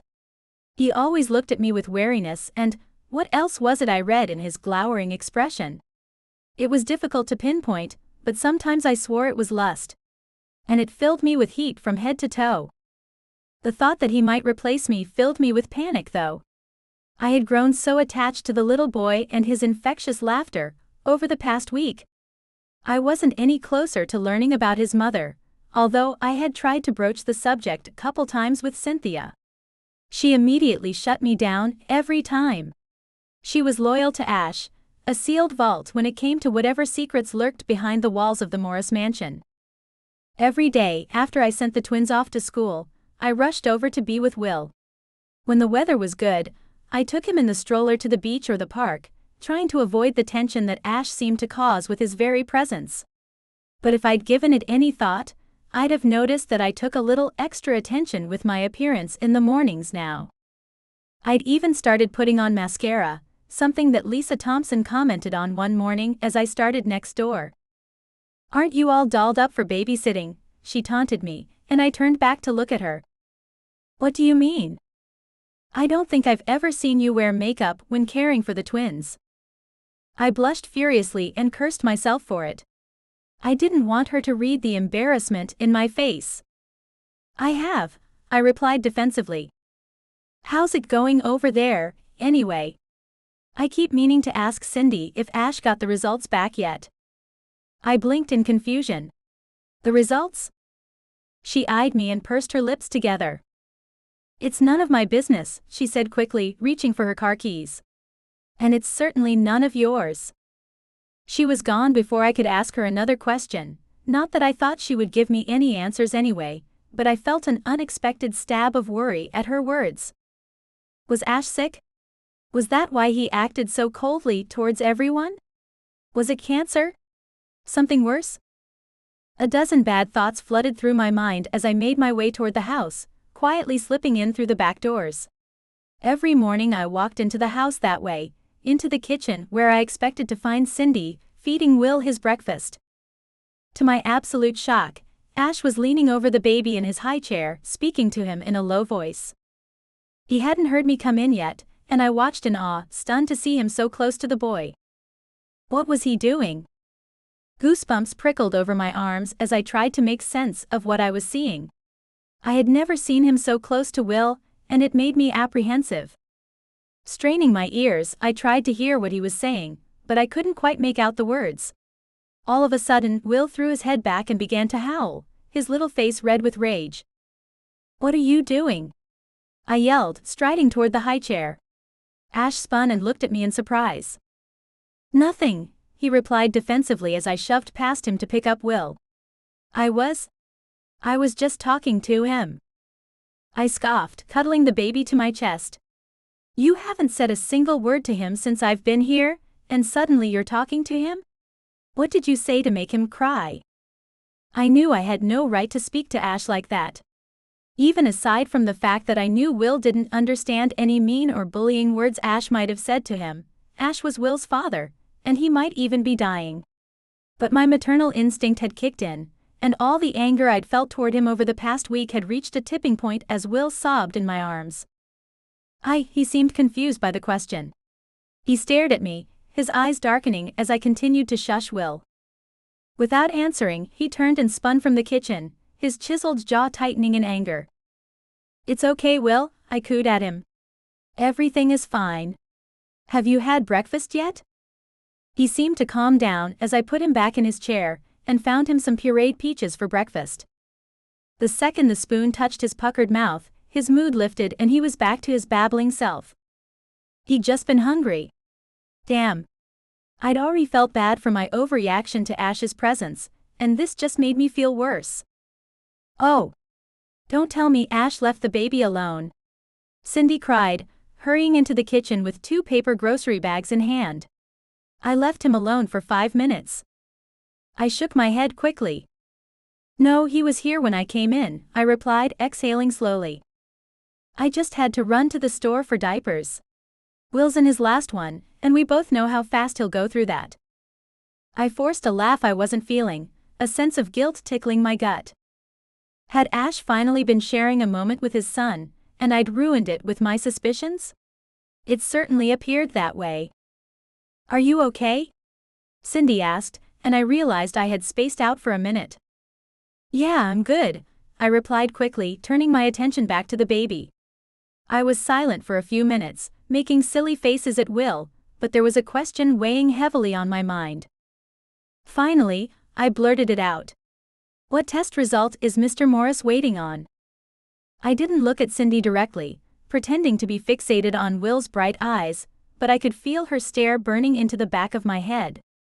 "Who told you anything about test results?" she demanded after a moment. It didn't take an expert to note the concern in her voice. Lisa had been onto something. "Is he sick?" I murmured softly, my eyes darting toward the doorway. I didn't want him to overhear me asking questions about him, questions that I had no right to ask. But the mystery was becoming too much to bear, and the more time I spent with Will, the more I knew I needed the truth about his parents. Both of them. "Troyan, I like you," Cindy said shortly. "I think you're a nice girl, and you've helped us out a lot." I wasn't stupid, I knew what that meant. I waited for the caveat. "But Ash is your employer, and you should know better than to ask questions about his personal life." I swallowed down the emotion in my throat, knowing that she was right but unwilling to let it go. If Cindy wouldn't tell me, I would have to learn the truth another way. She had already spoken to Lisa about it. Maybe I could find a way to get the twins' mother to disclose whatever she knew. Will's well-being is my concern, I told myself, but I also knew that was just a weak justification for my nosiness. I was deeply bothered by the thought that Ash might be ill. He seemed so impenetrable, so strong. How many times had I envisioned my legs wrapped around his broad waist, his rock-hard abs pressed to my flat stomach? Too many. The idea that he might lose that power, the muscles, even his forbidding presence, in the aftermath of an illness? It was heartbreaking. What would happen to Will? My imagination was running amok, and it must have shown on my face as I stared off into nothingness, my heart thumping with sadness. Just when he seems to be coming around. Maybe that's why he's coming around. He's making peace with his son before he dies. "You need to wipe that look off your face," Cindy grumbled, rolling her eyes as she approached the glass table where I sat feeding Will. "I'm sorry," I mumbled. "I was just thinking." "You were making up silly tales in your head," Cindy corrected with exasperation. "I could read it all over that innocent little mug of yours." "No." I protested weakly, but she grinned. "I'll tell you what's going on, but you have to keep your mouth shut. This really is absolutely none of your business, but I think it's fair that you understand what's happening. I just don't think that Ash would agree." I lifted my head to stare at her wide eyes, nodding enthusiastically. "I promise," I vowed. "The secret is safe with me." She nodded slowly and sighed, sinking into the chair beside me. "There's a reason that Ash has been so cold toward Will," she explained, and I cocked my head to the side. A quick flash of him leaning over to whisper to his son crossed my mind. "Why? Is he dying?" I asked before I could stop myself. "Dying? Of course not," she laughed. "The devil doesn't want Ash." She chuckled, but I wondered if there wasn't some truth to her words. Still, I was consumed with an immeasurable feeling of relief to learn he wasn't sick after all. "No," Cindy continued. "Ash is being so standoffish because he's not convinced Will is his son." My eyes bugged. "What?" I demanded. "Why?" "That is a long story, and I'm not about to get into all the details, but he has good reason. You can't fault him for not wanting to get attached to a kid who might not be his in the end." I bobbed my head slowly, understanding it all with blinding clarity. "So you need to cut him a little bit of slack, okay, Troyan?" "Yes," I replied, sitting back to stare at Will, the corners of my mouth twitching slightly. He'd have to be blind not to see the resemblance between him and this baby, I thought, as Cindy rose from the table to finish her morning routine. But I knew Ash wasn't blind. He was always watchful of everything around him, examining the world with those intense teal eyes. He was coming around, slowly but surely. I had witnessed it myself. My shoulders sagged as I exhaled the breath I'd been holding. I'd been hasty in judging Ash. He'd had his reasons for behaving as he had. And I owed him an apology for what had happened. I just hoped he would accept it. I would simply have to find a way to present it to him, in a way he couldn't refuse. Chapter 7. Ash. I made my way down the front stairs, noting that the house was silent. I hadn't seen Troyan and Will by the pool like they'd normally be just after noon, so I assumed they had gone to the beach. The house felt empty without the sound of baby coos echoing through the halls, and while I would never admit it aloud, I longed for the giggles of my son. My son. Damn. When did I start acknowledging that he belongs to me? Who was I kidding? I had been sneaking in every night to watch him sleep in his nursery on the main floor, often sitting with him for hours when my insomnia was at its peak. He would crawl around on the office floor in the evenings when Cindy was otherwise engaged, and I had finally gotten him to laugh the way Troyan did by pretending to play dead on the floor. Babies are so morbid, I thought affectionately, pushing my way into the library. I needed a specific book to finish my work, and I was 90% certain I had a copy of it in my personal collection. If not, I'd need to check out Amazon. I started when I saw Troyan sitting in the room, her long legs draped over the arm of a wing chair, her shoulder-length hair cascading over the swell of her V-neck t-shirt. She heard me enter and quickly sat up, dropping her legs to the floor as if she'd been caught in a compromising position, her hands folding over the book in her lap. "Oh, Mr. Morris," she gasped. I'm sorry. I was just reading." Her cheeks stained a pretty pink as she stood up. "Where's Will?" I asked, my eyes scanning the room for a glimpse of the baby, but he was obviously not there. "Napping. He always naps at this time." I nodded slowly, stepping toward her as she gazed at me with nervous eyes. "I'll get out of your way," she told me, moving to brush past, but I stopped her instantly, my hand grasping the soft flesh of her upper arm. As if my hand was made of ice, her skin exploded into a rash of gooseflesh, and her pupils constricted as she looked at me. "You don't need to go anywhere." I meant the invitation to be an olive branch of a sort, but my voice came out much huskier than intended, bringing a new meaning to the words. Our gazes locked, and the electricity between us was unmistakable. Heat radiated from her, and I couldn't stop my eyes from tracing her face, then lingering at the elegant line of her neck. Her breath hitched, and I knew she felt it too, the charged pause before something irreversible. She lifted her chin, gray eyes darkening like storm clouds. Her lips parted, as if she already sensed what was coming. "Are you afraid of me?" I asked quietly, my voice rough despite myself. "No," she whispered, but there was uncertainty there, a tremor that only pulled me closer. I stepped into her space, close enough that she could feel my breath. "I'm going to kiss you." She nodded. When our mouths met, it wasn't gentle. It was consuming. Her fingers curled into my shirt as I drew her against me, and she melted into the contact with a soft sigh that sent heat rushing through me. I guided her back into the chair, never breaking eye contact. She moved with me easily, trust flickering across her face. When I knelt in front of her, my hands resting on her knees, her breath stuttered. She was trembling now. I brushed my lips over her skin, slow and deliberate, savoring every reaction, the sharp intake of breath, the way her fingers tangled in my hair as if grounding herself.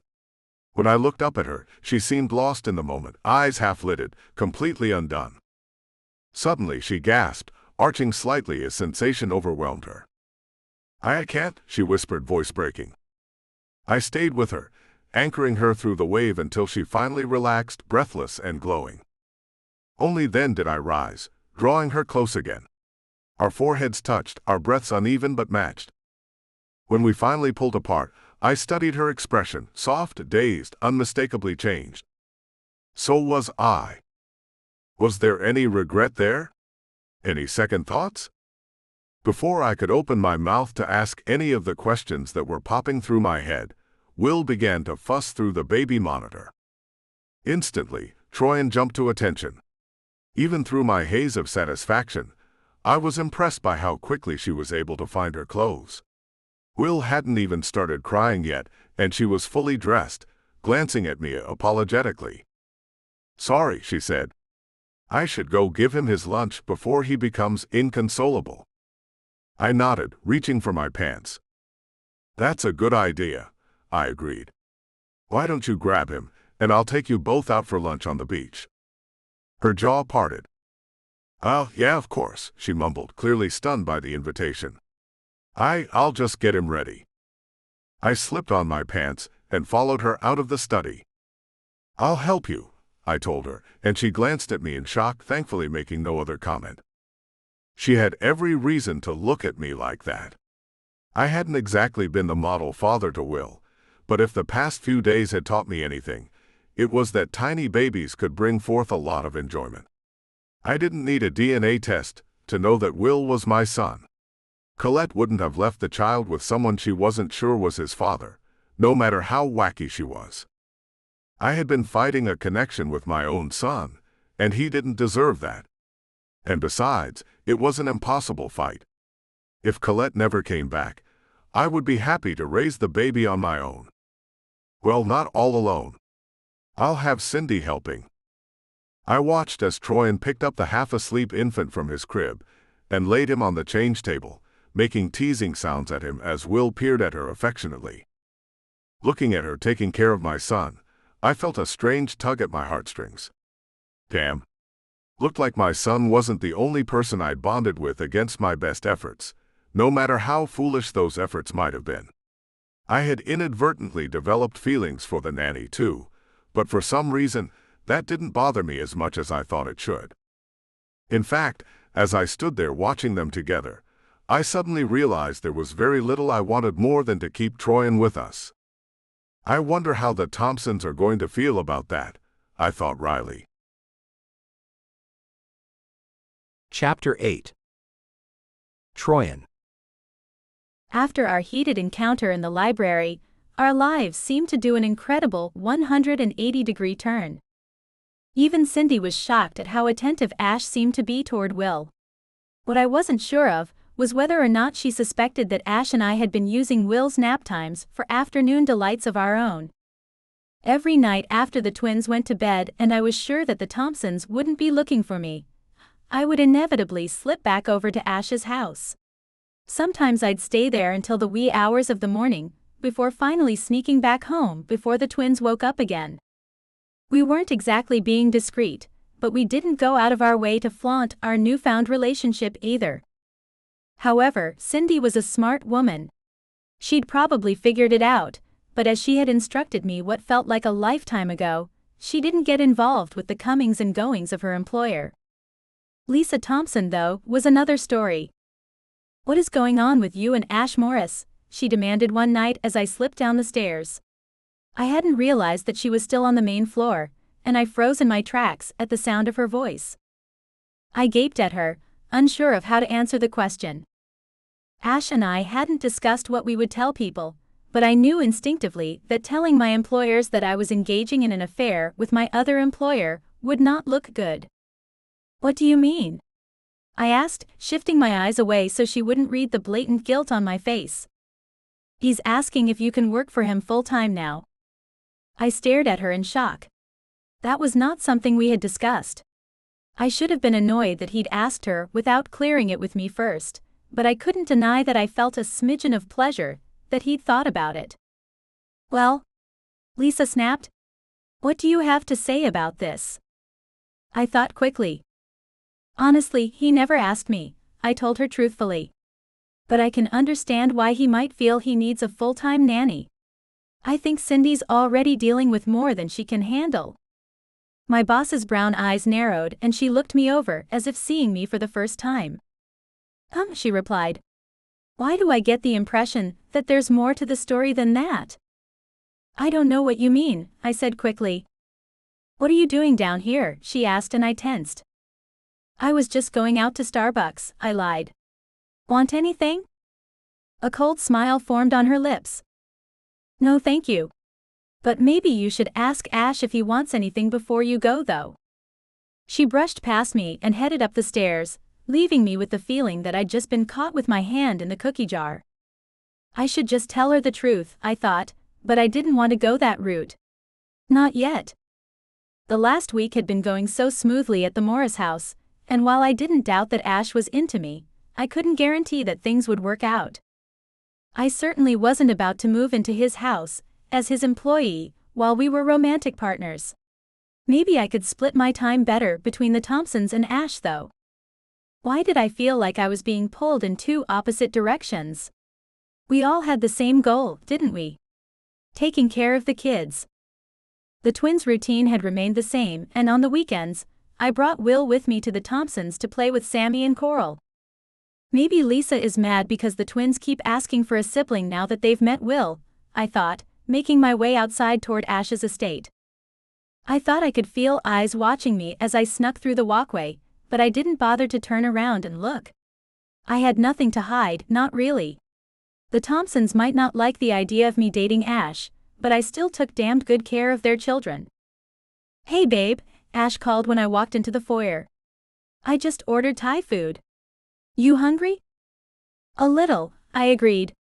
Did you talk to Mrs. Thompson about having me come here full time? He looked at me in surprise.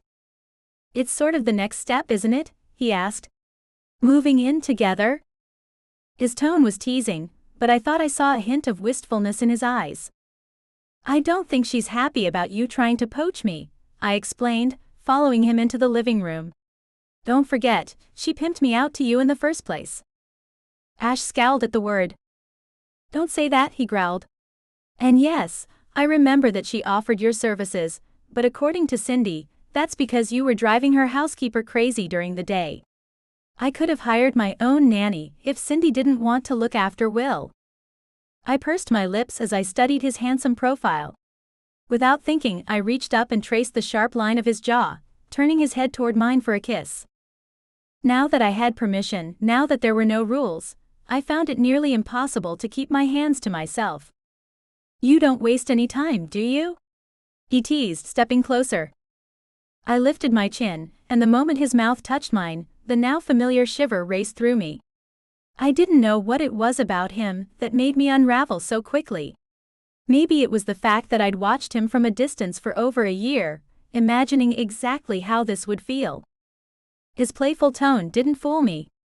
The heat between us was unmistakable. I sighed as his hand slid into my hair, guiding my head aside so his lips could trail along my neck. I laughed softly, trying and failing to pull away. You're going to leave evidence again, I warned.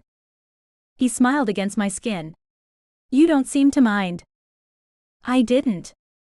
You're trouble, I muttered. He took that as a challenge. Before I could react, he turned me around and pressed me lightly against the back of the sofa, his presence close, deliberate, unhurried. The leather was cool beneath my hands, a sharp contrast to the warmth behind me. So impatient, he murmured. I inhaled sharply as his touch teased, unrelenting, driving sensation through me until I was breathless, caught between anticipation and frustration. Ash, I whispered. You're impossible. That's the point, he replied, amused. I like keeping you guessing. Time stretched. My body responded to every subtle movement, every brush of his hand, every low word spoken near my ear. He knew exactly how far to push me, and exactly when to stop. Please, I breathed, half laughing, half begging. Why do you do this to me? Because you're adorable when you're flustered. Before I could argue, sensation crested too fast for words, leaving me weak-kneed and clinging to the sofa as he finally pulled away. I turned my head just in time to meet his gaze, his expression dark with satisfaction. Damn, I murmured. At that exact moment, the intercom buzzed. He stepped back instantly, straightening as if nothing had happened. Food's here. I stared after him, stunned, still catching my breath as he headed for the door like the world hadn't just tilted off its axis. Shaking my head, I carefully smoothed my skirt and tried to compose myself before the delivery arrived, acutely aware of the lingering warmth in the room and hoping no one else could sense it. I hoped Cynthia wasn't home. I hadn't exactly been quiet. Well, I reasoned, if she's home and didn't know about us before, she definitely does now. Ash reappeared with the takeout in his hands. "Let's eat this in the kitchen," he suggested. "In case Will wakes up." I nodded, and followed him toward the back of the house, pausing to look in on the baby as he set up the food. "Hi, little guy," I cooed, stroking his cheek softly as he slept. Babies always looked like cherubs when they were asleep. I could watch Will all night, his sweet mouth parted and moving slightly as if he was suckling on his soother. Would it be so bad to move in here full-time and take care of him? It would certainly be easier than doing it from the Thompsons, and the twins certainly didn't need me as much as Will did. Reluctantly, I turned away to leave him under his mobile and joined Ash in the kitchen. "I've made a decision," I said as I entered. "Oh yeah? What's that?" he asked, searching through the drawers for some utensils. "I'm willing to move in here full-time to take care of Will." Ash stopped what he was doing and looked at me, a slow smile forming on his lips. "Oh, you silly girl," he laughed. "I didn't want you to move in here to take care of Will." I blinked, a hot flush of humiliation flooding my face. "Oh," I muttered. I thought I wanted you to move in here to take care of me," he cut me off, his grin widening. I exhaled with relief. "Oh, I'll take care of you all right," I replied, laughing. Chapter 9. Troyan. In the clear light of morning, I wasn't so sure my decision to stay with Ash had been the right one. I'd made it in the heat of the moment, carried along by emotion and impulse rather than careful thought. Now, with a quiet house and too much time to think, the questions I'd pushed aside came rushing back, especially how I was going to explain this to the Thompsons. I knew it wouldn't go over well. Still, it had to be done.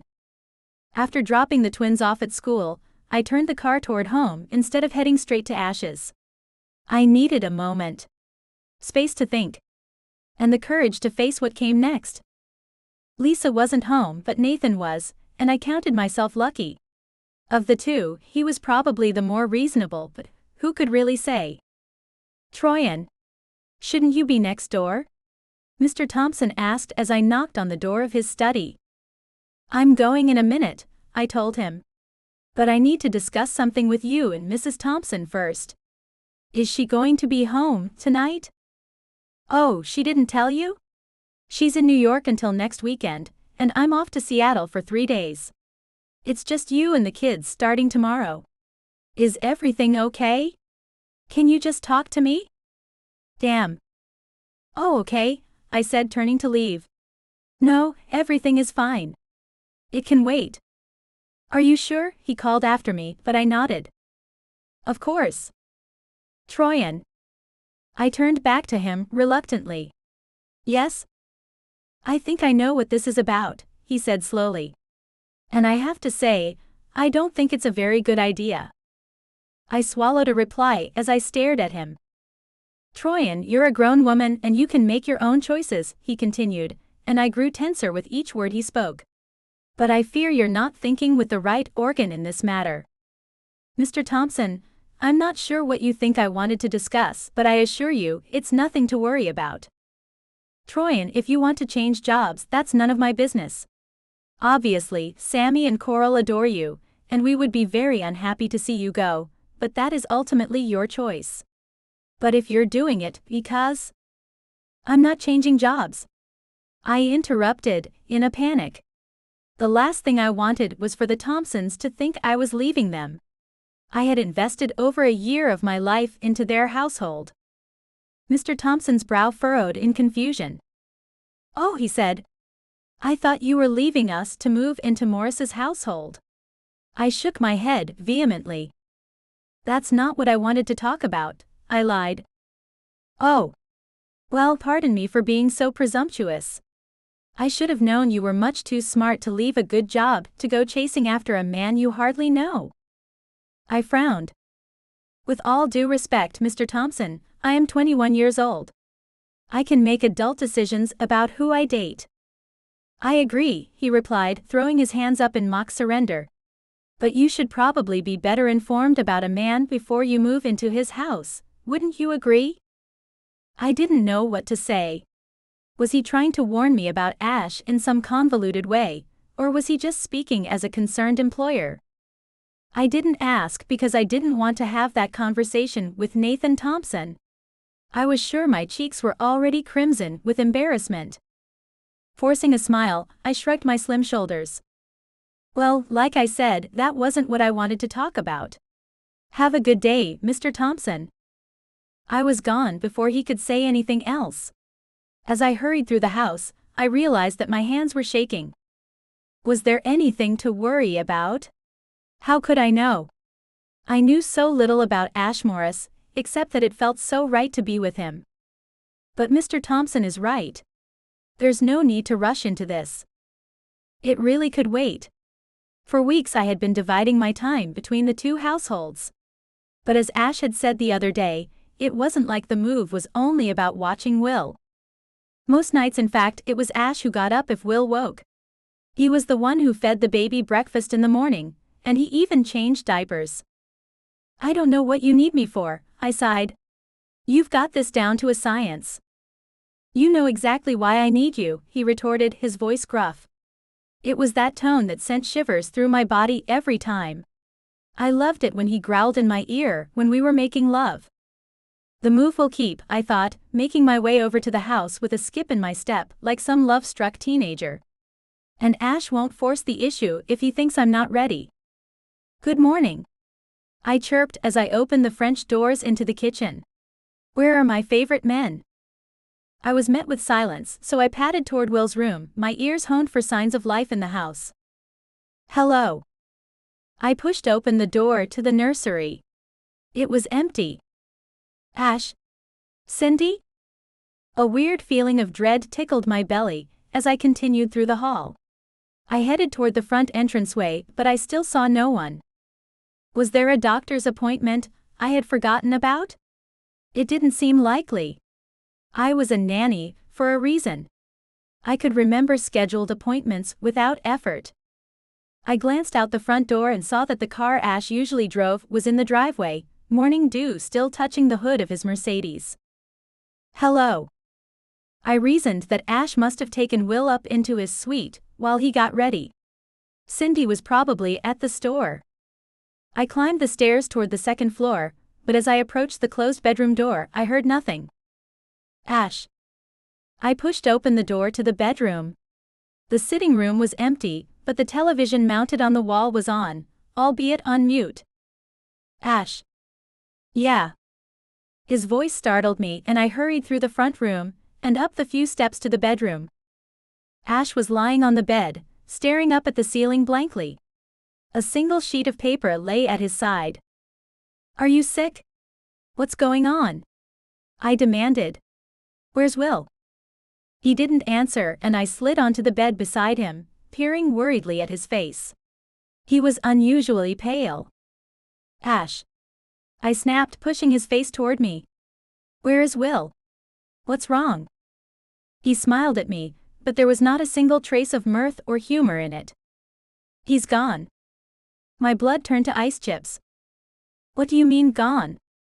I demanded, leaping from the bed. His mother came for him? He chuckled. No one knows where she went, and I think it's pretty clear she's not coming back for him. I don't understand. I yelled. Where has he gone? Fear tickled my stomach. Had he done something to Will?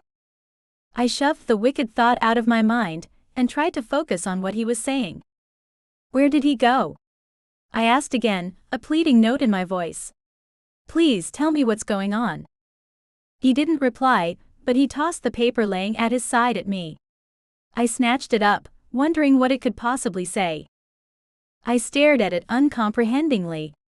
What the hell is this, Ash? Please talk to me. I was becoming hysterical, his deadpan expression alarming me in the worst way. The sheet was from a lab. The markers meant nothing to me, as I tried to make sense of it. It's the DNA test I sent away for, he sighed. Will isn't my kid, Troyan. I felt like someone had knocked the wind completely out of my gut, and I bit on my lower lip as a sob threatened to escape. Oh my gosh. I sank back beside him on the bed, where he remained on his back. When did you get this? I asked. This morning? Last night. Shame washed over me. It was the first night in weeks that I had not gone to him, opting instead to catch up on some much-needed sleep. I should have been here. Of all the nights not to come. Why didn't you call me? I whispered, curling up beside him. To my utter shock and bewilderment, he pushed me away. Why, he laughed, turning his back to me. What could you do? I could have been here for you. I retorted, sitting up. Where is Will now? I called CPS to come and get him. Just when I thought I had reached the pinnacle of shock. You what? I choked. Why? Why would you do that? Suddenly, Ash sat up and glowered at me, his face contorted into a mask of fury. Didn't you just hear what I said, Troyan? He's not my kid. I know, but I've had that baby here for weeks and he belongs to someone else. It's kidnapping, Troyan. I had to. It's not kidnapping, I whispered, tears brimming in my eyes. His mother left Will with you. And now I'm leaving the kid with CPS. I was speechless, my head swimming with anger and denial that he would do this. But at the same time, what choice did he really have? Get out, Troyan. I want to be alone, he muttered. No. I cried. I'm not leaving you alone. You are, he snapped back, his eyes flashing with malice. I don't want you here. The words stung, but I gulped back my protests, knowing that he was in far more pain than anything he could inflict on me. Ash. Did you not hear me? He snarled. I don't need you here, Troyan. I have no use for a nanny anymore. Get out of here and don't come back. Aghast, I gawked at him. But he ignored me, falling back onto the bed and deliberately turning his back to me, dismissing me entirely. Gnawing on my lower lip, I backed out of the bedroom. I didn't allow my tears to fall until I hit the sitting room. He just needs time to process what's happened, I told myself. He'll call me when he's ready, and we'll get through this together. But as I ran from his house, my face streaked with tears, I wondered if that was true. He had finally let his guard down and let Will into his life. He'd let me into his life, had learned how to love his son and me as well, and now that child was gone. How could we hope to survive this? Chapter 10. Ash. The days floated by after Will was taken away, one melting into the next. My investors were calling non-stop about the app, but I didn't have the drive to work. If not for Cindy, I probably wouldn't have eaten either. Troyan called a lot in the first few days, but even her calls tapered off. I wasn't being fair to her, and I knew it, but I couldn't do anything to change it. The problem was, I couldn't think of Troyan without thinking about Will. I had gotten to know them together, as if they were the perfect little family, hand-delivered to me to make up for my own shitty childhood. Without Will, it was impossible to look at Troyan. The pain was just too great. You have to stop beating yourself up, Cindy told me softly. There was no way you could have known. He looked exactly like. I don't want to talk about it, Cynthia. Close the door on your way out. She grimaced but stood her ground. At least take a shower, Ash. You stink. I scowled at her suggestion. Who the hell did I need to take a shower for? Troyan? Will? I lay in bed for a solid week before I finally snapped out of it long enough to take Cindy's advice and shower. I almost felt human again when I emerged, but my heart was broken in so many ways. A simple shower couldn't fix that. I knew I should at least call Troyan, but even the thought of hearing her voice was too much. I couldn't bring myself to do it. I would eventually, or at least that was what I told myself. But first, I had to cope with the devastation of losing a child who was not even mine to begin with. Oh good. You're done moping, Cindy called when she saw me. Come and eat lunch. She gestured at the kitchen island, and I reluctantly shuffled toward it, sitting on the stool. "What are you going to do now?" she asked as she riffled through the fridge looking for ingredients to make a sandwich. "Do?" I echoed. "About what? Are you going to call CPS and find out what the hell has happened to your son since they picked him up?" I bristled. "He's not my son," I roared, and she eyed me with naked disdain. "You're such a child, you know that. No wonder you fell for the nanny. You need someone to take care of you." I gaped at her. "I am not a child," I snapped. "I am stating the facts. Will is not my child." "Sharing DNA doesn't make him your kid, you complete dumbass," she sighed. "Waking up in the middle of the night with him makes you a dad. Doing that stupid Gangnam Style dance over and over just to get him to laugh. That's being a dad. You're so hung up on DNA, you don't even know what it means to be a dad. You're the only dad that kid has ever had." I ground my teeth together, feeling a familiar burning behind my eyelids. I'm not the one who's hung up on DNA. I can't just keep a kid because someone left him here. He has a real dad out there somewhere. "No," she agreed. "But you can at least call and find out what the hell happened to him. See if he's been returned to his parents or if he's floating around the foster care system somewhere." I inhaled sharply. What would happen to Will if Colette wasn't found? Or if she was found and deemed unfit? Would he just get tossed around the system? It made me sick to think that he might fall through the cracks and become just another forgotten child. Not when I had so much to give him here. "I'll make the call," I said suddenly, jumping from the stool and reaching for the cordless phone. Cindy was right.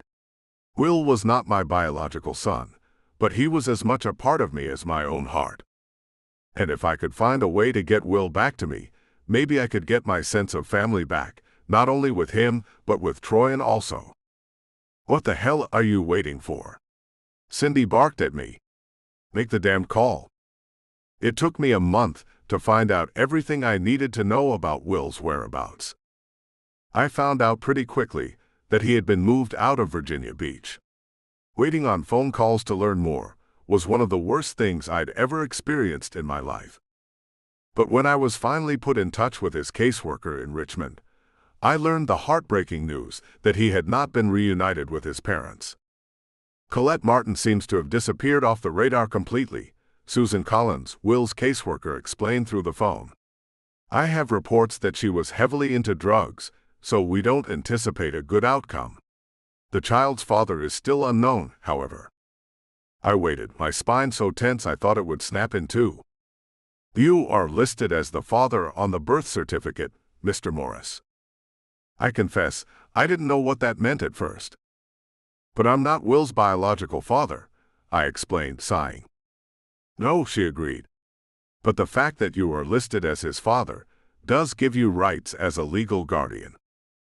Hot, cold, lukewarm, all the sensations I could imagine smothered me in that moment. "What are you saying? Are you saying that I can have him back?" I choked. "He can come home?" "If you're willing to take him, yes." "Yes." I screamed into the phone. "Yes. Send him home." "Where can I get him?" "Well, I still need to come out and do an evaluation of your home," she explained. "But I don't think there will be any problems, Mr. Morris." "Schedule it. I want my son back," I cried, my heart hammering so loudly I was sure she could hear it through the phone. She chuckled dryly. "I'm glad to hear you say that, Mr. Morris. In my line of work, we don't get to see happy endings very often." After I ended the call, I sat at my desk, willing my nerves to settle down. I sent Cynthia a text. "Will is coming home." Her response came just seconds later. "Really? That's amazing, Ash. The caseworker needs to assess the house, but he's really coming," I sent off. There was a pause, but I could see that she was writing something, the three bubbles indicating a message was forthcoming. "Isn't there someone else you should be sharing this news with?" I stared at the message for a long time, but I didn't move. She was right. Troyan deserved to know what was going on. I hadn't even caught a glimpse of her outside in the past 3 weeks. I thought she might have been avoiding me on purpose, and honestly, I was a little glad that she'd done that. That didn't mean that I wasn't filled with loneliness. I longed to be with her every night. I missed her terribly, and I wanted nothing more than to tell her I'd been a fool for cutting her out. But I'd stopped myself, worried that I would just break her heart again if I found myself overwhelmed with melancholy. But now I didn't need to worry. Our family was going to be reunited again. Will she forgive me after all this time? There was only one way to find out. I pushed back my office chair and raced down the center stairs and out into the bright southern sunshine. It felt like a day for renewals, for fresh starts. The sun was going to wash away all the gloom and sadness that had filled the halls of the mansion. All the stolen laughter was about to be replaced. I rang the intercom at the Thompsons' place and waited, glancing at my watch. It was 11 o'clock, and I could see that the minivan was parked in the circle drive near the front door. "Hello. Lisa? It's Ash Morris." There was a long pause. "Hello, Ash. Is everything all right?" "Yes. For the first time in a long time," I replied honestly. "Is Troyan home?" There was another, longer silence. "Lisa? Are you still there?" "I'm here, Ash, but Troyan isn't." "Oh? When will she be back?" Dead pause. "Lisa? She's not coming back, Ash. She left 2 weeks ago." I paled. "What? Where did she go?" I demanded. "Did she leave a forwarding address?" "No." The way she said it made me believe she might know something. "Lisa, please tell me what you know. It's important." A huge sigh crackled over the intercom. "I think she went home to her parents in Norfolk." "Thanks, Lisa," I murmured, turning away. I was too late. I had been stubborn and stupid and let her go, and now she was gone for good. Will and I wouldn't be a true family without Troyan. I had to find her. Chapter 11. Troyan. There is nothing more humiliating to a grown woman than crawling back to her parents with her tail between her legs. Unfortunately, I didn't have much of a choice in the matter. My mom was thrilled to see me, while my dad met me with his "I told you so" face. "See? You should have just gone to college like we told you," Dad declared, eyeing me from over his newspaper. "Look at you, you've gotten lazy. You haven't been exercising, have you?" "Rob, leave her alone," my mom scowled, throwing her arms around my shoulders. "You look healthy, sweetie. Your cheeks are pink and glowing." I felt like shit, but it was a feeling I'd gotten used to over the past 6 weeks. Being kicked to the curb like yesterday's trash was not a good feeling, especially when I'd known all along that Ash Morris was a jerk. My weakness had caused me to lose my job, had set me way back on my path toward my goal, and had obliterated my own self-respect. Even knowing all that, I still longed for Will's infectious baby giggles and Ash's hard body against mine. I hated myself for missing him. "You don't miss him," I reminded myself. "You miss the guy you thought he was. Ash Morris is not someone you should miss." But when I closed my eyes, I could see the intensity of his blue eyes staring back at me, burning holes through me, as if he could see clean into my soul. I'd been home for 2 weeks when Mom started getting antsy. It was to be expected, and I couldn't sit around the cottage-style house forever pretending that the world outside didn't exist. "So, honey," she asked sweetly, "what are you planning to do now that you're home?" I smirked at her from my spot on the rocking chair, where I'd been reading a James Patterson novel. "Is that your way of asking me when I'm leaving?" Mom looked horrified at the thought. "No. I am so glad you're back. You can stay as long as you want," she assured me. I knew she meant it, even if Dad would happily have left me at the circus at the first opportunity. "I'm just wondering if you have any plans. Do you have enough saved up for college now?" The sardonic grin on my face widened. "Oh, I have enough for college," I told her. But I'm not going to be using it for college. Her brow furrowed in confusion. Why not? Because, Mom, I'm Troyan? My head whipped to the side. Am I hallucinating? Oh, is this a friend of yours, honey? Mom asked, smiling warmly at Ash as he approached. Hi, I'm Maddie Carpenter, Troyan's mom. Hello, Mrs. Carpenter. Ash Morris.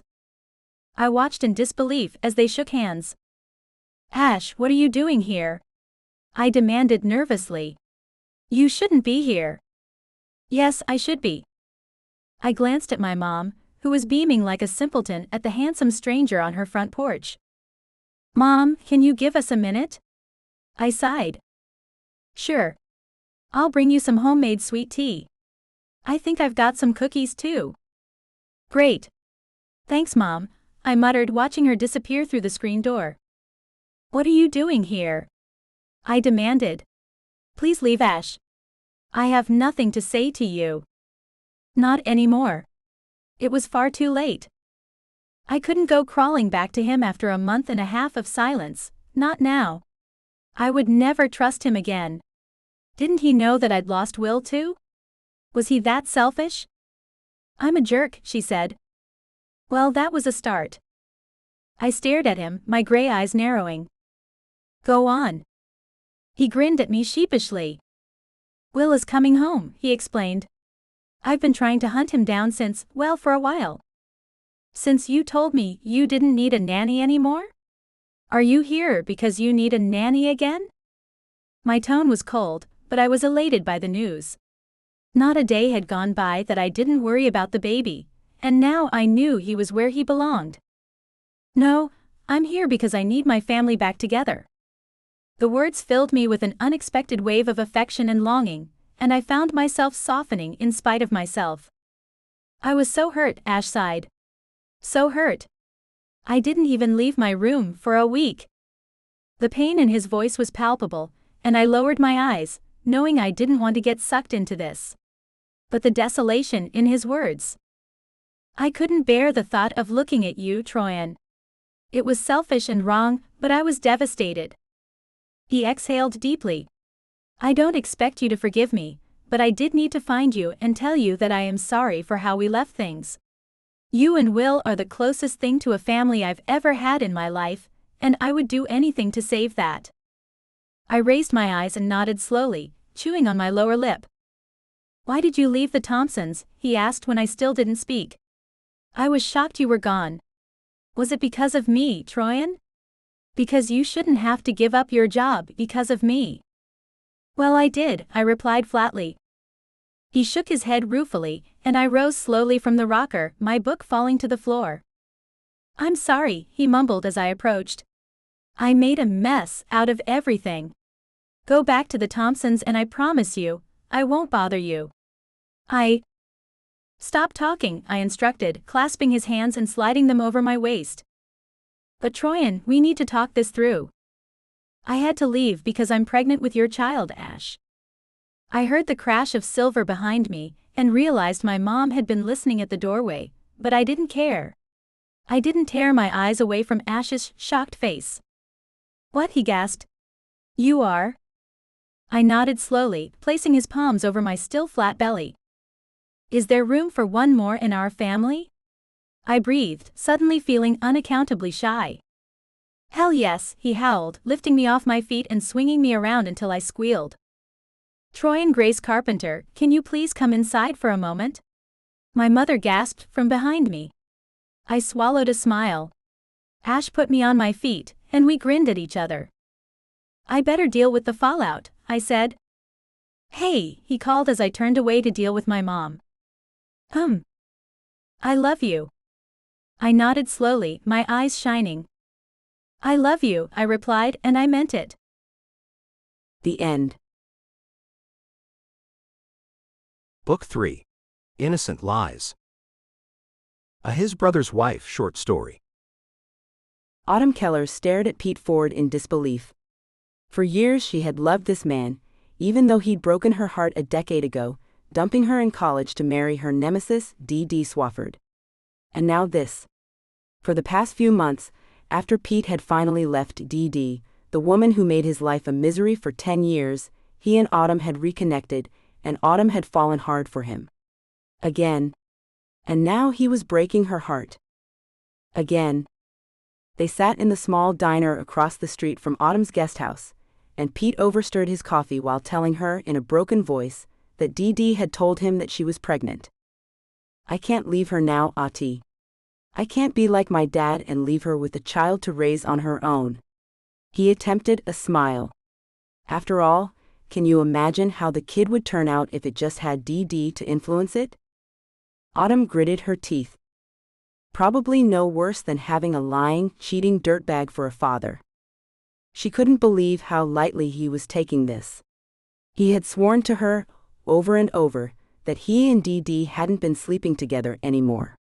So what was this supposed to be? The second coming? A virgin birth? Her chair scraped loudly against the floor as she pushed it back and stood. Pete's eyes widened, alarm flashing across his face, and he shot to his feet as well. "Autumn," he started. But it was already too late. Hey, this doesn't have to change things between us." Autumn gaped at him, her violet eyes alive with anger. "You actually think I'd have anything to do with you now? You played me, Pete. More fool me for letting you do it twice. Don't ever come near me again." She stalked out of the diner and across the road, willing herself not to burst into tears. She was angrier with herself than with Pete. How did she, Autumn Keller, college graduate and independent businesswoman, fall for this crap? At 28, Autumn had plowed her own path through life, working 3 jobs to pay for college because her parents couldn't afford it, then moving across the country from New Orleans to Oregon because she had fallen in love with the West Coast after Berkeley. She had also fallen in love with Peter Ford, the aw-shucks country boy from rural Oregon. She'd moved with him to his small town near Nasika Beach, met his younger sister Sally, who had quickly become her best friend, and bought the old guest house on Main Street and renovated it. Now the Massey guest house was always busy, nearly always fully booked, with its reputation spread by word-of-mouth recommendations. It didn't hurt that its owner was gorgeous. Autumn had the bright violet eyes and dark brown wavy hair of her father, and the creamy café au lait skin and voluptuous curves of her Creole mother. Tall and leggy, she knew she was considered a beauty, but would always get embarrassed by the compliments. She gave the outside impression of being calm and collected, a professional businesswoman, but inside she was a geeky tomboy, never happier than alone with a book and her beloved dog, Clem. As she entered her guest house now, she heard the toot of a car horn. Dee Dee Ford grinned nastily at her as she drove past. Autumn gave her the finger. Sally was at the reception as Autumn returned to the guest house. Catching sight of the defeated look on her friend's face, she followed her into the kitchen. "Uh-oh." Autumn dumped the bag on the counter. "I'm finding it very, very difficult not to hate your sister-in-law." She told an appalled Sally what had happened with Pete. Sally hugged her. "Don't fight it. Embrace the hate." Sally loathed Dee Dee as much as Autumn did. Autumn laughed. "It's certainly an option." She started to unpack the groceries. Sally helped her. "It's okay to be mad, Autumn. She's a waste of good air. You know he's only with her because of the baby." Autumn was silent. Sally put a hand on her arm. "You know, right? You know it's you he loves. Always has. Please don't. Just makes it harder." "Sorry." Autumn sighed and went out front.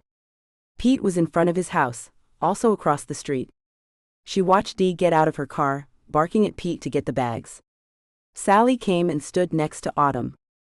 "Gosh, this is a mess." Pete turned as if he had heard her. His gaze met Autumn's. She looked away, tears threatening. "Yeah, it is." Her voice broke, and she retreated into the kitchen again. Sally looked back at her brother and shrugged at him, holding her hands out in defeat. Pete tried to smile at her, but he failed and turned away. Sally's heart ached for them both and she cursed Dee Dee. Autumn came back out, carrying her coat and bag. "I don't like to ask, especially after last week, but..." "Go." Sally said. Take as much time as you need. Really? You know how much I like to be the boss. Autumn grinned at her. I do know. Thank you, honey. You are the best friend anyone could have. I just need a day. She hugged Sally tightly. Her friend kissed her cheek. Go heal your heart. Come back when you're ready. We'll go to the city and make out with some boys. A week later, Olivier Gallo cursed as his Porsche belched thick black smoke from the engine and the car ground to a halt. He managed to glide it to the side of the road and get out. Damn it. Oliver, despite his love of cars, knew absolutely nothing about them mechanically, something he regretted now. He looked at his surroundings. On a whim that morning, he had driven north from his San Francisco home, having thrown a few clothes and toiletries into a bag, intending to go wherever his instinct would take him. Single life meant you could do that, he said to himself. His last relationship with a wonderful woman named Hannah had fizzled out, and they'd both decided, with some sadness, to go their separate ways. Since then, he'd been to Italy to see his brother Enda, and his lovely wife Amalia, where he had played with his niece Serafina. He had loved the time he spent with them, but now felt isolated and alone. In the last few years, he'd lost his father and his brother Jackson, although the latter was no loss to anyone, and while he had had plenty of friends, they were all coupled up. So he'd taken to throwing a few things together in a bag and exploring the West Coast. Today he'd intended to drive along the coast road to Portland, but the Porsche had developed problems and now he was stuck. Where? He could see a few houses along the road. He checked the GPS on his phone. Nasika Beach, Oregon. Olivier knew he could call the roadside assistance people, but there was something tempting about just pitching up to this small town and seeing what he found there. He could call out the recovery people another day. The car wasn't impeding the highway. Making his mind up, he grabbed his bag from the boot and walked toward the town. There were a few homes dotted here and there, but as he walked, he found himself on what he presumed to be the town's main street. Stopping to take in the businesses, shops, and markets, Olivier smiled to himself. There were certainly a lot worse places to be stuck in. His eye was caught by a coffee shop, which he saw doubled as a bookstore, and he headed for it. A wave of chatter washed over him as he pushed the door open, and the barista behind the bar greeted him. He nodded, smiling at the young man, then looking around. There was a fair mix of tourists and locals that he could see, all sitting at the small round tables, drinking their tea and coffee, or browsing at the bookshelves. Olivier's eye was caught by the young woman sitting at the far end. She sat sideways in an armchair, long legs flung over the arm, spectacles perched on her nose. She pushed up impatiently as she read.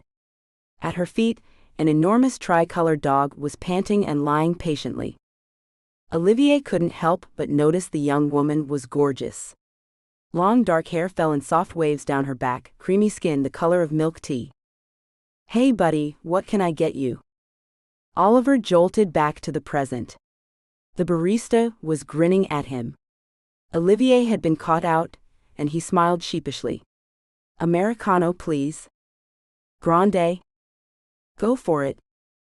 He took his coffee to the table adjacent to the young woman. A man had to try, right? He almost changed his mind a moment later when the woman looked up and scowled at him, clearly annoyed by his presence. A challenge, huh? Well, okay then. Olivier smiled into his coffee, then bent down to make a fuss of her dog. The dog sniffed him cautiously, then licked his hand. Oliver scratched his ears. Gorgeous dog, Bernese mountain dog, right? The woman looked up again, slightly mollified. Right? Her name is Clem. She's a sweetheart. A definite thawing now, and the girl smiled at him. Yes, she is. Oliver nodded, knowing he was on the right track. Olivier. He held out his hand. The girl hesitated, then pulled off her glasses and shook his hand. Autumn. Olivier felt a jolt. Her eyes were the most stunning he'd ever seen, bright violet. They stood out against the color of her dusky skin. Olivier's groin tightened with desire, but he coughed, knowing he was staring. My car just broke down along the road. Autumn put her glasses back on. We have a mechanic. Carl Hart. The name's ironic because he's a cranky son of a gun and the least pleasant person you'll ever meet, but he's a good mechanic. Thanks. Olivier sipped his coffee and smiled at her. Maybe you could introduce me? Autumn laughed, a deep throaty sound that only heightened Olivier's tension instead of calming him. Gosh, she was attractive, whether she knew it or not. That probably won't help. He hates me. What did you do? Autumn gave him a strange smile. I turned him down. Ah? Yeah. He's easy enough to find. Just go down the street and follow the black cloud of malevolence. She grinned, and Olivier laughed. I may have to work up to that then. Say, is there anywhere I could stay for a couple of nights? A motel or something? Autumn laughed again. As a matter of fact, I do know somewhere. The Mossy guest house across the street. I happen to know they have a room available. Olivier smiled. Damn, this woman was pure fire. And how would you know that? Autumn grinned widely. Because I own it. Olivier looked around the room. It was decorated in muted colors, navy and duck egg, and was elegant with new furnishings, a bathroom, and a great view out to the ocean. Happy? He turned to Autumn, and for the first time saw uncertainty in her eyes. She wanted him to like the place. It's stunning. Thank you. She nodded, clearly pleased. Her dark hair rippled with the movement, and Oliver had to fight the sudden overwhelming urge to fist his hand in those thick strands and pull her closer, to taste that soft red mouth he couldn't seem to stop thinking about. He shifted slightly, silently cursing himself as the familiar heat surged back to life. Damn it. He must have let something show because Autumn's expression flickered, just briefly, before she stepped back, a hint of unease tightening her smile. Well, I'll leave you to settle in, she said lightly. We don't do food, unfortunately, but the diner across the street is open 24 hours, and their food is amazing. That's great. Thanks. Look, can I buy you dinner for helping me out? Autumn hesitated. It's okay. Look, I'll be there from 8. If you would join me, I'd be very happy, but no pressure. She looked relieved. Thanks, can I see later? I have some stuff going on. Of course. A boyfriend. Why wouldn't this beautiful woman have a fleet of men in her wake? Olivier smiled and nodded. Of course. Thanks again, Autumn. Autumn went back downstairs to where Sally was waiting for her. Her friend grinned. Dear God, where did you find him? Autumn chuckled. Wipe the drool from your face, Sal. He just pitched up in the bookstore. Apparently, his car broke down. Sally whistled. Girl, that man is gorgeous. She looked crafty. You should get on that. Sally, please. Autumn flushed red, because she had been thinking the same thing. Olivier oozed sex appeal and machismo without being douchey. He had dark brown hair cut short and neat, and a hard, elegant body, and his scent spoke of fresh air and expensive cologne. He had sent her senses reeling in the coffee house as he had sat near her, which had irritated her as well as turning her on. Why was good cologne like catnip to her? When she was in his room just now, she could have sworn that if one of them had made the slightest move, they would have ended up in bed, or maybe that was just her. Gosh, why?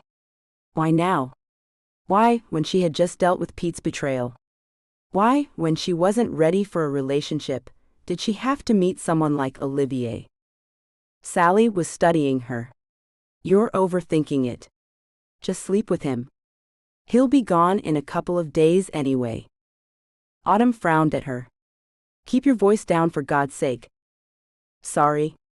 But look, how often do you meet someone like that? I'm leaving this conversation now, Autumn said, and giving her friend a roll of her eyes, she left the guest house and walked away, Clem at her heel.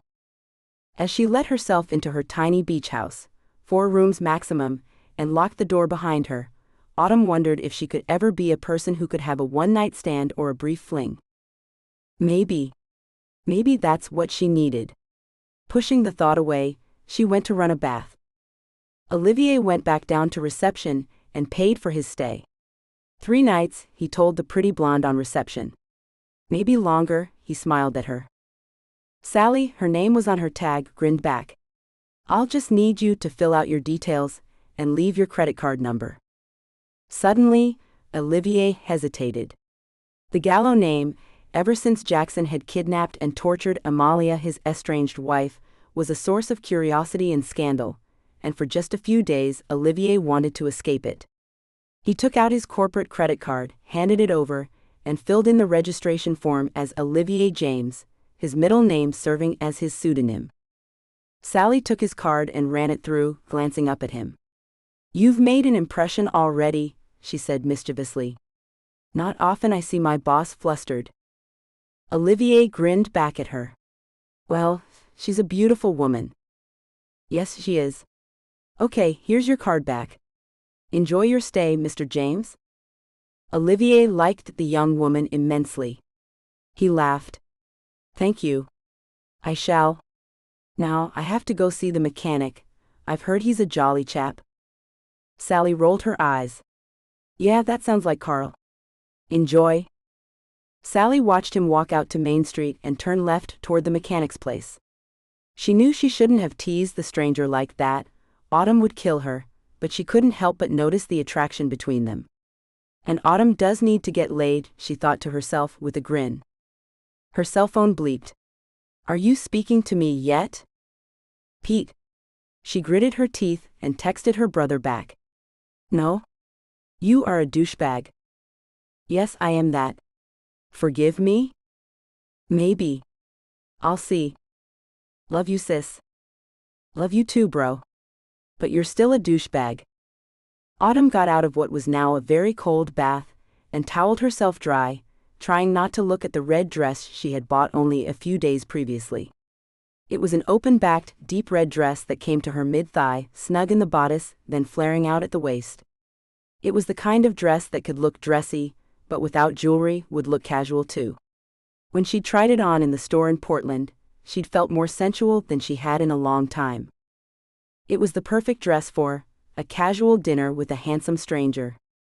"Stop it," she told herself. "I can't believe you're even considering it." But something had shifted in her since Pete's betrayal. She was still raw, but inside Autumn felt a recklessness come over her. "I need to move on, and I need something to kick-start it." Before she could change her mind, she grabbed the red dress and slipped it on. To hell with it. "Come on then, Olivier, show me what you're made of." He hadn't really expected her to come, but when he looked up and saw her approach him, looking shy and utterly stunning, Olivier stood, a thrill going through him. "Hello again. Well, I admit I'm surprised but delighted. Please." He held out the chair opposite him, and Autumn sat down. Her dark hair was pulled over her shoulder, and he saw the smooth curve of her back. The caramel-colored skin made it so tempting to draw a finger down her spine. He resisted, instead breathing in her scent, clean skin and soap with a note of jasmine. Heady. Sensual. "Calm yourself, man." Olivier sat down opposite her and handed her a menu. She smiled at him. "I almost talked myself out of it, but then I thought, what the hell? You like my dog?" Olivier laughed, and Autumn grinned at him. "I do, very much." As they chose their meals, they talked about general things like family and education. He found that she had been a business major at Berkeley, that her family was back in New Orleans, and that she had fallen in love with the West Coast and made her home here. Autumn didn't mention a boyfriend, and Olivier didn't want to ask. He gave her a carefully edited history, telling her his brother now lived in Italy with his wife and child, and that he had no other family here. She looked sympathetic, but to his relief, didn't press the issue. The food was good, and as they shared a bottle of red wine, they both relaxed. He found Autumn funny and erudite, and was ashamed to be surprised to find someone like her in the tiny town. Old prejudices, he supposed. Having lived his entire life in a big city, he had never experienced the close community of small-town life. He told her that, and she nodded. "Well, that's honest at least, and to be truthful, I felt the same way when I first came here. But the people are so warm, inclusive, and intelligent. Liberal, thank God. Oh, we have our demons, she grinned. And no one is perfect, but yeah, I love it here. Are you still in San Francisco? Olivier nodded. For the moment. I love it. It's in my blood. But at the moment, I find myself wanting more than city life. Like what? Olivier laughed. I'm not sure. Adventure. Life. Peace. Fun. Gosh, I miss fun. I've been so absorbed in the business and with other stuff lately that I miss having fun. Autumn sipped her wine. Other stuff? Like your wife? Girlfriend? Olivier met her gaze. Neither. Autumn's face took on some color, but she smiled into her wineglass. Okay. Olivier's hand was very close to hers on the table, and he stroked the back of her hand with one finger softly. How about you? Autumn, her face adorably matching her dress, shook her head and took a deep, shaky breath in. Olivier, we don't know each other. Her fingers linked with his. But sometimes I think that's okay, you know? Olivier nodded. I do. I think sometimes it just is what it is. Autumn swallowed hard. I don't do this usually. I've never done this. You can trust me. She lifted her chin and met his gaze. Don't say that. Trust isn't a part of whatever this is. Olivier nodded, wondering who had hurt this woman so much in the past that she felt she had to say that. Okay. They paid the check, Autumn insisting they split it, and once outside she hesitated before offering him her hand. Olivier took it, and she led him down Main Street as the evening settled around them. Late September air drifted in from the ocean, cool and fresh. Autumn shivered, and without hesitation, Olivier slipped off his jacket and draped it over her shoulders. She looked up at him with a soft smile of gratitude, and his breath caught at the sight of her. He lifted her chin gently and brushed his lips against hers. The kiss was slow, exploratory, then deeper, warmer. When they finally pulled apart, both of them were smiling. Wow, Olivier murmured. Autumn laughed softly. Yeah. They didn't say anything else as they hurried back to her little house. Clem greeted them at the door, before curling back onto the bed with a contented sigh. Olivier took in the space, the books lining the walls, the white shutters, the quiet warmth of it all. I love it, he said. Autumn flushed, clearly pleased. Are you sure? He asked. Yes, she said simply. She took his hand and led him into her bedroom. The door closed behind them, and the world seemed to narrow to the space between their bodies. His touch was gentle, reverent, tracing warmth along her skin. Autumn's breath hitched as he kissed her again, slower this time, deeper, full of promise. They moved together naturally, unhurried, letting closeness replace words. When they finally lay down together, the moment softened into something private and profound. Later they rested side by side, catching their breath, smiles lingering. That was incredible, Autumn said quietly. Olivier brushed his thumb along her cheek. And that was only the beginning. She laughed softly and leaned into him, already knowing she wouldn't forget this night. Across the street, hidden by shadow and slatted shutters, a figure stood watching the glow of her bedroom light. His jaw tightened. She had always been his. And he would not forgive this betrayal. Finally, exhausted, they slept, wrapped around each other, Autumn's head on Olivier's chest. He cradled her face in one big palm, and when he woke, he was glad to see she hadn't moved away from him. He got the impression of a butterfly with her, that she would commit to him fully during the nighttime, then fly away in the day. So when she opened her eyes and smiled at him, Olivier's body relaxed. Good morning, beautiful. She laughed softly. Good morning to you. They both heard a whimper out in the living room, and Autumn glanced at the clock. Gosh, look how late it is. I'd better let the pooch out to pee. Olivier grinned and nodded down there. Me too. Autumn laughed. TMI. Go ahead. The bathroom's just there. I think there's a new toothbrush in a packet in there. My breath that bad? She grinned and kissed him. No, but I suspect mine is. Nope. Sweet talker. Go siphon your python. Still laughing, he heard her talking to Clem as she let the dog out into the small garden. He found the spare toothbrush, pink, cute, and was brushing his teeth when she returned, picking her own toothbrush up.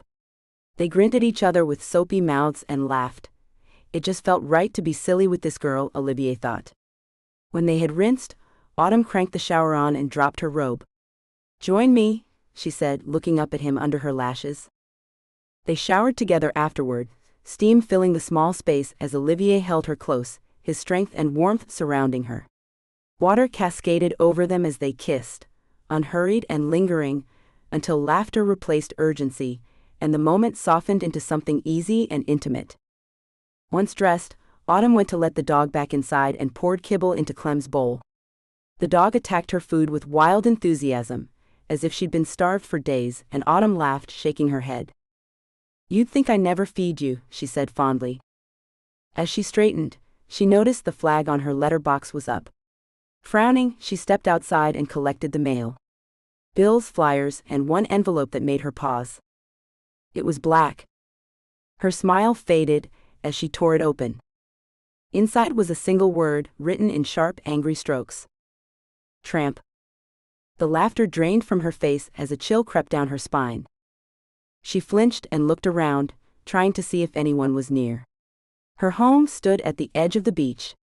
She could only see people in the distance, walking their dogs. She looked again, at the letter. Vile, nasty, cruel. She blinked back tears. Was someone really this petty? She shoved the envelope into the back pocket of her jeans, and went in. Olivier was peering in her refrigerator. He grinned at her. You know you have a yogurt that's a week past good, and a half bottle of OJ? Do you eat? Autumn laughed, not hurt at all. Believe me, I do. It's just I forgot to go grocery shopping. Look, shall we grab breakfast at the diner? Olivier stood. That would mean sharing you with other people, and I'd planned to keep you to myself today, if that's okay with you. He grinned, and Autumn felt a pang of fondness, as well as desire. Well, we could grab some eggs and a few things at the market, then come back here, she said. But fair warning, I'm a very impatient cook. If it's more than one pan or takes longer than 5 minutes, I'm out. Olivier grinned. Fair enough. As long as you cook with very few distractions. She laughed. Have you thought about the splattering if I'm frying bacon? I'm willing to take the risk, he said lightly, and her laughter turned into a soft giggle at his insistence. All right, but if I end up regretting it. He leaned in and kissed her, his hands warm and reassuring as they rested against her. I'll make it better. Autumn rolled her eyes, smiling despite herself. Let's go shopping. In the farmer's market, only a few townsfolk were around as Autumn and Olivier filled a cart with food, so she could avoid most questions. She shook her head, laughing to herself as they strolled around the aisles, Olivier making her laugh by playing the fool. How many one-night stands came grocery shopping with you in the morning? Admit it, woman, you don't want this to be a one-night stand. Shut up, she murmured to herself. But Olivier was intoxicating. She had to admit that. Olivier was ahead of her now, as she stopped to load a bag of dog kibble into her cart. Her skin prickled, and she got the sense of someone watching her. She turned. No one. Paranoia. It was that damned note, still burning a hole in her pocket. Tramp. She wondered if it was Dee. The two women had hated each other since college. Dee had always been jealous of her.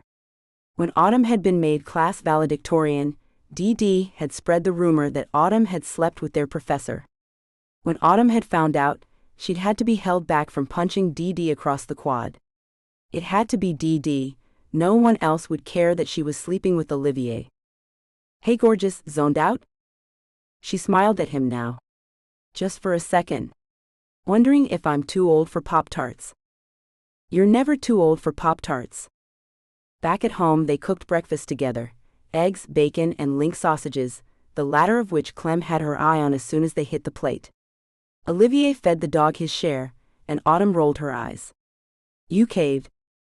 I can't resist a pair of beautiful eyes, Olivier laughed, especially when they're so passive-aggressive and furry. Autumn giggled and petted her dog, who, having swallowed Olivier's offering whole, turned to her next. No way, dog. You've had enough. Hey, I need to walk her after this. Want to join me? We usually walk a few miles down the beach. Olivier, his mouth full, nodded. Love to. Gosh, it's so chilled here. Autumn grinned. You can tell from one day? Okay, well, it's chilled here in this house. Ah. That's just because you ain't seen my crazy boy. Autumn slid back into her Louisiana accent, and Olivier laughed. I've seen most of you, he said in a mock-serious tone, and Autumn pretended to be shocked. How strange it was to feel this comfortable with someone this soon. She felt like she had known this man forever. As they walked along the beach later, Oliver took Autumn's hand and wondered the same thing. 24 hours can change your life, he thought. It had never happened to him before, but he knew it was possible. His half-brother Enda's life had changed in a blink of an eye when he'd seen his love, Amma. Was this how Enda had felt when he'd seen Amma? Autumn Keller was a revelation to him. This was what he had been looking for most of his 40-plus years on the planet. A romantic partner who was also a friend, a playmate and an equal. He loved the life she had here, quiet, peaceful, and of her own making. There was a lot to admire about Autumn Keller, he decided. They talked as they strolled, nodding hello to other dog walkers. When they got back to the house, they made love again, slowly and tenderly, forging a deeper connection between themselves. Over a home-cooked supper, they talked some more, and Olivier wondered if he was right to edit his life to avoid her questions. He hadn't exactly lied to Autumn, just omitted some facts. He still told her about Enda and Amma and Serafina, just not about their troubled history. He didn't mention Jackson at all, but then he rarely mentioned his brother to anyone anymore. His cell phone bleeped just after 6 p.m. as they washed the dishes. It's your delightful mechanic friend, he grinned at Autumn. Apparently, he's fixed my car. Autumn's smile faltered a little. Oh, right. That was quick. Especially for Carl. Olivier cupped her face in his palm.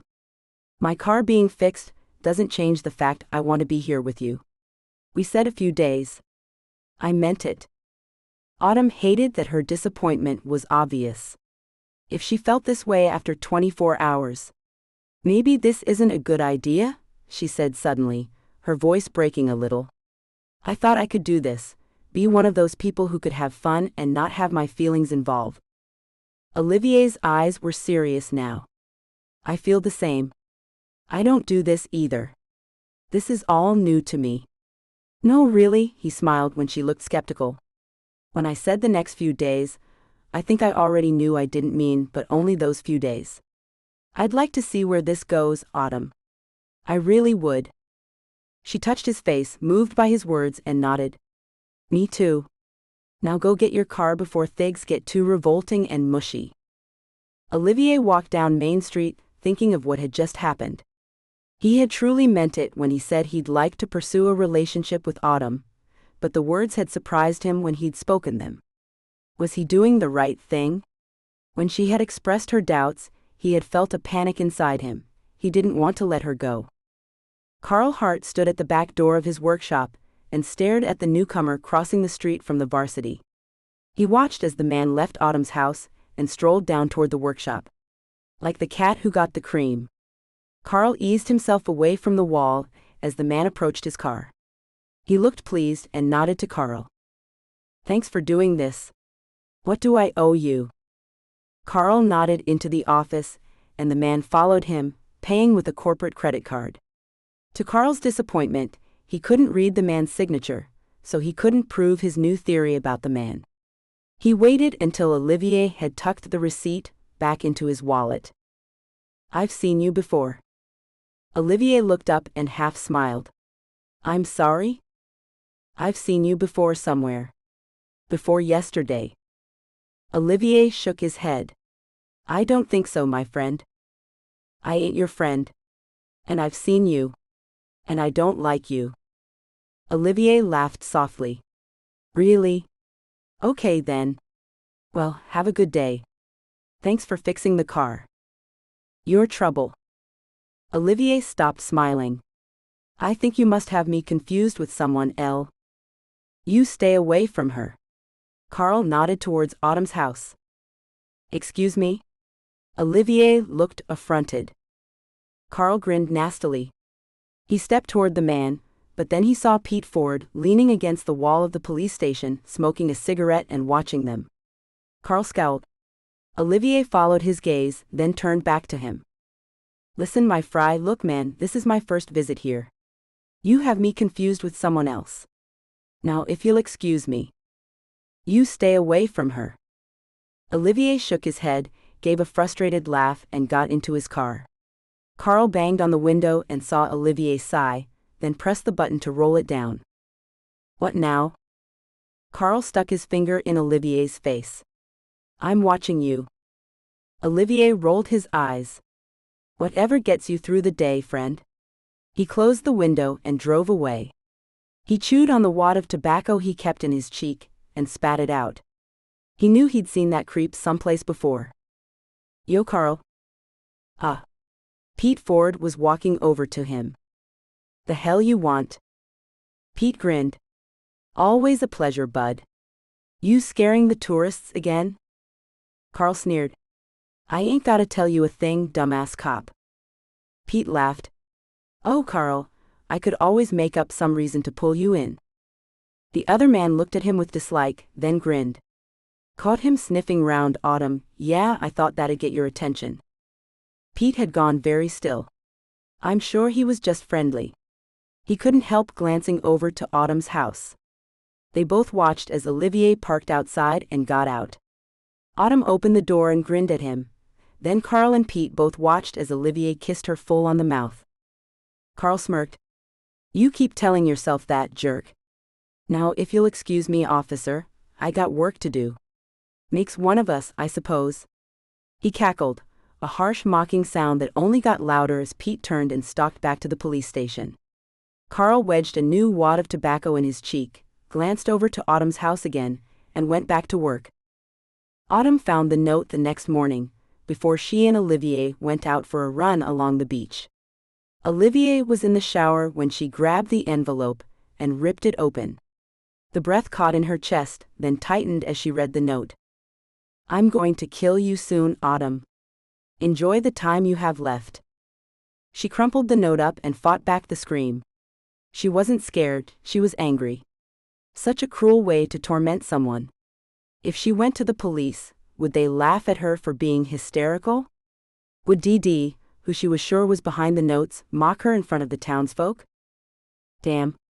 She shoved the note in the trash can and tried to put it out of her mind.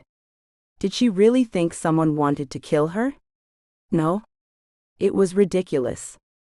Just ignore it and she'll stop. Autumn steeled herself, gritting her teeth. Don't let it spoil your time with Olivier. Later, Sally saw Olivier and Autumn emerging from the beach in their workout clothes, heading toward the guest house. Autumn caught her eye. Sally grinned and gave her a look that said, there will be questions. Autumn managed to surreptitiously give her the finger, while chatting animatedly to Olivier. Sally sniggered to herself, as her friend and her companion opened the door. And what are you smiling about, Miss Ford? Autumn's arch tone did not reach her shining eyes. Sally feigned ignorance. No idea what you're talking about. Hello again. Olivier smiled back at her. Hi. Listen, turns out not going to need that room. I'm happy to pay for it though. Sally's grin made Autumn glare at her. There's no need for that, she told Olivier. I'm sure we can let it out. Olivier hid a smile. I'll just go get my things then. He disappeared up the stairs. Sally nudged her friend. You little flirt. Autumn tried not to smile. May I remind you that you yourself told me to, sleep with him? Yes, I did. I'm so proud of you. I bet it was good too. That's private. Well, the fact you can't walk properly is obvious. Autumn flushed red as she giggled. Sally, I should fire you. Yeah, but you won't. Seriously though, he's gorgeous. Well done you. What are you congratulating Autumn for? Neither of them saw Pete come into the reception area. Autumn flushed. Nothing. The atmosphere got awkward then, and Sally cleared her throat. So bro, how goes things? Pete was staring at Autumn. Good thanks. Auntie, can I have a word? Autumn really didn't want to be alone with him, and was glad when Olivier clattered down the stairs with his bag. Hey hey. She turned to him gratefully. Hey Ollie. This is Pete, our chief of police and Sally's big brother. Pete, this is Olivier James. Olivier shook a rather taken aback Pete's hand. Good to meet you, chief.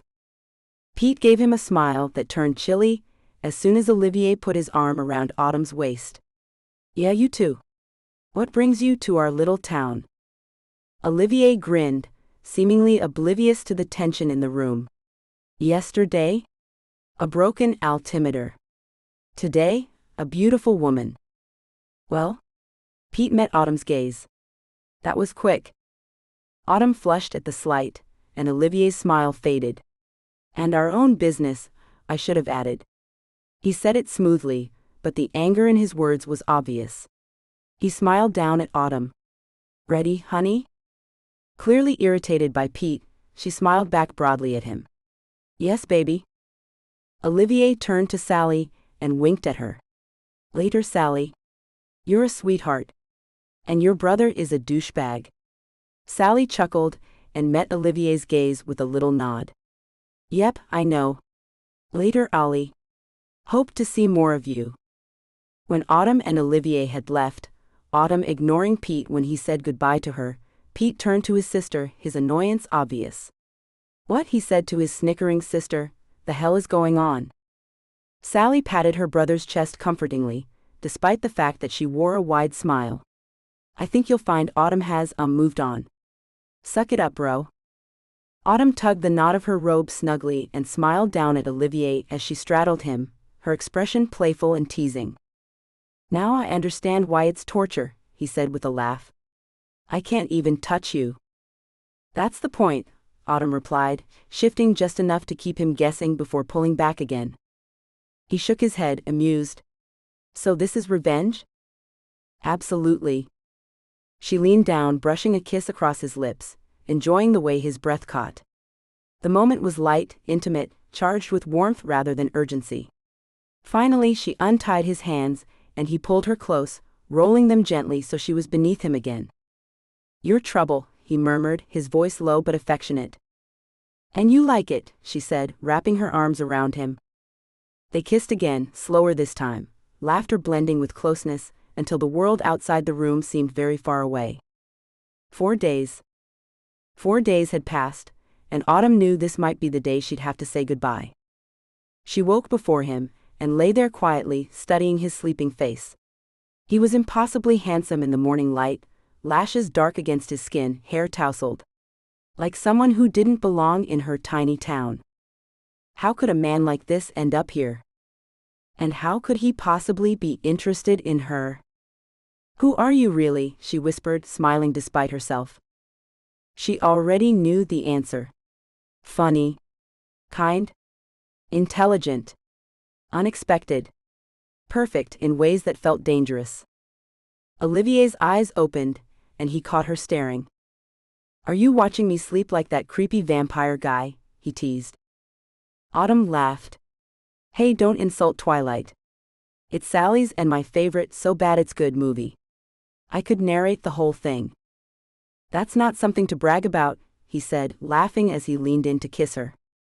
She kissed him back, memorizing the feel of him. So, she said softly, hesitation creeping in. I guess today's the day. He nodded, brushing a kiss against her shoulder. I need to check in at work. Grab some clothes. He paused.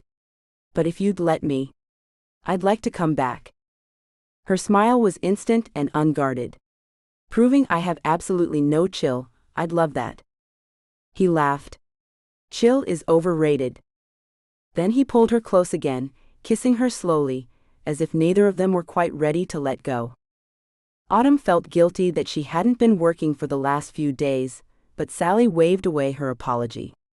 Girl, if I had the chance to get a man like that to myself for a few days, you wouldn't see me for dust. Autumn grinned at her. And what would Harry say about that? Harry was Sally's husband of 7 years, and they were devoted to each other. Sally shrugged. If the guy was on my allowed list, he couldn't complain. And how many men are on your allowed list?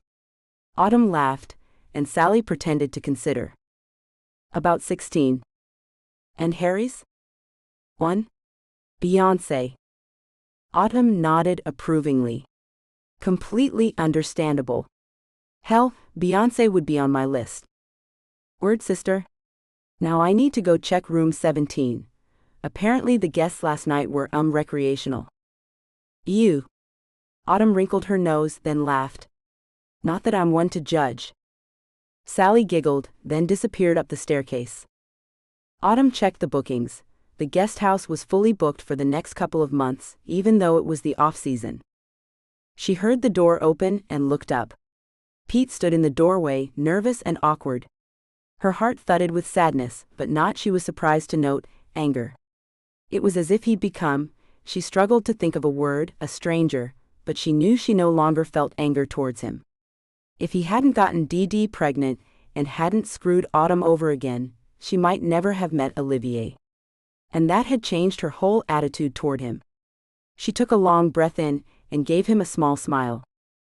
Coffee? His surprised delight made her chest ache. If you don't mind. He came over to the counter as she poured him a cup from the pot they always kept on reception, and thanked her.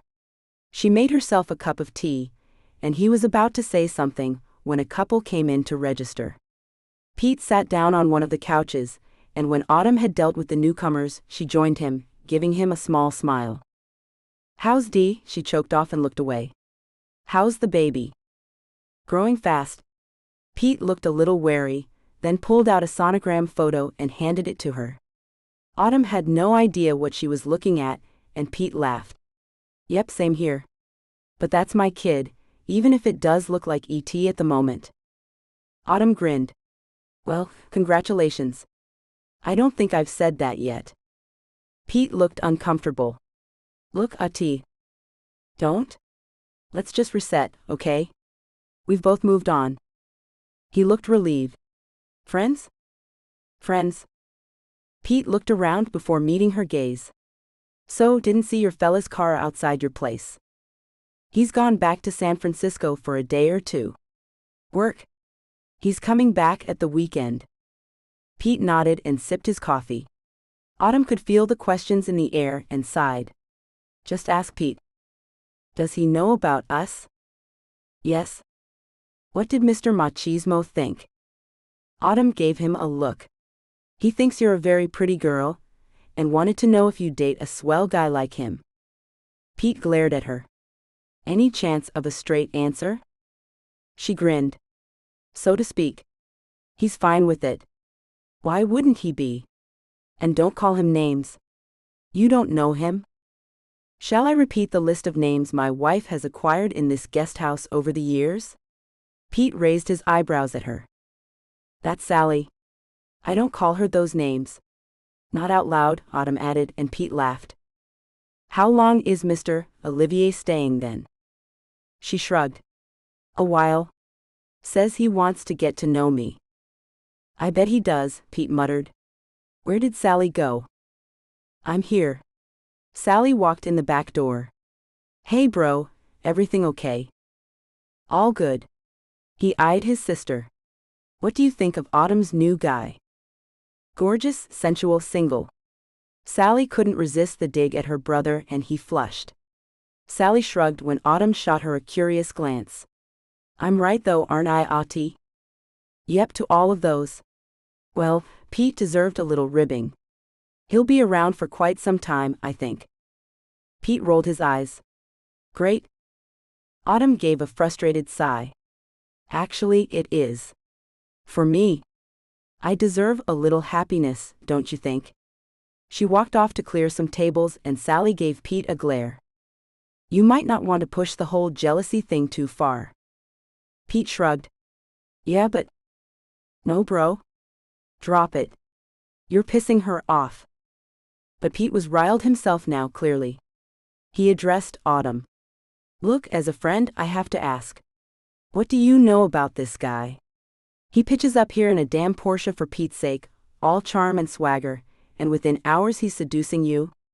What if he's a serial killer, Autumn? Did you consider that before you let him in your bed? Sally whistled. Too far, bro. Autumn didn't smile. She remembered the notes that had been put in her mailbox. They'd started when Oliver had arrived. No, don't be ridiculous. She glared at Pete. Really? I'm just looking out for you. No, you're not.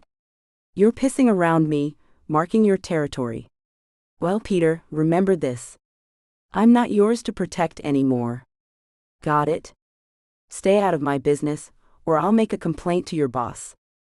Autumn slammed down the coffee pot down and stalked into the kitchen. Without another word, Pete drained his coffee and walked out. Sally, twisting her blonde hair up into a chignon, stared after her brother and gave a frustrated sigh. When Autumn returned to the reception, she threw her an apologetic look. Don't get too annoyed with my brother. He's just... Autumn cut her off with a wave of her hand. Don't want to hear it.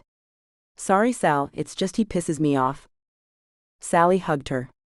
Understood. Let's forget about him. Pete stomped, angry and unseeing, into the police station. Hey, boss. Mike, his deputy, greeted him, then, seeing his face, made himself scarce. Pete slumped into his chair. He leaned forward and put his face into his hands. Damn. He'd blown it. His jealousy over Olivier James had clouded his view, and Autumn had called him out on it. She was right, of course, but it still hurt. He looked up and out of the window. His mood worsened when he saw Autumn walking across the street, then stopping to answer her cell phone. From her delighted smile, he guessed it was Olivier calling her. Gosh, she was so beautiful, so glowing with excitement and joy. How the hell had he ever been so stupid as to give her up? But his curiosity remained. Olivier James looked too familiar to him. It wasn't the good looks as such, although they pissed him off too. The man had a presence that said, I am someone. Neither did Pete really believe that someone was a criminal, but you never knew. Pete flicked on his computer and started a search. It wouldn't hurt to run Olivier's name and plates through the system, just in the hope of finding out information. A lead. A scintilla of a clue as to who he was and where he'd been. What he wanted with Autumn. Pete ignored the obvious, why wouldn't he want her? Pete gritted his teeth. Lateral thinking was what he needed. He closed his eyes. Come on, Ford, he thought to himself. Think. He looked up again, indulging himself by staring at Autumn as she chatted with a friend out on the street. Her hair was loose today, flowing over her shoulders. She had her usual flared blue jeans on, paired with a turquoise blouse with a mandarin collar. The color suited her. Pete smiled to himself. He chewed his lip for a moment, then turned to the screen. The name Olivier James came up with nothing. Pete hissed in frustration and ran his registration instead. The data came up immediately, and Pete whistled to himself as he read the information. No, Olivier James wasn't a serial killer or a miscreant. He was a damn billionaire. And his name was Olivier Gallo. Pete sat back. Did Autumn know? Was she helping Gallo keep his identity on the down low? If so, then she wouldn't appreciate Pete sticking his nose in. Their friendship was on very shaky ground as it was. Could he really risk losing her over this? No. He wouldn't say anything, but he would keep vigilant. That, after all, was his job as chief of police. That he could justify. Autumn pulled the door open and barely had time to gasp before she flew into Olivier's arms. He'd arrived a night earlier than he'd promised. Gosh, I missed you, he said, burying his face in her hair, breathing her in like he'd been holding his breath for days. She laughed softly as he kissed her, gentle at first, then deeper, more desperate, and tugged him inside, kicking the door closed behind them. They were both smiling, both breathless, hands roaming as if to reassure themselves that the other was really there. "Gosh, Autumn," he murmured.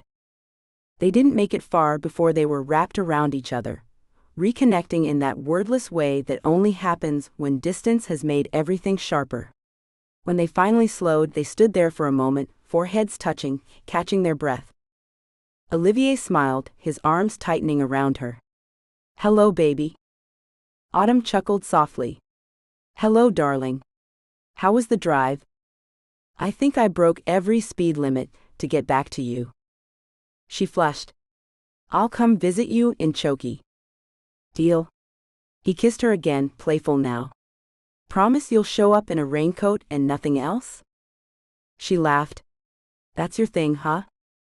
He brushed his lips along her jaw. "You're my thing, Miss Keller." A loud yawn interrupted them. They both turned to see Clem watching them with clear judgment. "I hope that wasn't a review," Olivier said solemnly.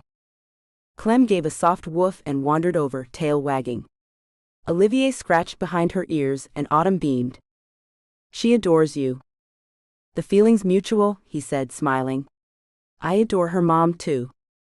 He kissed Autumn again, slower this time, thoughtful. "How did this happen?"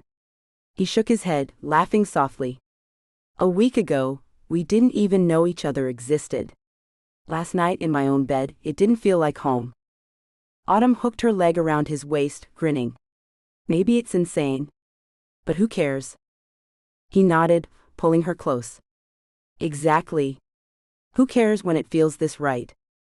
She hesitated, then asked quietly, "How long can you stay?" He brushed his lips over hers. "As long as you want me, beautiful.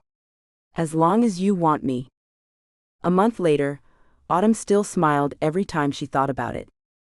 Ollie, he was Ollie now, had become part of her life so seamlessly it almost startled her. They talked for hours. Walked the town. Cooked together. Fell asleep tangled up, and woke up smiling. It just kept getting better. That morning alone had left her floating, his laughter still echoing in the kitchen as she'd stolen one of his shirts and paraded around like it belonged to her, because somehow it did. Autumn shook her head, smiling to herself. Whatever this was, she wasn't ready to question it. They didn't often talk about his work. She knew he ran a conglomerate, but he was happy just to work from home most days, or sitting with his laptop in the coffee house where they had met. The few days he did spend in San Francisco, he would race through meetings and commitments in his eagerness to get back to her.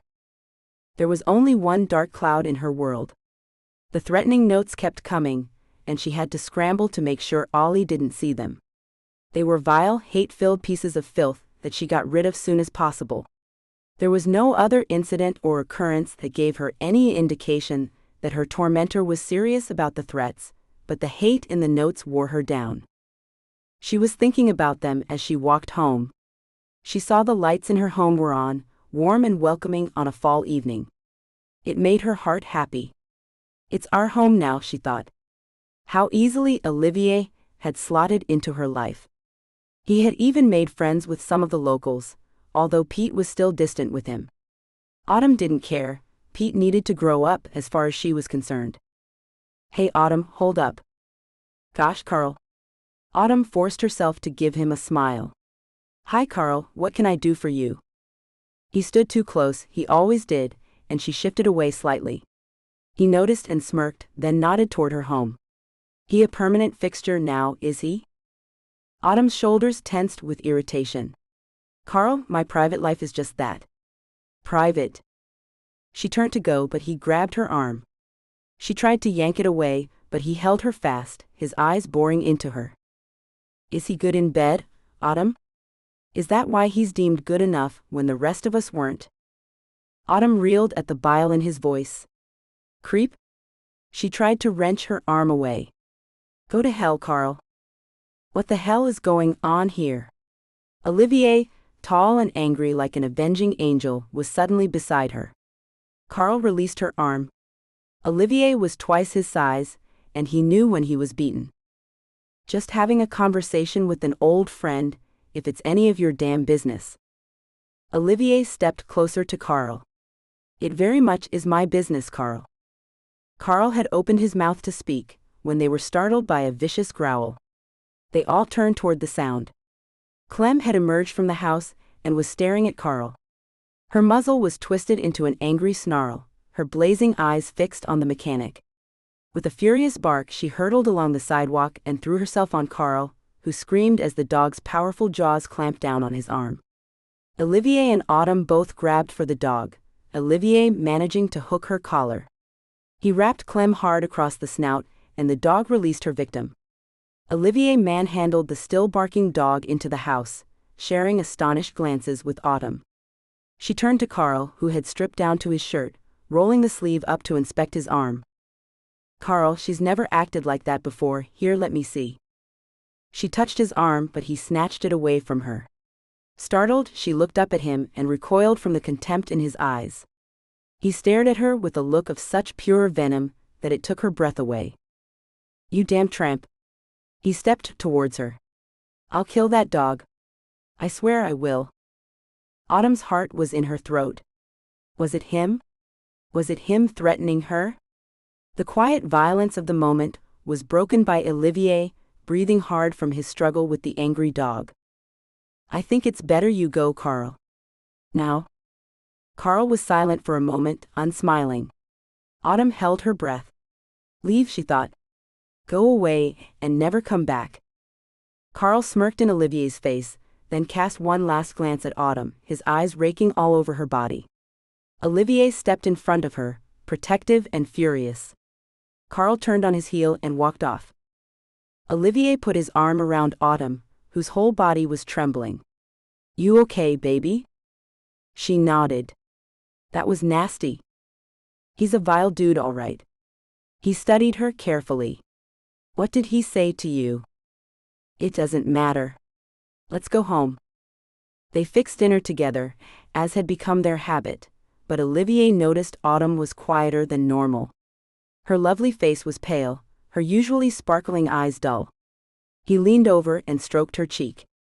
What's going on in that head of yours? She smiled at him. Ah, nothing. Just people sometimes. They can be jerks. Olivier put down the knife he was holding and put his arms around her. Don't let that creep get you down. He doesn't deserve a second thought. I know. Sorry. She smiled suddenly. I must be hormonal.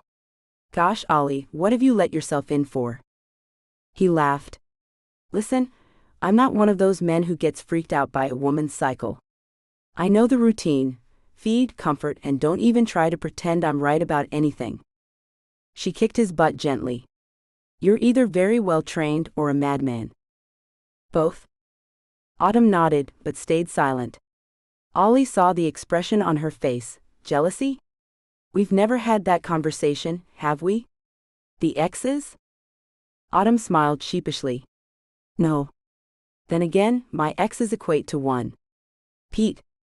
And you knew that. Olivier looked astonished. One? Have you seen you? Autumn flushed. What can I tell you? She chopped a few more vegetables before asking ever so casually, and you? Olivier hid a smile. Well, let me preface this by saying, I'm 14 years older than you. So, there have been a few women. Autumn nodded. Few as in a fewer than 10, or fewer than Hugh Hefner? Ollie laughed. The first. And no really long-term relationships either. In fact, I'd say this is my longest relationship. Really? Really? Her delighted smile made him want to kiss her, so he did, and dinner was soon forgotten. He watched them through binoculars from the far edge of the beach, careful to stay hidden among the rocks and shadows. The man was kissing her again. Too close. Too familiar. He saw the way she laughed, the way she leaned into him, the way the stranger lifted her easily and set her on the counter as if she belonged there. As if he had the right.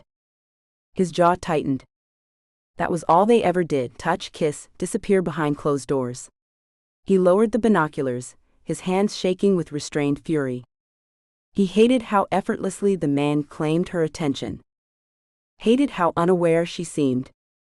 Hated that it wasn't him standing there. It should have been. She should have been looking at him. Calling his name. No matter. This was temporary. Illusions always were. Soon enough, she would understand what she'd done. Soon enough, she would realize that some choices couldn't be taken back, that once a line was crossed, there was no return. His lips curved into a thin, satisfied smile. She thought she was safe. She thought she was happy. She was wrong. Dee Ford hated seeing her husband so down and dejected. It should be the happiest time in their marriage, but Pete seemed completely withdrawn and listless. His face was drawn and his pallor pale and clammy. He looked so much older than a few months ago, she realized with a pang. She rubbed his arm. You okay, honey? Pete sighed. I need to tell someone about something I found out, but it's about Autumn's welfare and I don't want to piss you off. Dee sighed. She was trying, she really was, but even the sound of Autumn Keller's name set her teeth on edge. She put her hand on her swollen belly and steeled herself. Pete, baby, we're married and we're supposed to be able to talk. I know Autumn and I aren't exactly friends, but she's a part of your life, your past. Pete looked away from his wife. Dee, before you told me you were pregnant. You were going to leave me for her. I know. Pete's eyebrows shot up. You do? Dee nodded, ignoring the pain shooting through her. Pete, I don't think either of you were really prepared to be together again. That's not me being a pain. It's me saying that if you had left me for her, I truly believe you would have come back to me. Yes, we have problems, but I think with all my heart we can make this work. And on some level, I think Autumn knew that. Otherwise, why would she have rebounded so quickly with that new guy? Pete nodded slowly. The new guy is my problem. He's not who he says he is. It was Dee's turn to look surprised. Oh ho, what's this now? Pete couldn't help but smile at her glee. By all means, enjoy it here in private, but this is strictly between you and me, Dee. You have to promise. I could get into trouble. Cross my heart. Go on. Is he a con man? A big-time gangster? Pete laughed. No, quite the opposite. He's a billionaire from San Francisco. Olivier Gallo. Dee frowned. That name sounds familiar. His brother Jackson was a psycho. Kidnapped his wife and killed a few people. Jackson's wife ran off with Olivier's half-brother. Gosh, yes, I remember, and Autumn's new romantic partner is the brother? Pete nodded. And she doesn't know.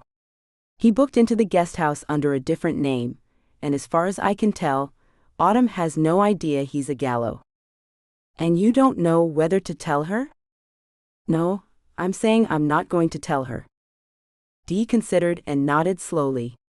As much as I'd like to burst that idiot's bubble, sorry, I think you're right. The less we have to do with them, the better. She got up and went to sit on his lap, kissing him tenderly. Pete grinned. Oof, fatty. She laughed and smoothed his blonde hair away from his face. We're going to make it, Peter Ford. I swear to God we will. And now we can all get on with our lives. I might even be pleasant to your ex next time I run into her. The final note was the worst. Of course, Autumn had no idea that it was the final note, just as she had no idea that her perfect little life was about to fall apart. It came the morning Olivier told her that he wanted to take her on vacation. A friend has an island in the Indian Ocean. There's a very secluded, very private villa we could stay, where you could be naked all of the time. She grinned at him as they sat at her little table. Will you be naked all of the time? Unless I'm frying bacon. Because of the spatter. Autumn grinned. Sounds like heaven, but you have friends who own islands? Geez, man, fancy. I'm lucky if I have a friend who owns a hibachi. Olivier rolled his eyes, smiling. Are you finished, jerk? I'm done. He leaned over and kissed her. He tasted of toast. Well then, what do you say? Autumn nodded slowly. Let me figure out some finances, and I'll get back to you. Sounds heavenly though. You don't need to worry about money, Olivier said, pinching her last piece of toast from her plate. I've got this.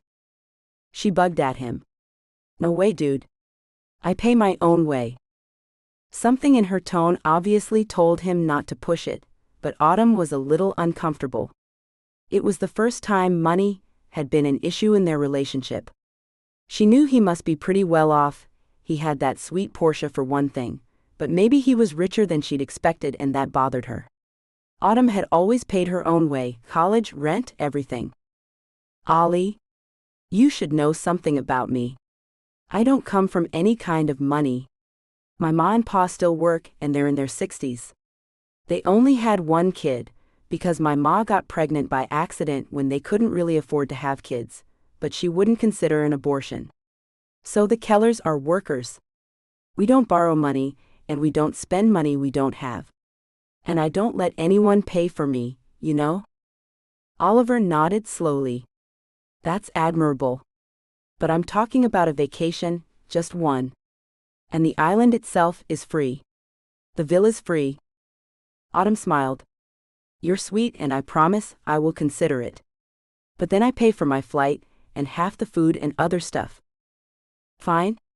He glanced at his watch. Look, I have to drive down to Frisco, but I only have a meeting this morning, so how about I meet you at the coffee house this afternoon? Coffee date? I like it.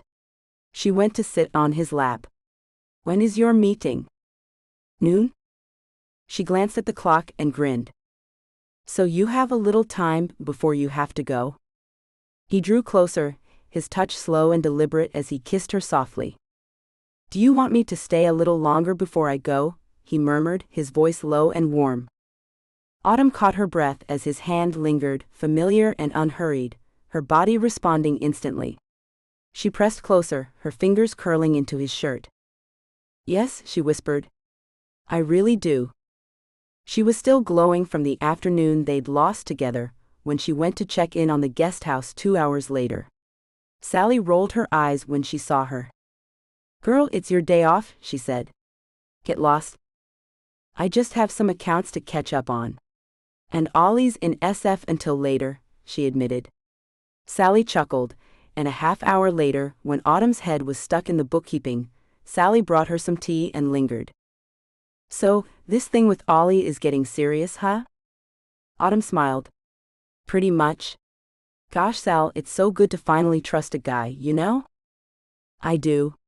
He's a keeper. I can tell. Autumn sat back in her chair and sipped her tea. Is it too good to be true? I trust Ollie completely, but there's still a part of me, probably thanks to your brother, sorry, that's waiting for the other shoe to drop. No offense. None taken. Sal perched on the side of her desk. Pete isn't a bad guy. He's just a weak guy who always thinks the grass is greener, you know? When he was with you, he wanted DD, excuse me while I vomit, and vice versa. I think DD getting pregnant was the best thing that could have happened to him, and you. Autumn nodded. I agree. And you don't need to worry about Ollie. He's solid. Autumn returned home just after 1 p.m. Ollie had messaged her that he was escaping work early. Autumn grinned. He was such a slacker. She jumped in the shower and changed into fresh clothes to meet him at the coffee shop. It was as she was leaving for the coffee shop that she noticed the flag on her mailbox was up. Immediately, her skin began to prickle. The familiar envelope was in there. She grabbed it, shoved it in her pocket, and walked down to the coffee place, feeling her adrenaline spike and her temper roil around inside of her. She ordered her coffee, not engaging with Kirk the barista as she normally did, and went to find a table in the corner. She took the envelope out and studied it, trying to find any clues on the blank surface. Open it. She squeezed her eyes shut as she tore the envelope open, as if that might somehow shield her from its contents. Her curiosity won out over her fear. Have you decided yet? Quick and loud or slow and quiet? I'm not sure you care much about choices though. You've never been picky before. But it won't matter soon. Very soon. And maybe I'll deal with the man you've been seeing too, just so he understands what happens to people who touch what isn't theirs. Remember that. Autumn's hands trembled as she lowered the page. Well. Still struggling with reading comprehension? The voice snapped her back to the present. Dee. Autumn looked up sharply, fury flashing in her eyes. Get lost? Dee smirked and made a rude gesture. I actually came over to play nice, but forget it. She turned away, unaware that Autumn had gone very still. What did you just call me? Autumn asked quietly. Dee stopped, then leaned back in, invading her space. You heard me. You don't exactly have a reputation for modesty, especially when money's involved. That was it. Autumn surged forward, grabbing Dee and knocking her against the table. Papers scattered as Autumn struck out wildly, rage boiling over. Was it you? She shouted. Were you the one sending me those messages? Dee screamed, scrambling to protect herself. Someone get her off me. She's lost her mind. The room erupted into chaos. Autumn felt two strong arms pulling hers behind her back and hauling her away from her victim. Autumn. Quit it now. What are you doing? Pete. She whirled on him and threw the letter at him. Your wife has been sending poison pen letters to me, threats. That's what's going on. I haven't sent you any damn letters, you damn psycho. Dee was up and wiping her face. Her lip was bleeding. You probably sent it to yourself to get more attention for yourself. Don't think that perfect face of yours fools me, skank. You were all ready to sleep with my husband before Mr. Billionaire came along. Dee? Pete shouted a warning. Autumn was confused. What are you talking about? Dee was so riled up, she ignored the fact that the entire coffee shop had gone silent. I'm talking about Olivier Gallo, you ignorant tramp. Your boyfriend is a Gallo. You know, the one with the psycho brother. Perhaps that's what turns him on about you. You have so much in common. What is going on? They all jumped as Olivier's voice, loud and furious, cut across the room. He stood at the doorway, staring into the room. Chief, all due respect, let go of Autumn, please. Pete dropped Autumn's arms, but she didn't move, just staring at Olivier. Olivier nodded, his face serious. My name is Olivier Gallo. Olivier James Gallo. I didn't want anyone to know I was a Gallo for obvious reasons. My family's history is bloody, cruel, and hurtful. I wanted a chance to be free of it. The room stayed silent, the shock burrowing deep into Autumn's bones. Tears started to fall. 6 weeks, she whispered. 6 weeks together and not one word. Not one. Night after night, talking about a future, and I didn't even know who you really were. I trusted you and you lied. I thought.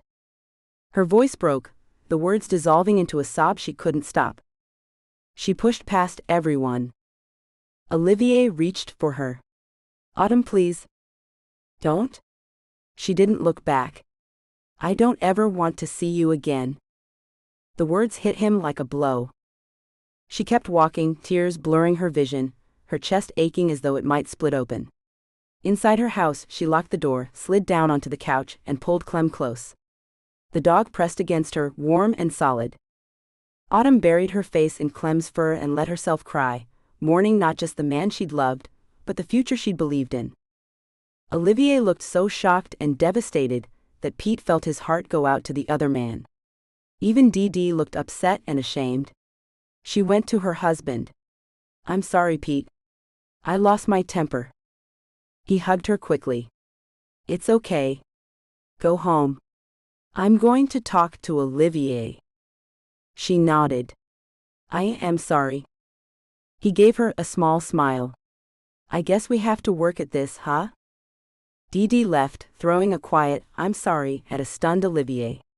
Pete steered him into a chair and signaled to the barista for coffee. "What the hell just happened?" Olivier said finally, his eyes focusing on Pete. Pete shook his head. "I'm sorry, dude. That got way out of hand." "How did your wife know about me?" Pete felt ashamed. "It was me. I did a background check on you." "I know. It was a gross invasion of privacy. Ollie, I can't begin to tell you how sorry I am. If I hadn't told DD who you really were, I was jealous, man. It's no excuse, but it's the only reason I have. I was mad that Autumn had moved on so fast, and that she was happy with someone who wasn't me. And I have no right to think like that. I broke her heart once, and then did it all over again. Except for this time, even if she didn't know it, her heart wasn't broken. We were never meant to be. Do I love my wife? I don't know.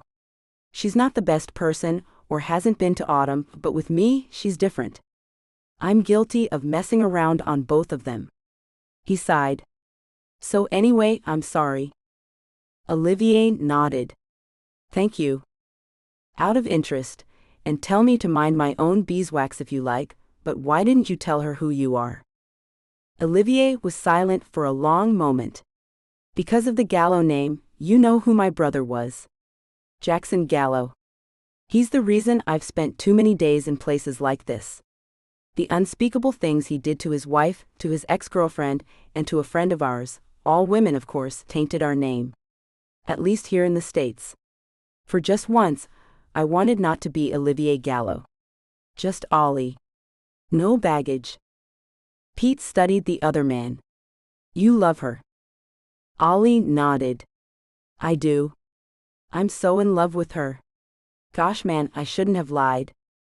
Pete felt something shift in his soul at the sight of this big man, humbled by love and cowed by devastation. Olivier asked him, "What the hell do I do now?" Her tears finally dry, Autumn let the dog out and went to run a bath.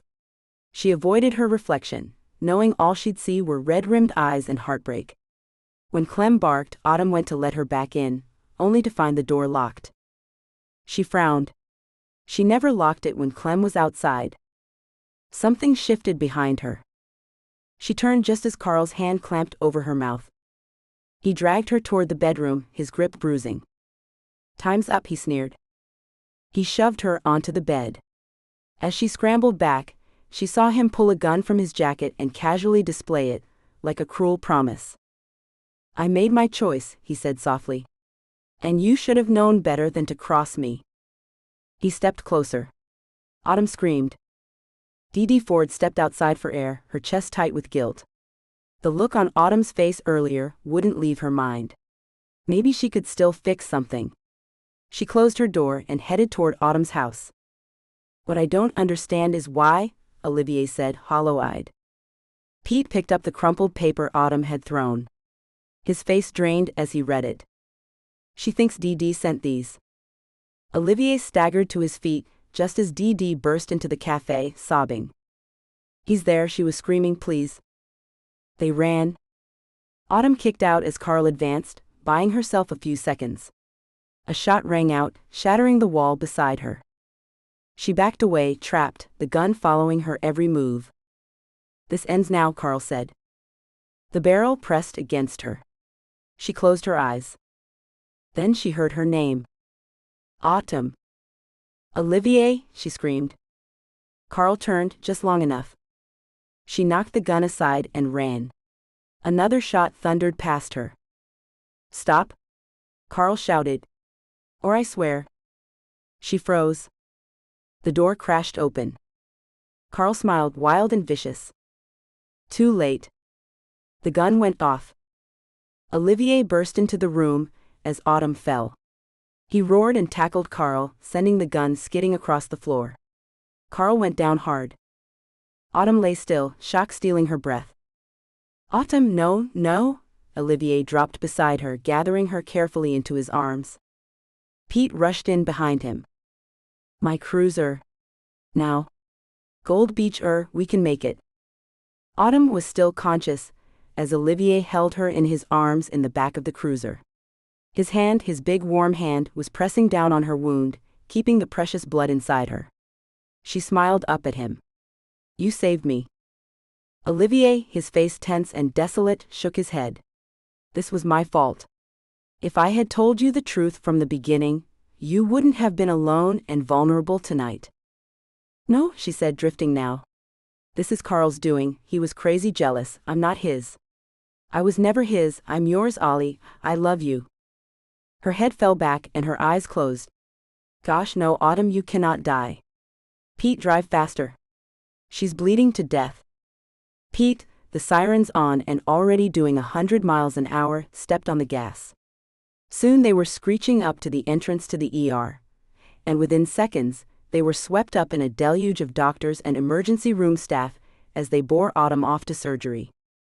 Olivier sat in the emergency room, his head in his hands. Pete sat opposite him with Dee clutching his hands. None of them spoke. Olivier's clothes were covered in Autumn's blood. Sally arrived then, having been brought by the deputy. Carl's in jail. He demanded to be brought to the hospital, but Harry said no way. He threw him in a cell and told him to man up. I said he should have said woman up, just to piss Carl off, the creep. She drew in a shaky breath. How is she? Ollie shook his head. We don't know yet. Miss Keller will be fine. The doctor appeared behind Sally and smiled at them all. The bullet didn't hit any major organs, although she lost a lot of blood. We stabilized her now. You'll be able to see her in a few hours. Olivier thought he might collapse with relief. Oh gosh, thank you. Thank you. Sally burst into tears and hugged the surprised doctor. Well, he said, patting her back. Pete too looked on the edge of tears. Later, the doctor said Autumn could have one visitor. Ollie suddenly felt like he couldn't impose, but Sally and Pete looked at each other. Sally hugged Olivier. Give her our love, and tell her we'll come visit her tomorrow if that's okay. Olivier felt a rush of warmth and gratitude. Really? Really? Pete clapped him on the back. Go get your girl. Olivier opened the door to Autumn's room and slipped inside. He thought she was asleep, but then she turned her head and gave him the most beautiful smile he'd ever seen. He crossed the room to her in a second and pressed his lips against hers. They were both breathless when they broke apart, and Autumn laughed, gasping for air a little. Olivier, his eyes serious, held her face in his hands. I love you, Autumn Keller. I think I've loved you since that first night. You are the light in my heart. Her eyes filled with tears. I am so in love with you, Ollie. Like I have never experienced. I'm so sorry I sent you away, forgive me? If you'll forgive me for not telling you the whole truth. Autumn nodded, tears dropping down her face now, though she was smiling. Ollie. He kissed her again and again, until they were both laughing. The next day, Autumn was waking from a nap when there was a hesitant knocking on her door. Come in. Dee came in, her face pale. Autumn was astonished, but tried to smile. I really don't want to fight. But if you've come to finish what I started, well played. I'm down and out. Dee laughed softly. No, I haven't come to fight. Autumn, I can't apologize enough for what I did, if I hadn't opened my dumb mouth. Autumn smiled. Well, if I hadn't acted like a psycho. Dee sat down on the chair beside Autumn's bed. You had every reason to believe I wrote those notes. Gosh, Autumn, why the hell didn't you tell Pete about them after the first one? Autumn sighed. Because I did think it was you and I didn't want to start a thing, until I did start the thing. Dee, I know we have every reason to hate each other, but I'm so sick of it. You and Pete are together, the baby's coming, and I have Ollie. Dee leaned in conspiratorially. The billionaire. She grinned. Autumn laughed. Believe me, that was news to me, and it doesn't make any difference to me. I'm no gold digger. No, Dee nodded. You're not. There was a small silence, then Autumn said, Dee, the thing with me and Pete a few months ago, I don't know what I was thinking and I apologize. I want you to know, I did not sleep with him during that time. I just got caught up in whatever it was Pete had going on. I'm sorry. I really am. Thank you. I appreciate that. For my part, I guess that it was one of Pete's episodes, shall we say. Autumn reached for her hand. Dee, if you hadn't come that night, if you hadn't brought the others, I'd be dead. Thank you. Dee flushed. It was the least I could do. I'm glad you're going to be okay. Autumn smiled. Dee, shall we surprise everyone and try and be friends? Dee grinned. I would like that. Besides, I don't have anyone else to throw me a baby shower except you and Sally, so. She hesitated, then hugged Autumn gingerly. Get well, sweetie. We have a lot of years to catch up on. Autumn stretched out on the sun lounger and yawned expansively, letting the warmth of the day soak into her bones. Olivier approached with 2 cocktail glasses, set them carefully on the small table beside her, then sat on the edge of the lounger, leaning over her with a grin. She smiled up at him, and his gaze lingered on her with unmistakable appreciation. Damn, he said softly. You are one beautiful woman. Autumn laughed, reaching for his hand. 3 weeks on this tropical island, his family's island no less, had done wonders for her spirit. She called it recovery, though the truth was that 6 months had passed since the shooting, and she was finally whole again. Being here with him only made that truth feel more real. She studied him now, the sun-darkened skin, the relaxed confidence, the familiar warmth in his eyes. Is that look just for me, sir? She teased. He answered by pulling her closer, laughter giving way to something deeper as their bodies met.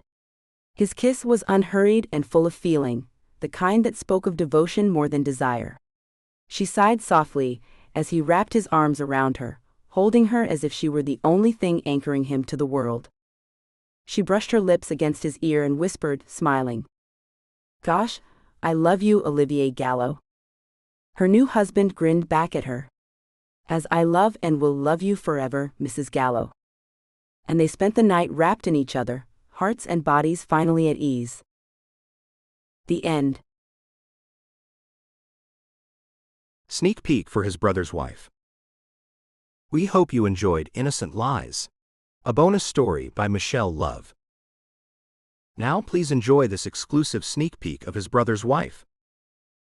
Part 1. Not for the first time, Amalia Rai gazed in the mirror and wondered how the hell she had gotten here. This is the 21st century, right? And yet, she, a successful classical pianist and music professor, was about to be married to a man she barely knew, and who she could barely stand. Amalia closed her eyes. She could hardly stand to look at the sadness in her own eyes.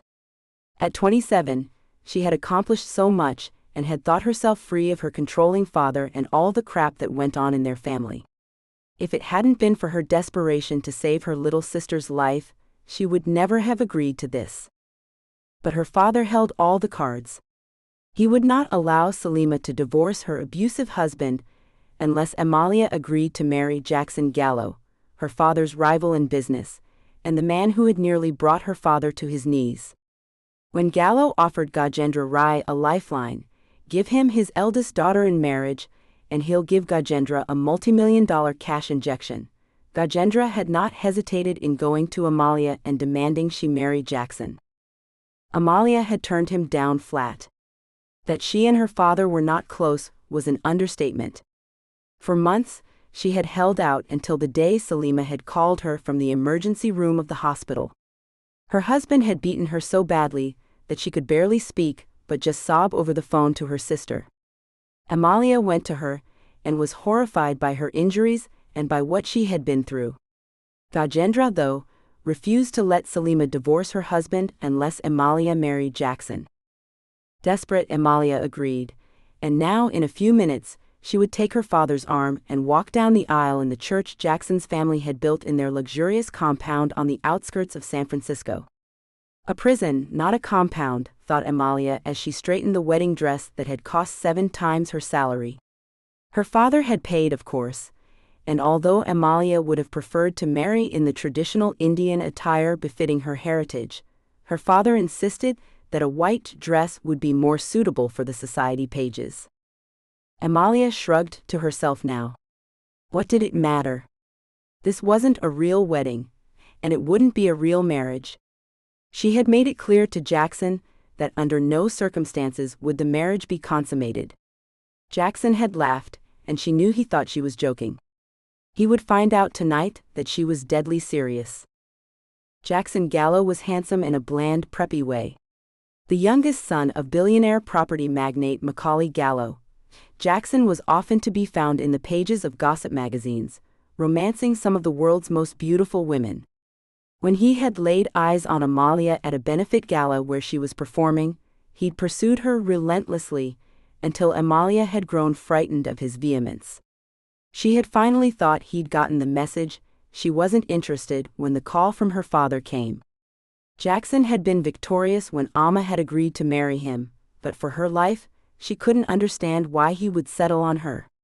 Yes, she was a renowned pianist and a very successful professor of music at the San Francisco Conservatory of Music. Yes, she knew she was considered a beautiful woman with her creamy coffee and pink skin, bright green eyes, long wavy dark hair and curvaceous body, but to society and Jackson's world she was completely indifferent. A knock came at the door and her sister, dressed in a simple lilac silk sheath, came in and smiled at her. "Hey sis, are you nearly ready? Dad's hovering outside." Amma smiled at her. "Almost." She sighed and stood. Salima came up to her and studied her. "It's not too late, you know. We can skip out of here and escape somewhere hot." Amma laughed sadly. "And live on what, Lima?" Salima shrugged, but her eyes were sad. "I hate that you're doing this for me." Amma hugged her sister.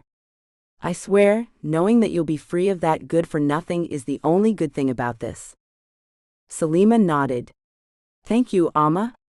I mean it. And look, the prenup says I'm trapped for 2 years." Amma tried to make a joke of it. Trapped, but living in luxury. How many women would do anything to be me right now? Salima's nose wrinkled. With that creep? Salima had as much of a low opinion of Jackson as Amalia did. Her smile brightened. Olivier, on the other hand. Olivier Gallo was Jackson's older brother, and Amma had grown very fond of him. He was in his early 40s and a workaholic but kind and quiet. He was the only one in the family who didn't stand for Jackson's arrogance or posturing. And there were many times when he'd met Amalia's gaze over the family dinner table and rolled his eyes at what Jackson was bloviating about on that particular night. And yes, Olivier was gorgeous and tall, with dark hair and brown eyes, but there was sadness in him that Amalia didn't understand. Macaulay had once told Amalia that Olivier had been particularly close to his mother, who had died giving birth to Jackson, who was 13 years younger than Olivier. Amalia was curious about that, and about the fact that Olivier seemed to have no time for anything else but work in his life. Salima had a huge crush on the older Gallo brother. She grinned at Amalia now. "I bagged the seat next to him too. Hey, isn't today when we all meet the black sheep?" Amalia nodded. Enda Gallo was the middle brother. Well, middle half-brother, the result of an extramarital affair Macaulay had had with an Italian actress. Amalia had never met him, but knew he kept to himself, mostly living in Italy. Since Enda had been ignored by his father for the first 30 years of his life, it was only because Olivier had reached out to him 7 years ago that Enda had finally been brought into the family fold and reconciled with his father. Jackson couldn't stand him, always referring to him as the creep and bad-mouthing him.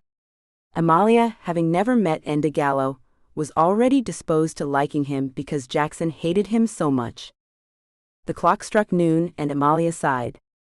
"Let's get this thing over with." Gajendra laid his daughter's arm over his and smiled at her.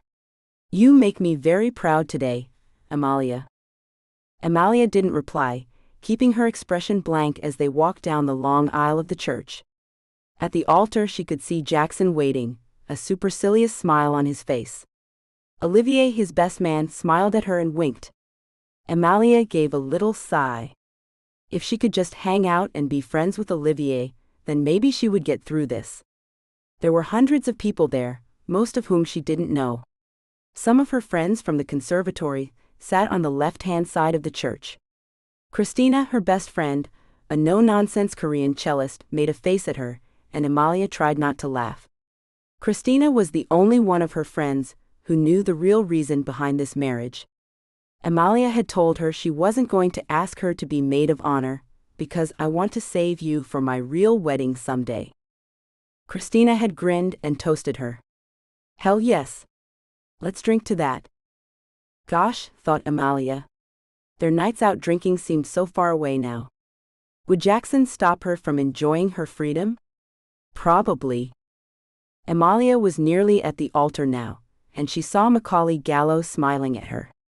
Despite his weaknesses, she liked the old man. He just had no idea how to raise children, and had left all the responsibility of the Gallo estate to Olivier.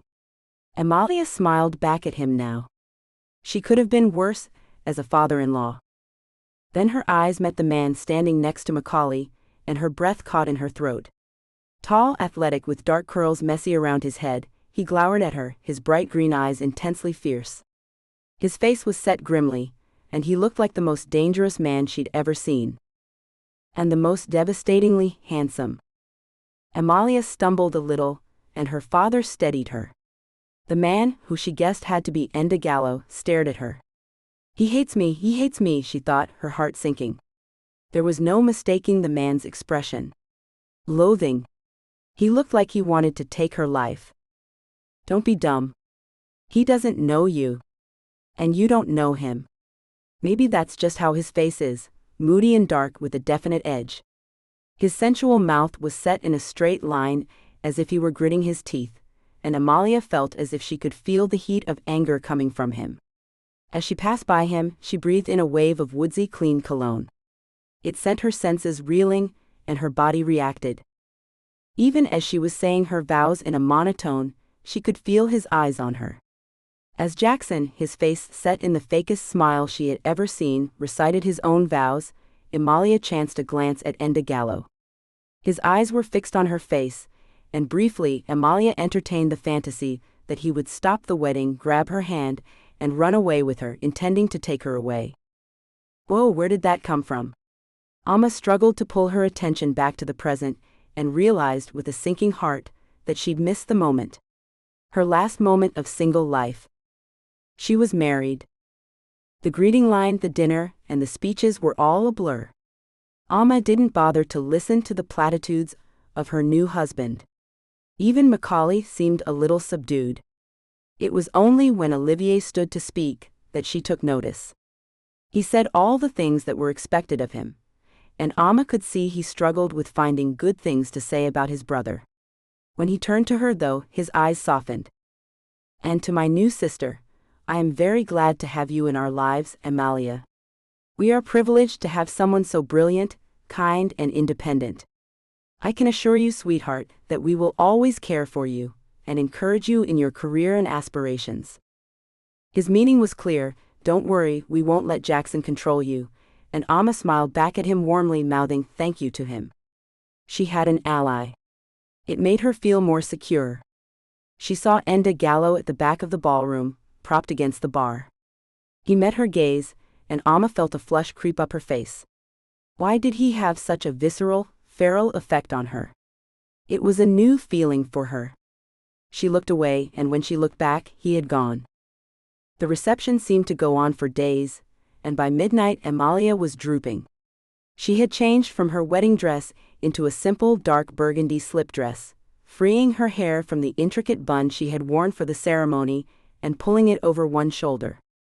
She was tired of Jackson parading her around as if she were an object, and when she returned to the ballroom, she sought out her sister and Christina, who were huddled in the corner, clearly making fun of the prissy society people. Amma. Christina was already drunk, and Amalia grinned at her. Christina hugged her friend and looked her up and down. That's better. You look more like you now. Agreed, Amma laughed, but in the next moment she felt Jackson's hand on her upper arm pulling her away from her friends. "What are you wearing?" Amma wrenched her arm out of his grip. "It's called a dress, Jackson." "On your feet," he said darkly and pointed down to her comfortable and admittedly well-worn flat pumps. "Go and change into heels right now." Amma looked him in the eye. "I will not. I've had heels on all day, and now I want to be comfortable. It's after midnight, Jackson. I've played the part you wanted long enough for one day." Jackson's eyes were fierce on hers. "May I remind you, you are my wife now?" Amma's smile was cold. "Wife? Not staff, Jackson. Did you hear me say obey in my vows?" "No, you did not. Now, some of your guests are looking at us, probably wondering why I look so pissed off. Want me to tell them why?" Jackson's jaw clenched. "We'll talk about this later. In bed." He stalked off, and Amma saw him switch on the charm instantly as he spoke to the guests who had been watching them. Amma felt sick. No. No way would they do anything in bed. Ever. She returned to her friends but soon excused herself. She needed to be alone for a few moments to get some air. She slipped out into the beautiful garden surrounding the mansion and walked quickly down to the little Japanese garden that had been her go-to place for escaping Jackson since they'd become engaged. There were a few lanterns giving the place a soft glow, and she sat down on one of the stone seats and closed her eyes, taking a deep breath in. Silence. Bliss. She only heard the tiny trickle of the water feature. Then she caught a breath of cigarette smoke and opened her eyes. Enda Gallo stood on the other side of the garden, staring at her. Amma's heart began to pound against her ribs, and she stood. She didn't know what to do. Running would seem rude, but the expression on Enda's face was what? She turned to leave, and in a flash, he was beside her. Trapping her against a tree in the cage of his arms, he gazed down at her. Amma couldn't look away. Gosh, he was beautiful. Those eyes, that craggy yet boyish face. She noticed he had a half-moon scar at the corner of his right eye, and without thinking, she traced the line of it with her finger. His eyes never left hers. Amma could barely breathe, and there was tension between them. Enda bent his head and brushed his lips against hers. Amma froze. What the hell was going on? Was he testing her? He kissed her again, and this time she couldn't help but kiss him back. His lips were soft, but his kiss was rough, and she found her fingers twisted in his dark curls as they embraced. Could she do this? Should she continue? Could she really finally lose her V-card? Enda's eyes were questioning now, and somehow Amma knew that if she asked him to stop, he would without question. But she didn't want him to stop. She wanted him here, now. Afterward, he pulled her into his arms and kissed her. He still had not spoken one word to her. He touched her face once more, and then he was gone. Amma, her legs still shaking, sat down quickly on the bench, blinking. Did that really just happen? Her body answered, gosh, yes. She had just done it. Amma gave a disbelieving laugh. She sat there for a further 5 minutes, then made her way slowly back inside the house. Most of the guests had gone, and Christina was looking for her. Have to go, sweets, before I drink this place dry. She hugged Amalia and then studied her. Hey, are you okay? You look weird. Amma blinked, then tried to smile. Just tired, babe? Look, promise me we'll get together for lunch on Monday. Promise. She went back into the main ballroom, her heart thumping at the thought of seeing Enda in there. But he was nowhere to be seen. Jackson came over to her. Our guests have left. It would have been nice of you to say goodbye. I hope you'll be more sociable in the future. Fine? She didn't want to argue. Good night, Jackson. He caught her arm. Where are you going? To bed. To our bed. Amma sighed. He would never stop trying, would he? No, Jackson. To my room. I told you once, and I meant it. I will never, ever sleep with you. Find one of your many admirers. I assume you've worked your way through most of them anyway. I'm sure one of them will be up for it. Jackson stared at her, his face angry, then stepped closer to her. You will submit to me one day or I'll break you. I swear I will. Amma wasn't impressed. Go away, little boy. You don't scare me. She turned and walked out of the room, running lightly up the huge staircase, hoping he wouldn't follow her. Salima was in her room, packing her wedding dress away. Dad's just bringing the car around. Salima had tears in her eyes as she hugged her sister.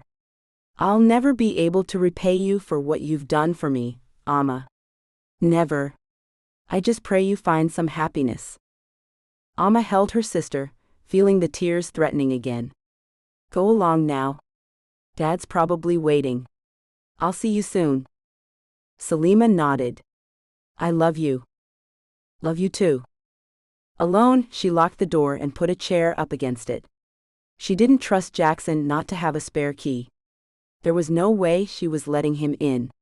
Sure enough, a half-hour later, as she walked out of the shower toweling her long hair dry, the door handle rattled. She smirked to herself as she heard him curse, but he soon gave up. Amelie sat down on the bed. She was married and had lost her V-card all in one day. And to 2 different men. What the hell was I thinking? She already knew she regretted one of those things, and it wasn't anything to do with Enda Gallo.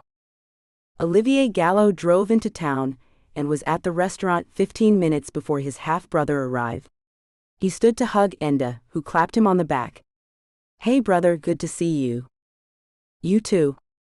They sat, and Olivier beckoned the waiter over. Could we have the drinks menu, please? No need, Enda said in his deep accented tones. Red? Third down from the top. Both brothers laughed, and the waiter nodded. He knew these Gallo brothers. They had been coming to this restaurant for a few years now and were good tippers. They treated him with respect, unlike their idiot brother Jackson. The restaurant itself was mid-range and less flashy than the places Jackson liked. It had a frontage, which opened out onto a jetty overlooking the bay. They sat outside so Enda could smoke. Olivier grinned at him as he lit up a cigarette. You ever going to give up? Enda squinted through the smoke. Probably not. Olivier grinned. Fair enough. How have you been? I didn't get to see you much at the wedding. As I recall, you were doing your best man thing, trying to keep the toddler under control. Olivier rolled his eyes. Mostly, for Amalia's benefit. The poor kid looked shell-shocked. She's no kid. Olivier's eyes opened wide. You don't like her? I didn't say that. I just meant she's a grown woman. She knew what she was getting into. Olivier chewed his lip for a moment. She did it for her sister, Enda. Enda nodded. I'm just saying it sucks for her. Yep. They paused while the waiter brought their wine, and they ordered their food. Enda sat back and took a slug of red wine. She's beautiful. Who? Enda rolled his eyes. Our brother's new wife. Of course. Sorry. Yes, she is. Also brilliant, funny, and smart. Enda nodded. She also seems to have, what is the word, empathy. He pronounced it empathy. Like I said, she's a sweetheart. You like her? Enda grinned at Olivier's eye roll. As my sister, yes. Olivier chuckled. If it's any of your business, I'm seeing someone. Oh yes? Wait, please tell me it's not that blonde from the reality show? Olivier laughed. No. That was geez, what was I thinking? Anyway, no. She's a journalist from San Diego. Helena. Early days, but yeah, she's cool. Enda looked skeptical. A journalist? Olivier grinned. Not that kind. She's focused on business and financial stuff. I like her. Their food arrived then. Steamed salmon for Olivier, rare bloody steak, and garlic butter for Enda. Olivier shook his head, laughing. Dude, you are a walking heart attack. Enda grinned, his smile lighting up his intense features. Hedonism is my default position. They ate in silence for a few minutes, then Olivier cleared his throat. So what did you think? Of what? Amalia?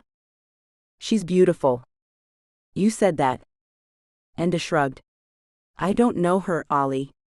I barely spoke to her. If you tell me she is a good person, I believe you. Olivier speared some asparagus with his fork. Enda, I'm worried. Lately, Jackson has been more out of control than normal. This deal he made with Amalia's father. You know he engineered it so that Amma was practically forced into this marriage. Amma is it now? Enda teased his older half-brother, but then his smile faded. That sounds just like Jackson though. He always got what he wanted. Didn't matter how. Olivier sighed. I know, but this is a person we're talking about. If and when she does something he doesn't like, Enda, he has addictions. Stimulants, for one. And this thing with Amma, he's obsessed with her. I'm worried. Enda looked away from his brother's gaze. What can I do? Stick around Frisco for a few months. Help me keep Jackson on a steady keel. See how the land lies. Enda closed his eyes and pinched the bridge of his nose. Olivier could see his internal struggle. Enda hated Jackson with the fury of 1,000 suns, but he didn't owe Amalia Rai anything. He didn't even know her. I'm thinking about Dad in this too. If Jackson were to do something rash or worse, Dad wouldn't survive it. I'm not saying you owe him anything either, but for me, maybe. Olivier's voice was low, and Enda nodded. I will stay. I can oversee the business from here.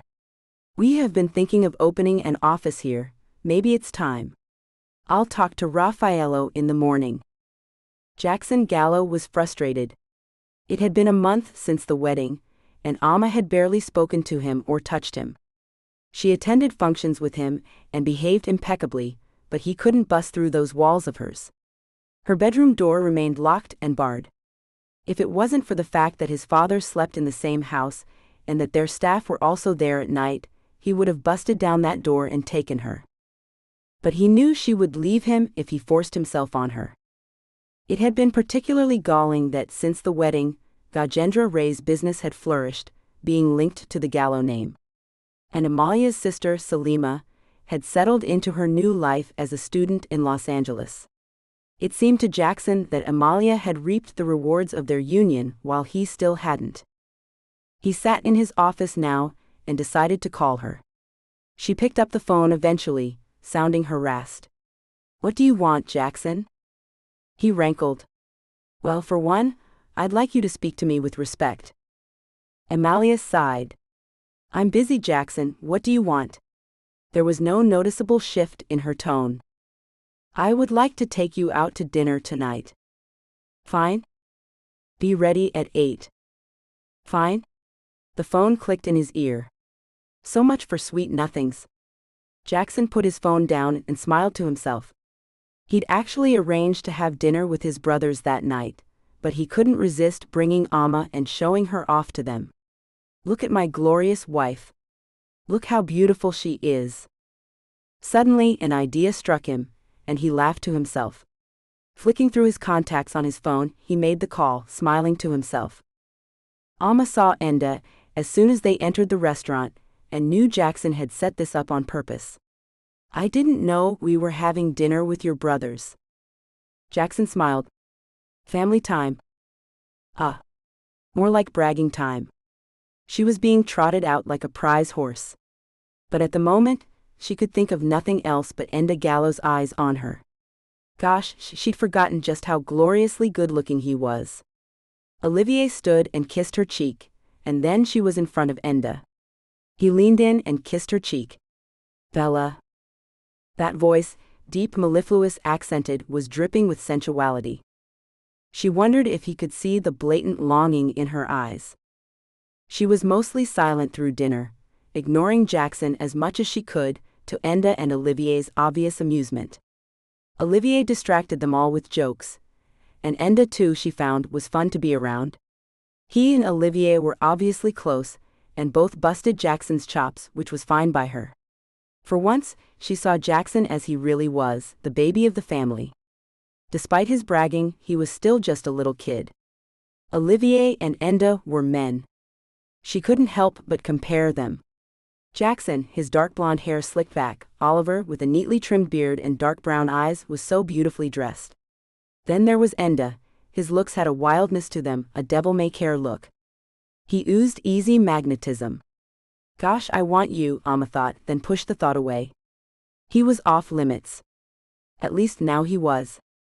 What are you smiling at? Jackson demanded of her suddenly, and Amma jumped slightly. Jackson's arm had been along the back of her chair possessively, and her back ached from sitting forward to avoid him touching her. Just marveling at how different you are from your brothers, she said coolly. You don't snap at me like that. Ever, her eyes said, and Jackson backed off. If you'll excuse me, I must go freshen up. In the bathroom, she splashed some water on her face and tried to stop thinking about Enda. When she finally got up, she took the courage to go back to the table and exited the bathroom. She gave a little cry of surprise as two hands gripped her waist from behind and pulled her back into the dark alcove. She turned and saw Enda smiling down at her. Hello again. His voice sent thrills through her body. I'm not sleeping with him. I don't know why it's important to me that you know that, but it is. Enda stroked her cheek. I know, Bella. Listen, I must see you again. Can I come to your office? She nodded and gave him the address. I know this is wrong, but... His lips silenced hers. She went back to the table a few moments before Enda, but couldn't help but feel that their lust for each other was obvious. Jackson seemed not to notice though, and when Enda returned, there was nothing in Jackson or Olivier's glances that gave anything away. Amma felt sick with excitement. What the hell was she supposed to do? She barely knew him, but she knew without a doubt that she was falling for Enda Gallo. As Olivier and Amalia walked ahead of them, Jackson held Enda back with a touch of a hand. He smiled without humor at his half-brother. I hope we will see you at the house more often. Enda looked askance. That's new? Since when? Jackson's expression was mocking. Now I'm happily married. I just want us to be family. And when my children are born, well, he smiled smugly, and Enda wanted to pound his face in. Fine. He turned and walked away, catching up with Olivier and Amma. He had no time for Jackson's games. Since that farce of a wedding, all he could think about was Amma. When he had seen her walking down that aisle, apparently terrified, his heart had started to beat quicker, and when their eyes had met, a thrill of desire had run through him. Later in the garden, he hadn't been able to help himself when he saw her so sad and so lovely in that slip of a dress, her long hair tumbling around her shoulders. No one that beautiful should be that unhappy. He hadn't meant to kiss her, but when she'd looked up at him, her lovely eyes so troubled, her dusky skin glowing in the low light, her lips so red and plump, it was the most natural thing in the world to kiss her. As soon as their lips touched, he knew he was lost. But something about Amma was different. He knew it had been an arranged marriage, and that she was an unwilling participant in it. And gosh, he had wanted her so badly. He and Olivier said goodbye to Amma and Jackson as they got into their car. Amma met his gaze and smiled slightly. Her eyes told him everything he wanted to know. As they drove away, Olivier sighed. I hope he treats her right. God help him if he doesn't, Enda said darkly. Olivier studied him. You don't think, I mean the thing with Penelope was years ago. He learned his lesson, right? Enda looked at his brother. Gosh, Olivier, I really hope so. The package was waiting for Amma on her desk when she arrived at work the following Monday. Her assistant Lena greeted her with a smile. Geez, Amma, was that the honeymoon? That was quick. Amma tried to smile. We've postponed it for a while because of work. It's no problem, really? Lena didn't need to know Amma had refused to go on honeymoon with Jackson. She had no doubt that if she had been alone with him, gosh, she couldn't bear to consider what might happen. She went into her office and dumped her purse on the desk, glancing at the parcel. The label was handwritten, just her name in a beautiful cursive scrawl. When did this come? Lena grinned. This morning. Girl, you should have seen the delivery guy. Gorgeous. Italian, I think. She went back out to her desk, not realizing the frenzied excitement that had started in her boss. Alma touched the label, running her finger over her name. Picking it up, she opened the parcel. A burner phone. She switched it on. Only one number was programmed into it, under the name he. Alma smiled.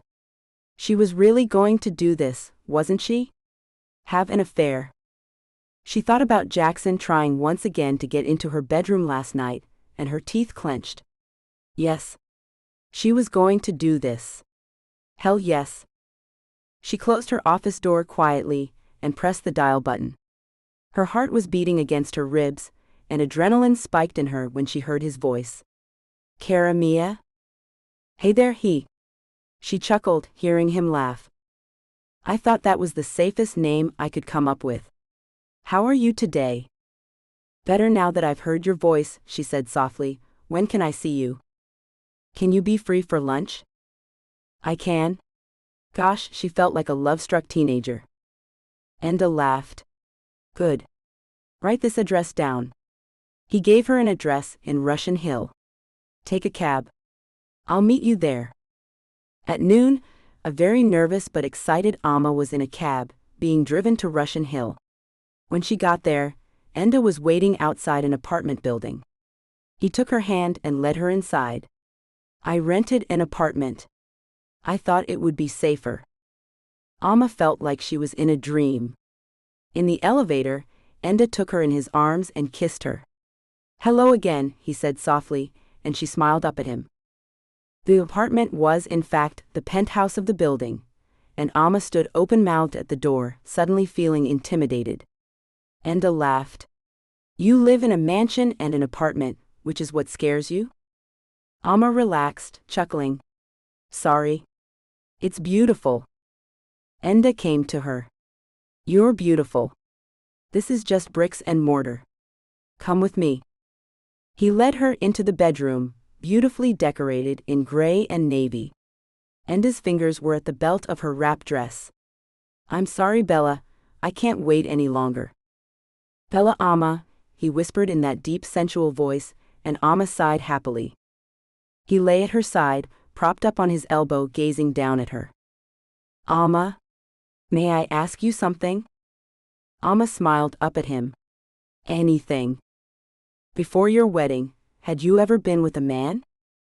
She gave a half-embarrassed chuckle. Is it that obvious? No, I hadn't, Enda. This was my first time. It surprises me, and to answer your question, no, it's not obvious. At all. Just a hunch on my part. You are an incredible romantic partner, my darling. My darling? The words thrilled her. She stroked his face. About the wedding. Enda, you saved that day for me. I was so miserable, but when I saw you in the church, gosh, I have never felt like that before. Enda smiled. Me either, although my reputation would probably contradict that. Alma grinned. Luckily, I knew very little about you. I know very little about you. I'm looking forward to getting to know you. She sighed. If I had met you before, well, it wasn't even as if I had a choice in marrying Jackson. Enda nuzzled his nose to hers. I know. Olivier told me the reason. I think you are a selfless person. Sometimes I can't believe this is modern times, she muttered, half to herself. Enda studied her. Alma, why were you inexperienced? Can I ask, or is that too personal? She smiled at him. Like I said, you can ask me anything. The reason is, I know it's modern thinking to just enjoy yourself and sleep with anyone, and that's an absolutely fine way to live. It just wasn't for me. Before now, I was completely focused on my work. I would love to hear you play sometime. She kissed him. And so you shall. We have a recital coming up at the end of the month at the conservatory. I'll be there. He moved his body on top of her. When do you have to be back at work this afternoon? Amma grinned, wrapping her legs around his waist. Not for an hour or two. Later on. Lena eyed her. Why are you glowing? Just having a good day. She went into her office and slid the burner phone from her purse into her desk. In the small bathroom attached to her office, she looked in the mirror and saw her eyes shining. Her skin indeed was glowing. Enda Gallo. My romantic partner. She kept saying it to herself over and over as she worked, and when she went to teach her class that afternoon, her good mood infected her students and she had a blast with them. Driving home, though, the usual dread set in. She could barely stand to be in the same room as Jackson, and it was with relief that she saw Olivier's car in the driveway. She was smiling when she went in, still lost in her memories of the afternoon and distracted. She didn't see Jackson approach her until he crushed his lips against hers. Horrified, she pushed him away. Take your hands off me. Jackson was unrepentant, grasping her upper arm. Come. We have a visitor. Olivier stood and hugged her. She deliberately made a fuss about him to annoy Jackson and was rewarded with a glare from her husband. This is a nice surprise. You'll stay for dinner, yes? Where's Mac? Upstairs, not feeling well. Jackson's tone was dismissive. Olivier smiled at her. Love to stay. How are you? In the 4 days since I saw you last? She grinned at him. She had the feeling that his presence was for her benefit. Olivier had an air of the protective older brother about him. Over dinner, a sumptuous duck dish prepared by Mac's chef, Amma and Olivier chatted easily, mostly ignoring Jackson's glowering presence. He finally had enough of not being the center of attention. I hear your father's business is in trouble again, he said suddenly. Amma looked at him, her expression smooth. Not that I know of, but then I haven't spoken to my father in a while. Jackson smirked. The cash injection I gave him soon got spent. Seems your bride price wasn't enough. That's what you get for having a cheapskate dad, I suppose. Jackson, Olivier's tone was harsh. That's enough. Amma was staring at Jackson with undisguised disgust. And yet, my bride price wasn't enough to allow you everything you wanted, was it? Jackson's smile faded, and Amma realized he'd probably been boasting about his conquest of her to his brothers. For a moment, she regretted saying anything. Olivier looked uncomfortable. Amma took a slug of wine and tried to ease the atmosphere. Listen, we are having a recital at the conservatory at the end of the month. Would you like to come, Ollie? Bring a date? Olivier nodded. I would love to. Are you playing? She nodded. Although I'm very rusty. I need to practice more than I have been. It's hard to find the time with work being so hectic. We should get you a piano here, Jackson said suddenly. Then you could practice here, and maybe I could see more of you. Amma didn't know how to respond to that. Was he being friendly or setting a trap for her? That might be a solution, she said carefully. Jackson gave a nod. Consider it done. Amma exchanged a glance with Olivier. She hated that every conversation she had with her husband was loaded, making her feel tense and jumpy.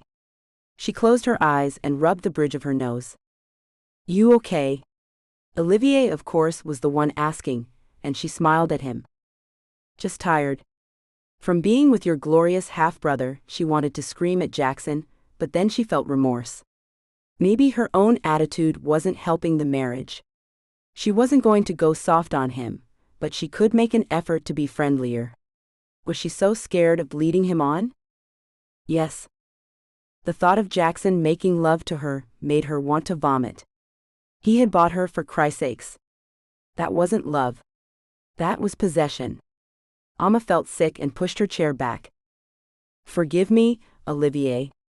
Jackson. I really am tired. I think I'd better go lie down. Will you excuse me? Of course. Olivier stood as she got up and kissed her cheek. Get some rest, honey. She smiled at him gratefully and thought, if I weren't already falling for Enda, it would be so easy to love you, you sweetheart of a man. She glanced at Jackson. Good night, darling, he said in an even tone. She nodded. Good night, Jackson. The next evening, when she returned from work, a Bösendorfer Imperial concert grand piano was waiting for her in the drawing room. Alma couldn't believe it. She sat down on the stool and ran her fingers lightly over the keys. I hope you like it. She turned to see Jackson in the doorway, watching her. She cleared her throat. It's too much. No. He walked over and pulled up a chair next to her. Alma, we have gotten off on the wrong foot. I know you don't love me, and I'm not saying that I'm in love with you. But I want the chance to be. At least the chance to see if we can make this work. I'm not under any illusion that you won't file for divorce the moment the contract is up. But maybe we could enjoy these 2 years. Alma considered his words. Jackson, I don't want to live in a house of misery where I'm afraid to sleep with my door unlocked. Let's get one thing straight. I will never, ever sleep with you. Ever. But if we can put that aside and tolerate that, we could try to be friends. Companions. Feel free to look around. There are plenty of open marriages. Careful now, she told herself, don't give him any reason to suspect you. Just because your brain is still frazzled from being with Enda Gallo this afternoon. Careful. Jackson's expression was carefully composed. Fine. He got up and walked away from her, and she sighed. The house was too quiet tonight. She went to her room and locked the door behind her. Had she done the right thing? Or had she aroused his suspicions, which would make sneaking off to the apartment much harder? Alma reached into her purse and pulled out the burner phone. She had been about to put it on her desk at work before she left, but something told her to take it home. She wanted to know that she could talk to Endo whenever she wanted. That she could hear his voice. This afternoon, she had spent another blissful hour in his arms, but they didn't have time to actually talk or find out about each other during the stolen moments they spent together. Not that she was complaining. She smiled at the memory and went to draw a bath. Enda Gallo went back to his hotel. He knew he could stay at the apartment he had rented, but every time he went there, the chances of his being recognized increased, and his cover would be blown. And besides, without Alma in his arms, the place seemed lonely, echoing with her memory. At least at the hotel, he could distract himself and get some work done.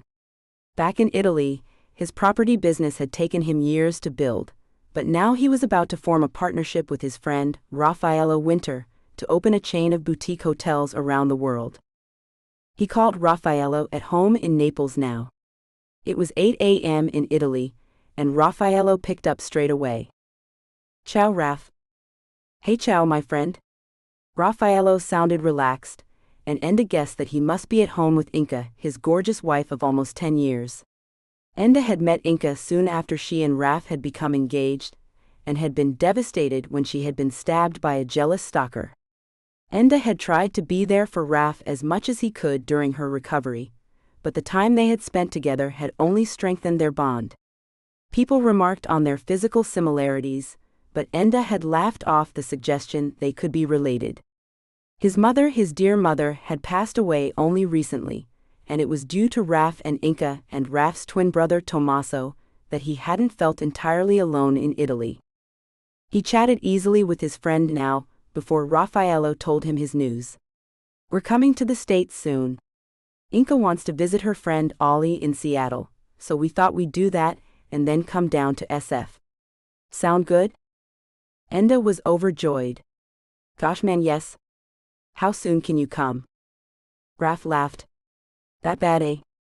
Well, we're flying to Seattle this Friday, staying for a week and then down to you. So 10 days? We don't have any time restrictions, so we can stay as long as we're welcome. Bo is performing at Pride, then doing a couple of nights at the Fillmore, so Tommaso and their vast brood will be there too. Enda grinned. Tommaso had fallen in love with singing superstar Bo Kennedy at Raffaello and Inka's wedding, or just after, and between them they now had 7 kids, 5 of their own, Matteo, Tommaso's son, and Tiger, Bo's teenage boy, both from previous relationships. They divided their time between Italy and the United Kingdom, and so they were rarely in the US. Suddenly, Enda wanted to tell Raffaello about Amma, about how much he cared for her and thought about her all of the time. He so desperately wanted to introduce her to his friends. Maybe there was a way. Hey, listen, before you go, I wanted to float an idea to you. I know we said that in the next project, we would concentrate on hotels, but how about we look into building music schools for the less privileged? Jackson's new wife, he almost choked on those words, Amalia is a classical pianist and tutor, and she got me thinking maybe there's a new outlet. He knew he was rambling now. Anyway, just something to think about. Of course. I like the idea of that. Let's talk when I'm in town. Maybe we should meet Amalia. Enda punched the air silently, grinning. Definitely. When he had ended the call, Enda went to shower, then got into bed. What he would give to take Amma to meet his friends as his partner.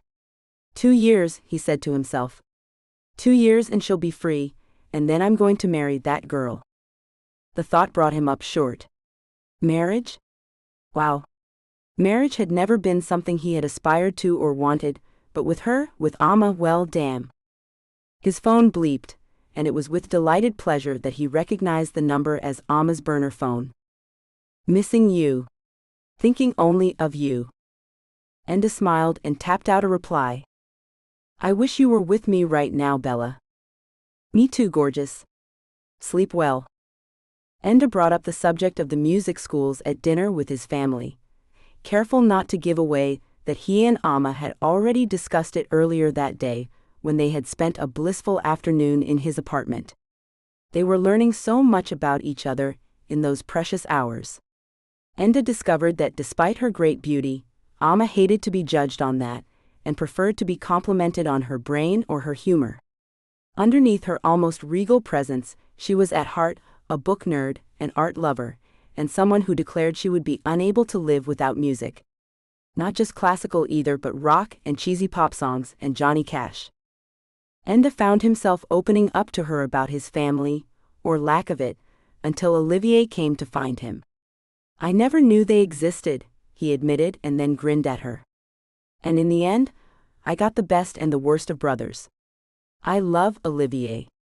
He gave me a way to know my father, and he's been nothing but supportive. I even suspect if he had known about us, that he would have been our biggest cheerleader.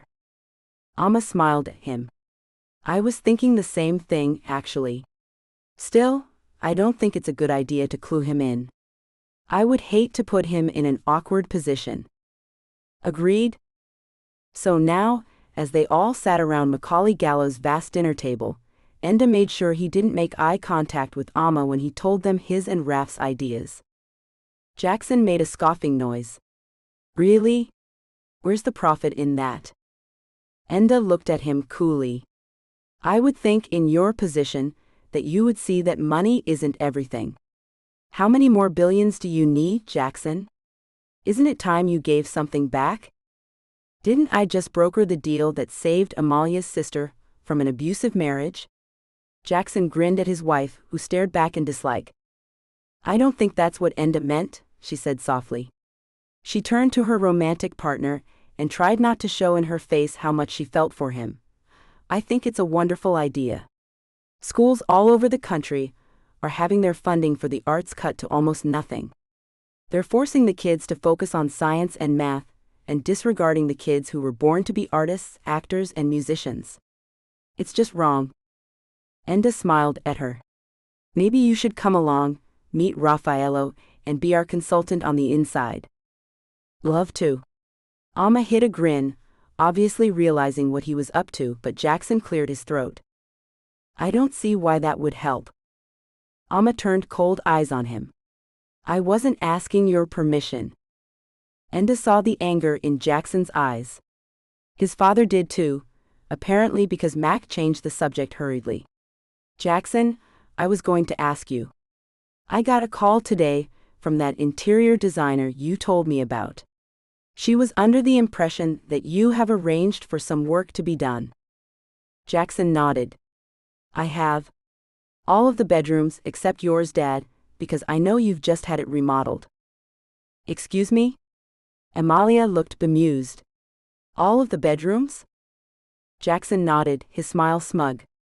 Yes, darling, all of them? I thought we could take a penthouse at a hotel while the work is being done. Amma flushed angrily, and Enda narrowed his eyes at his brother.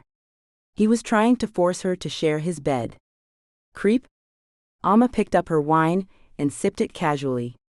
A single room will be okay with me. Or I can stay with a friend.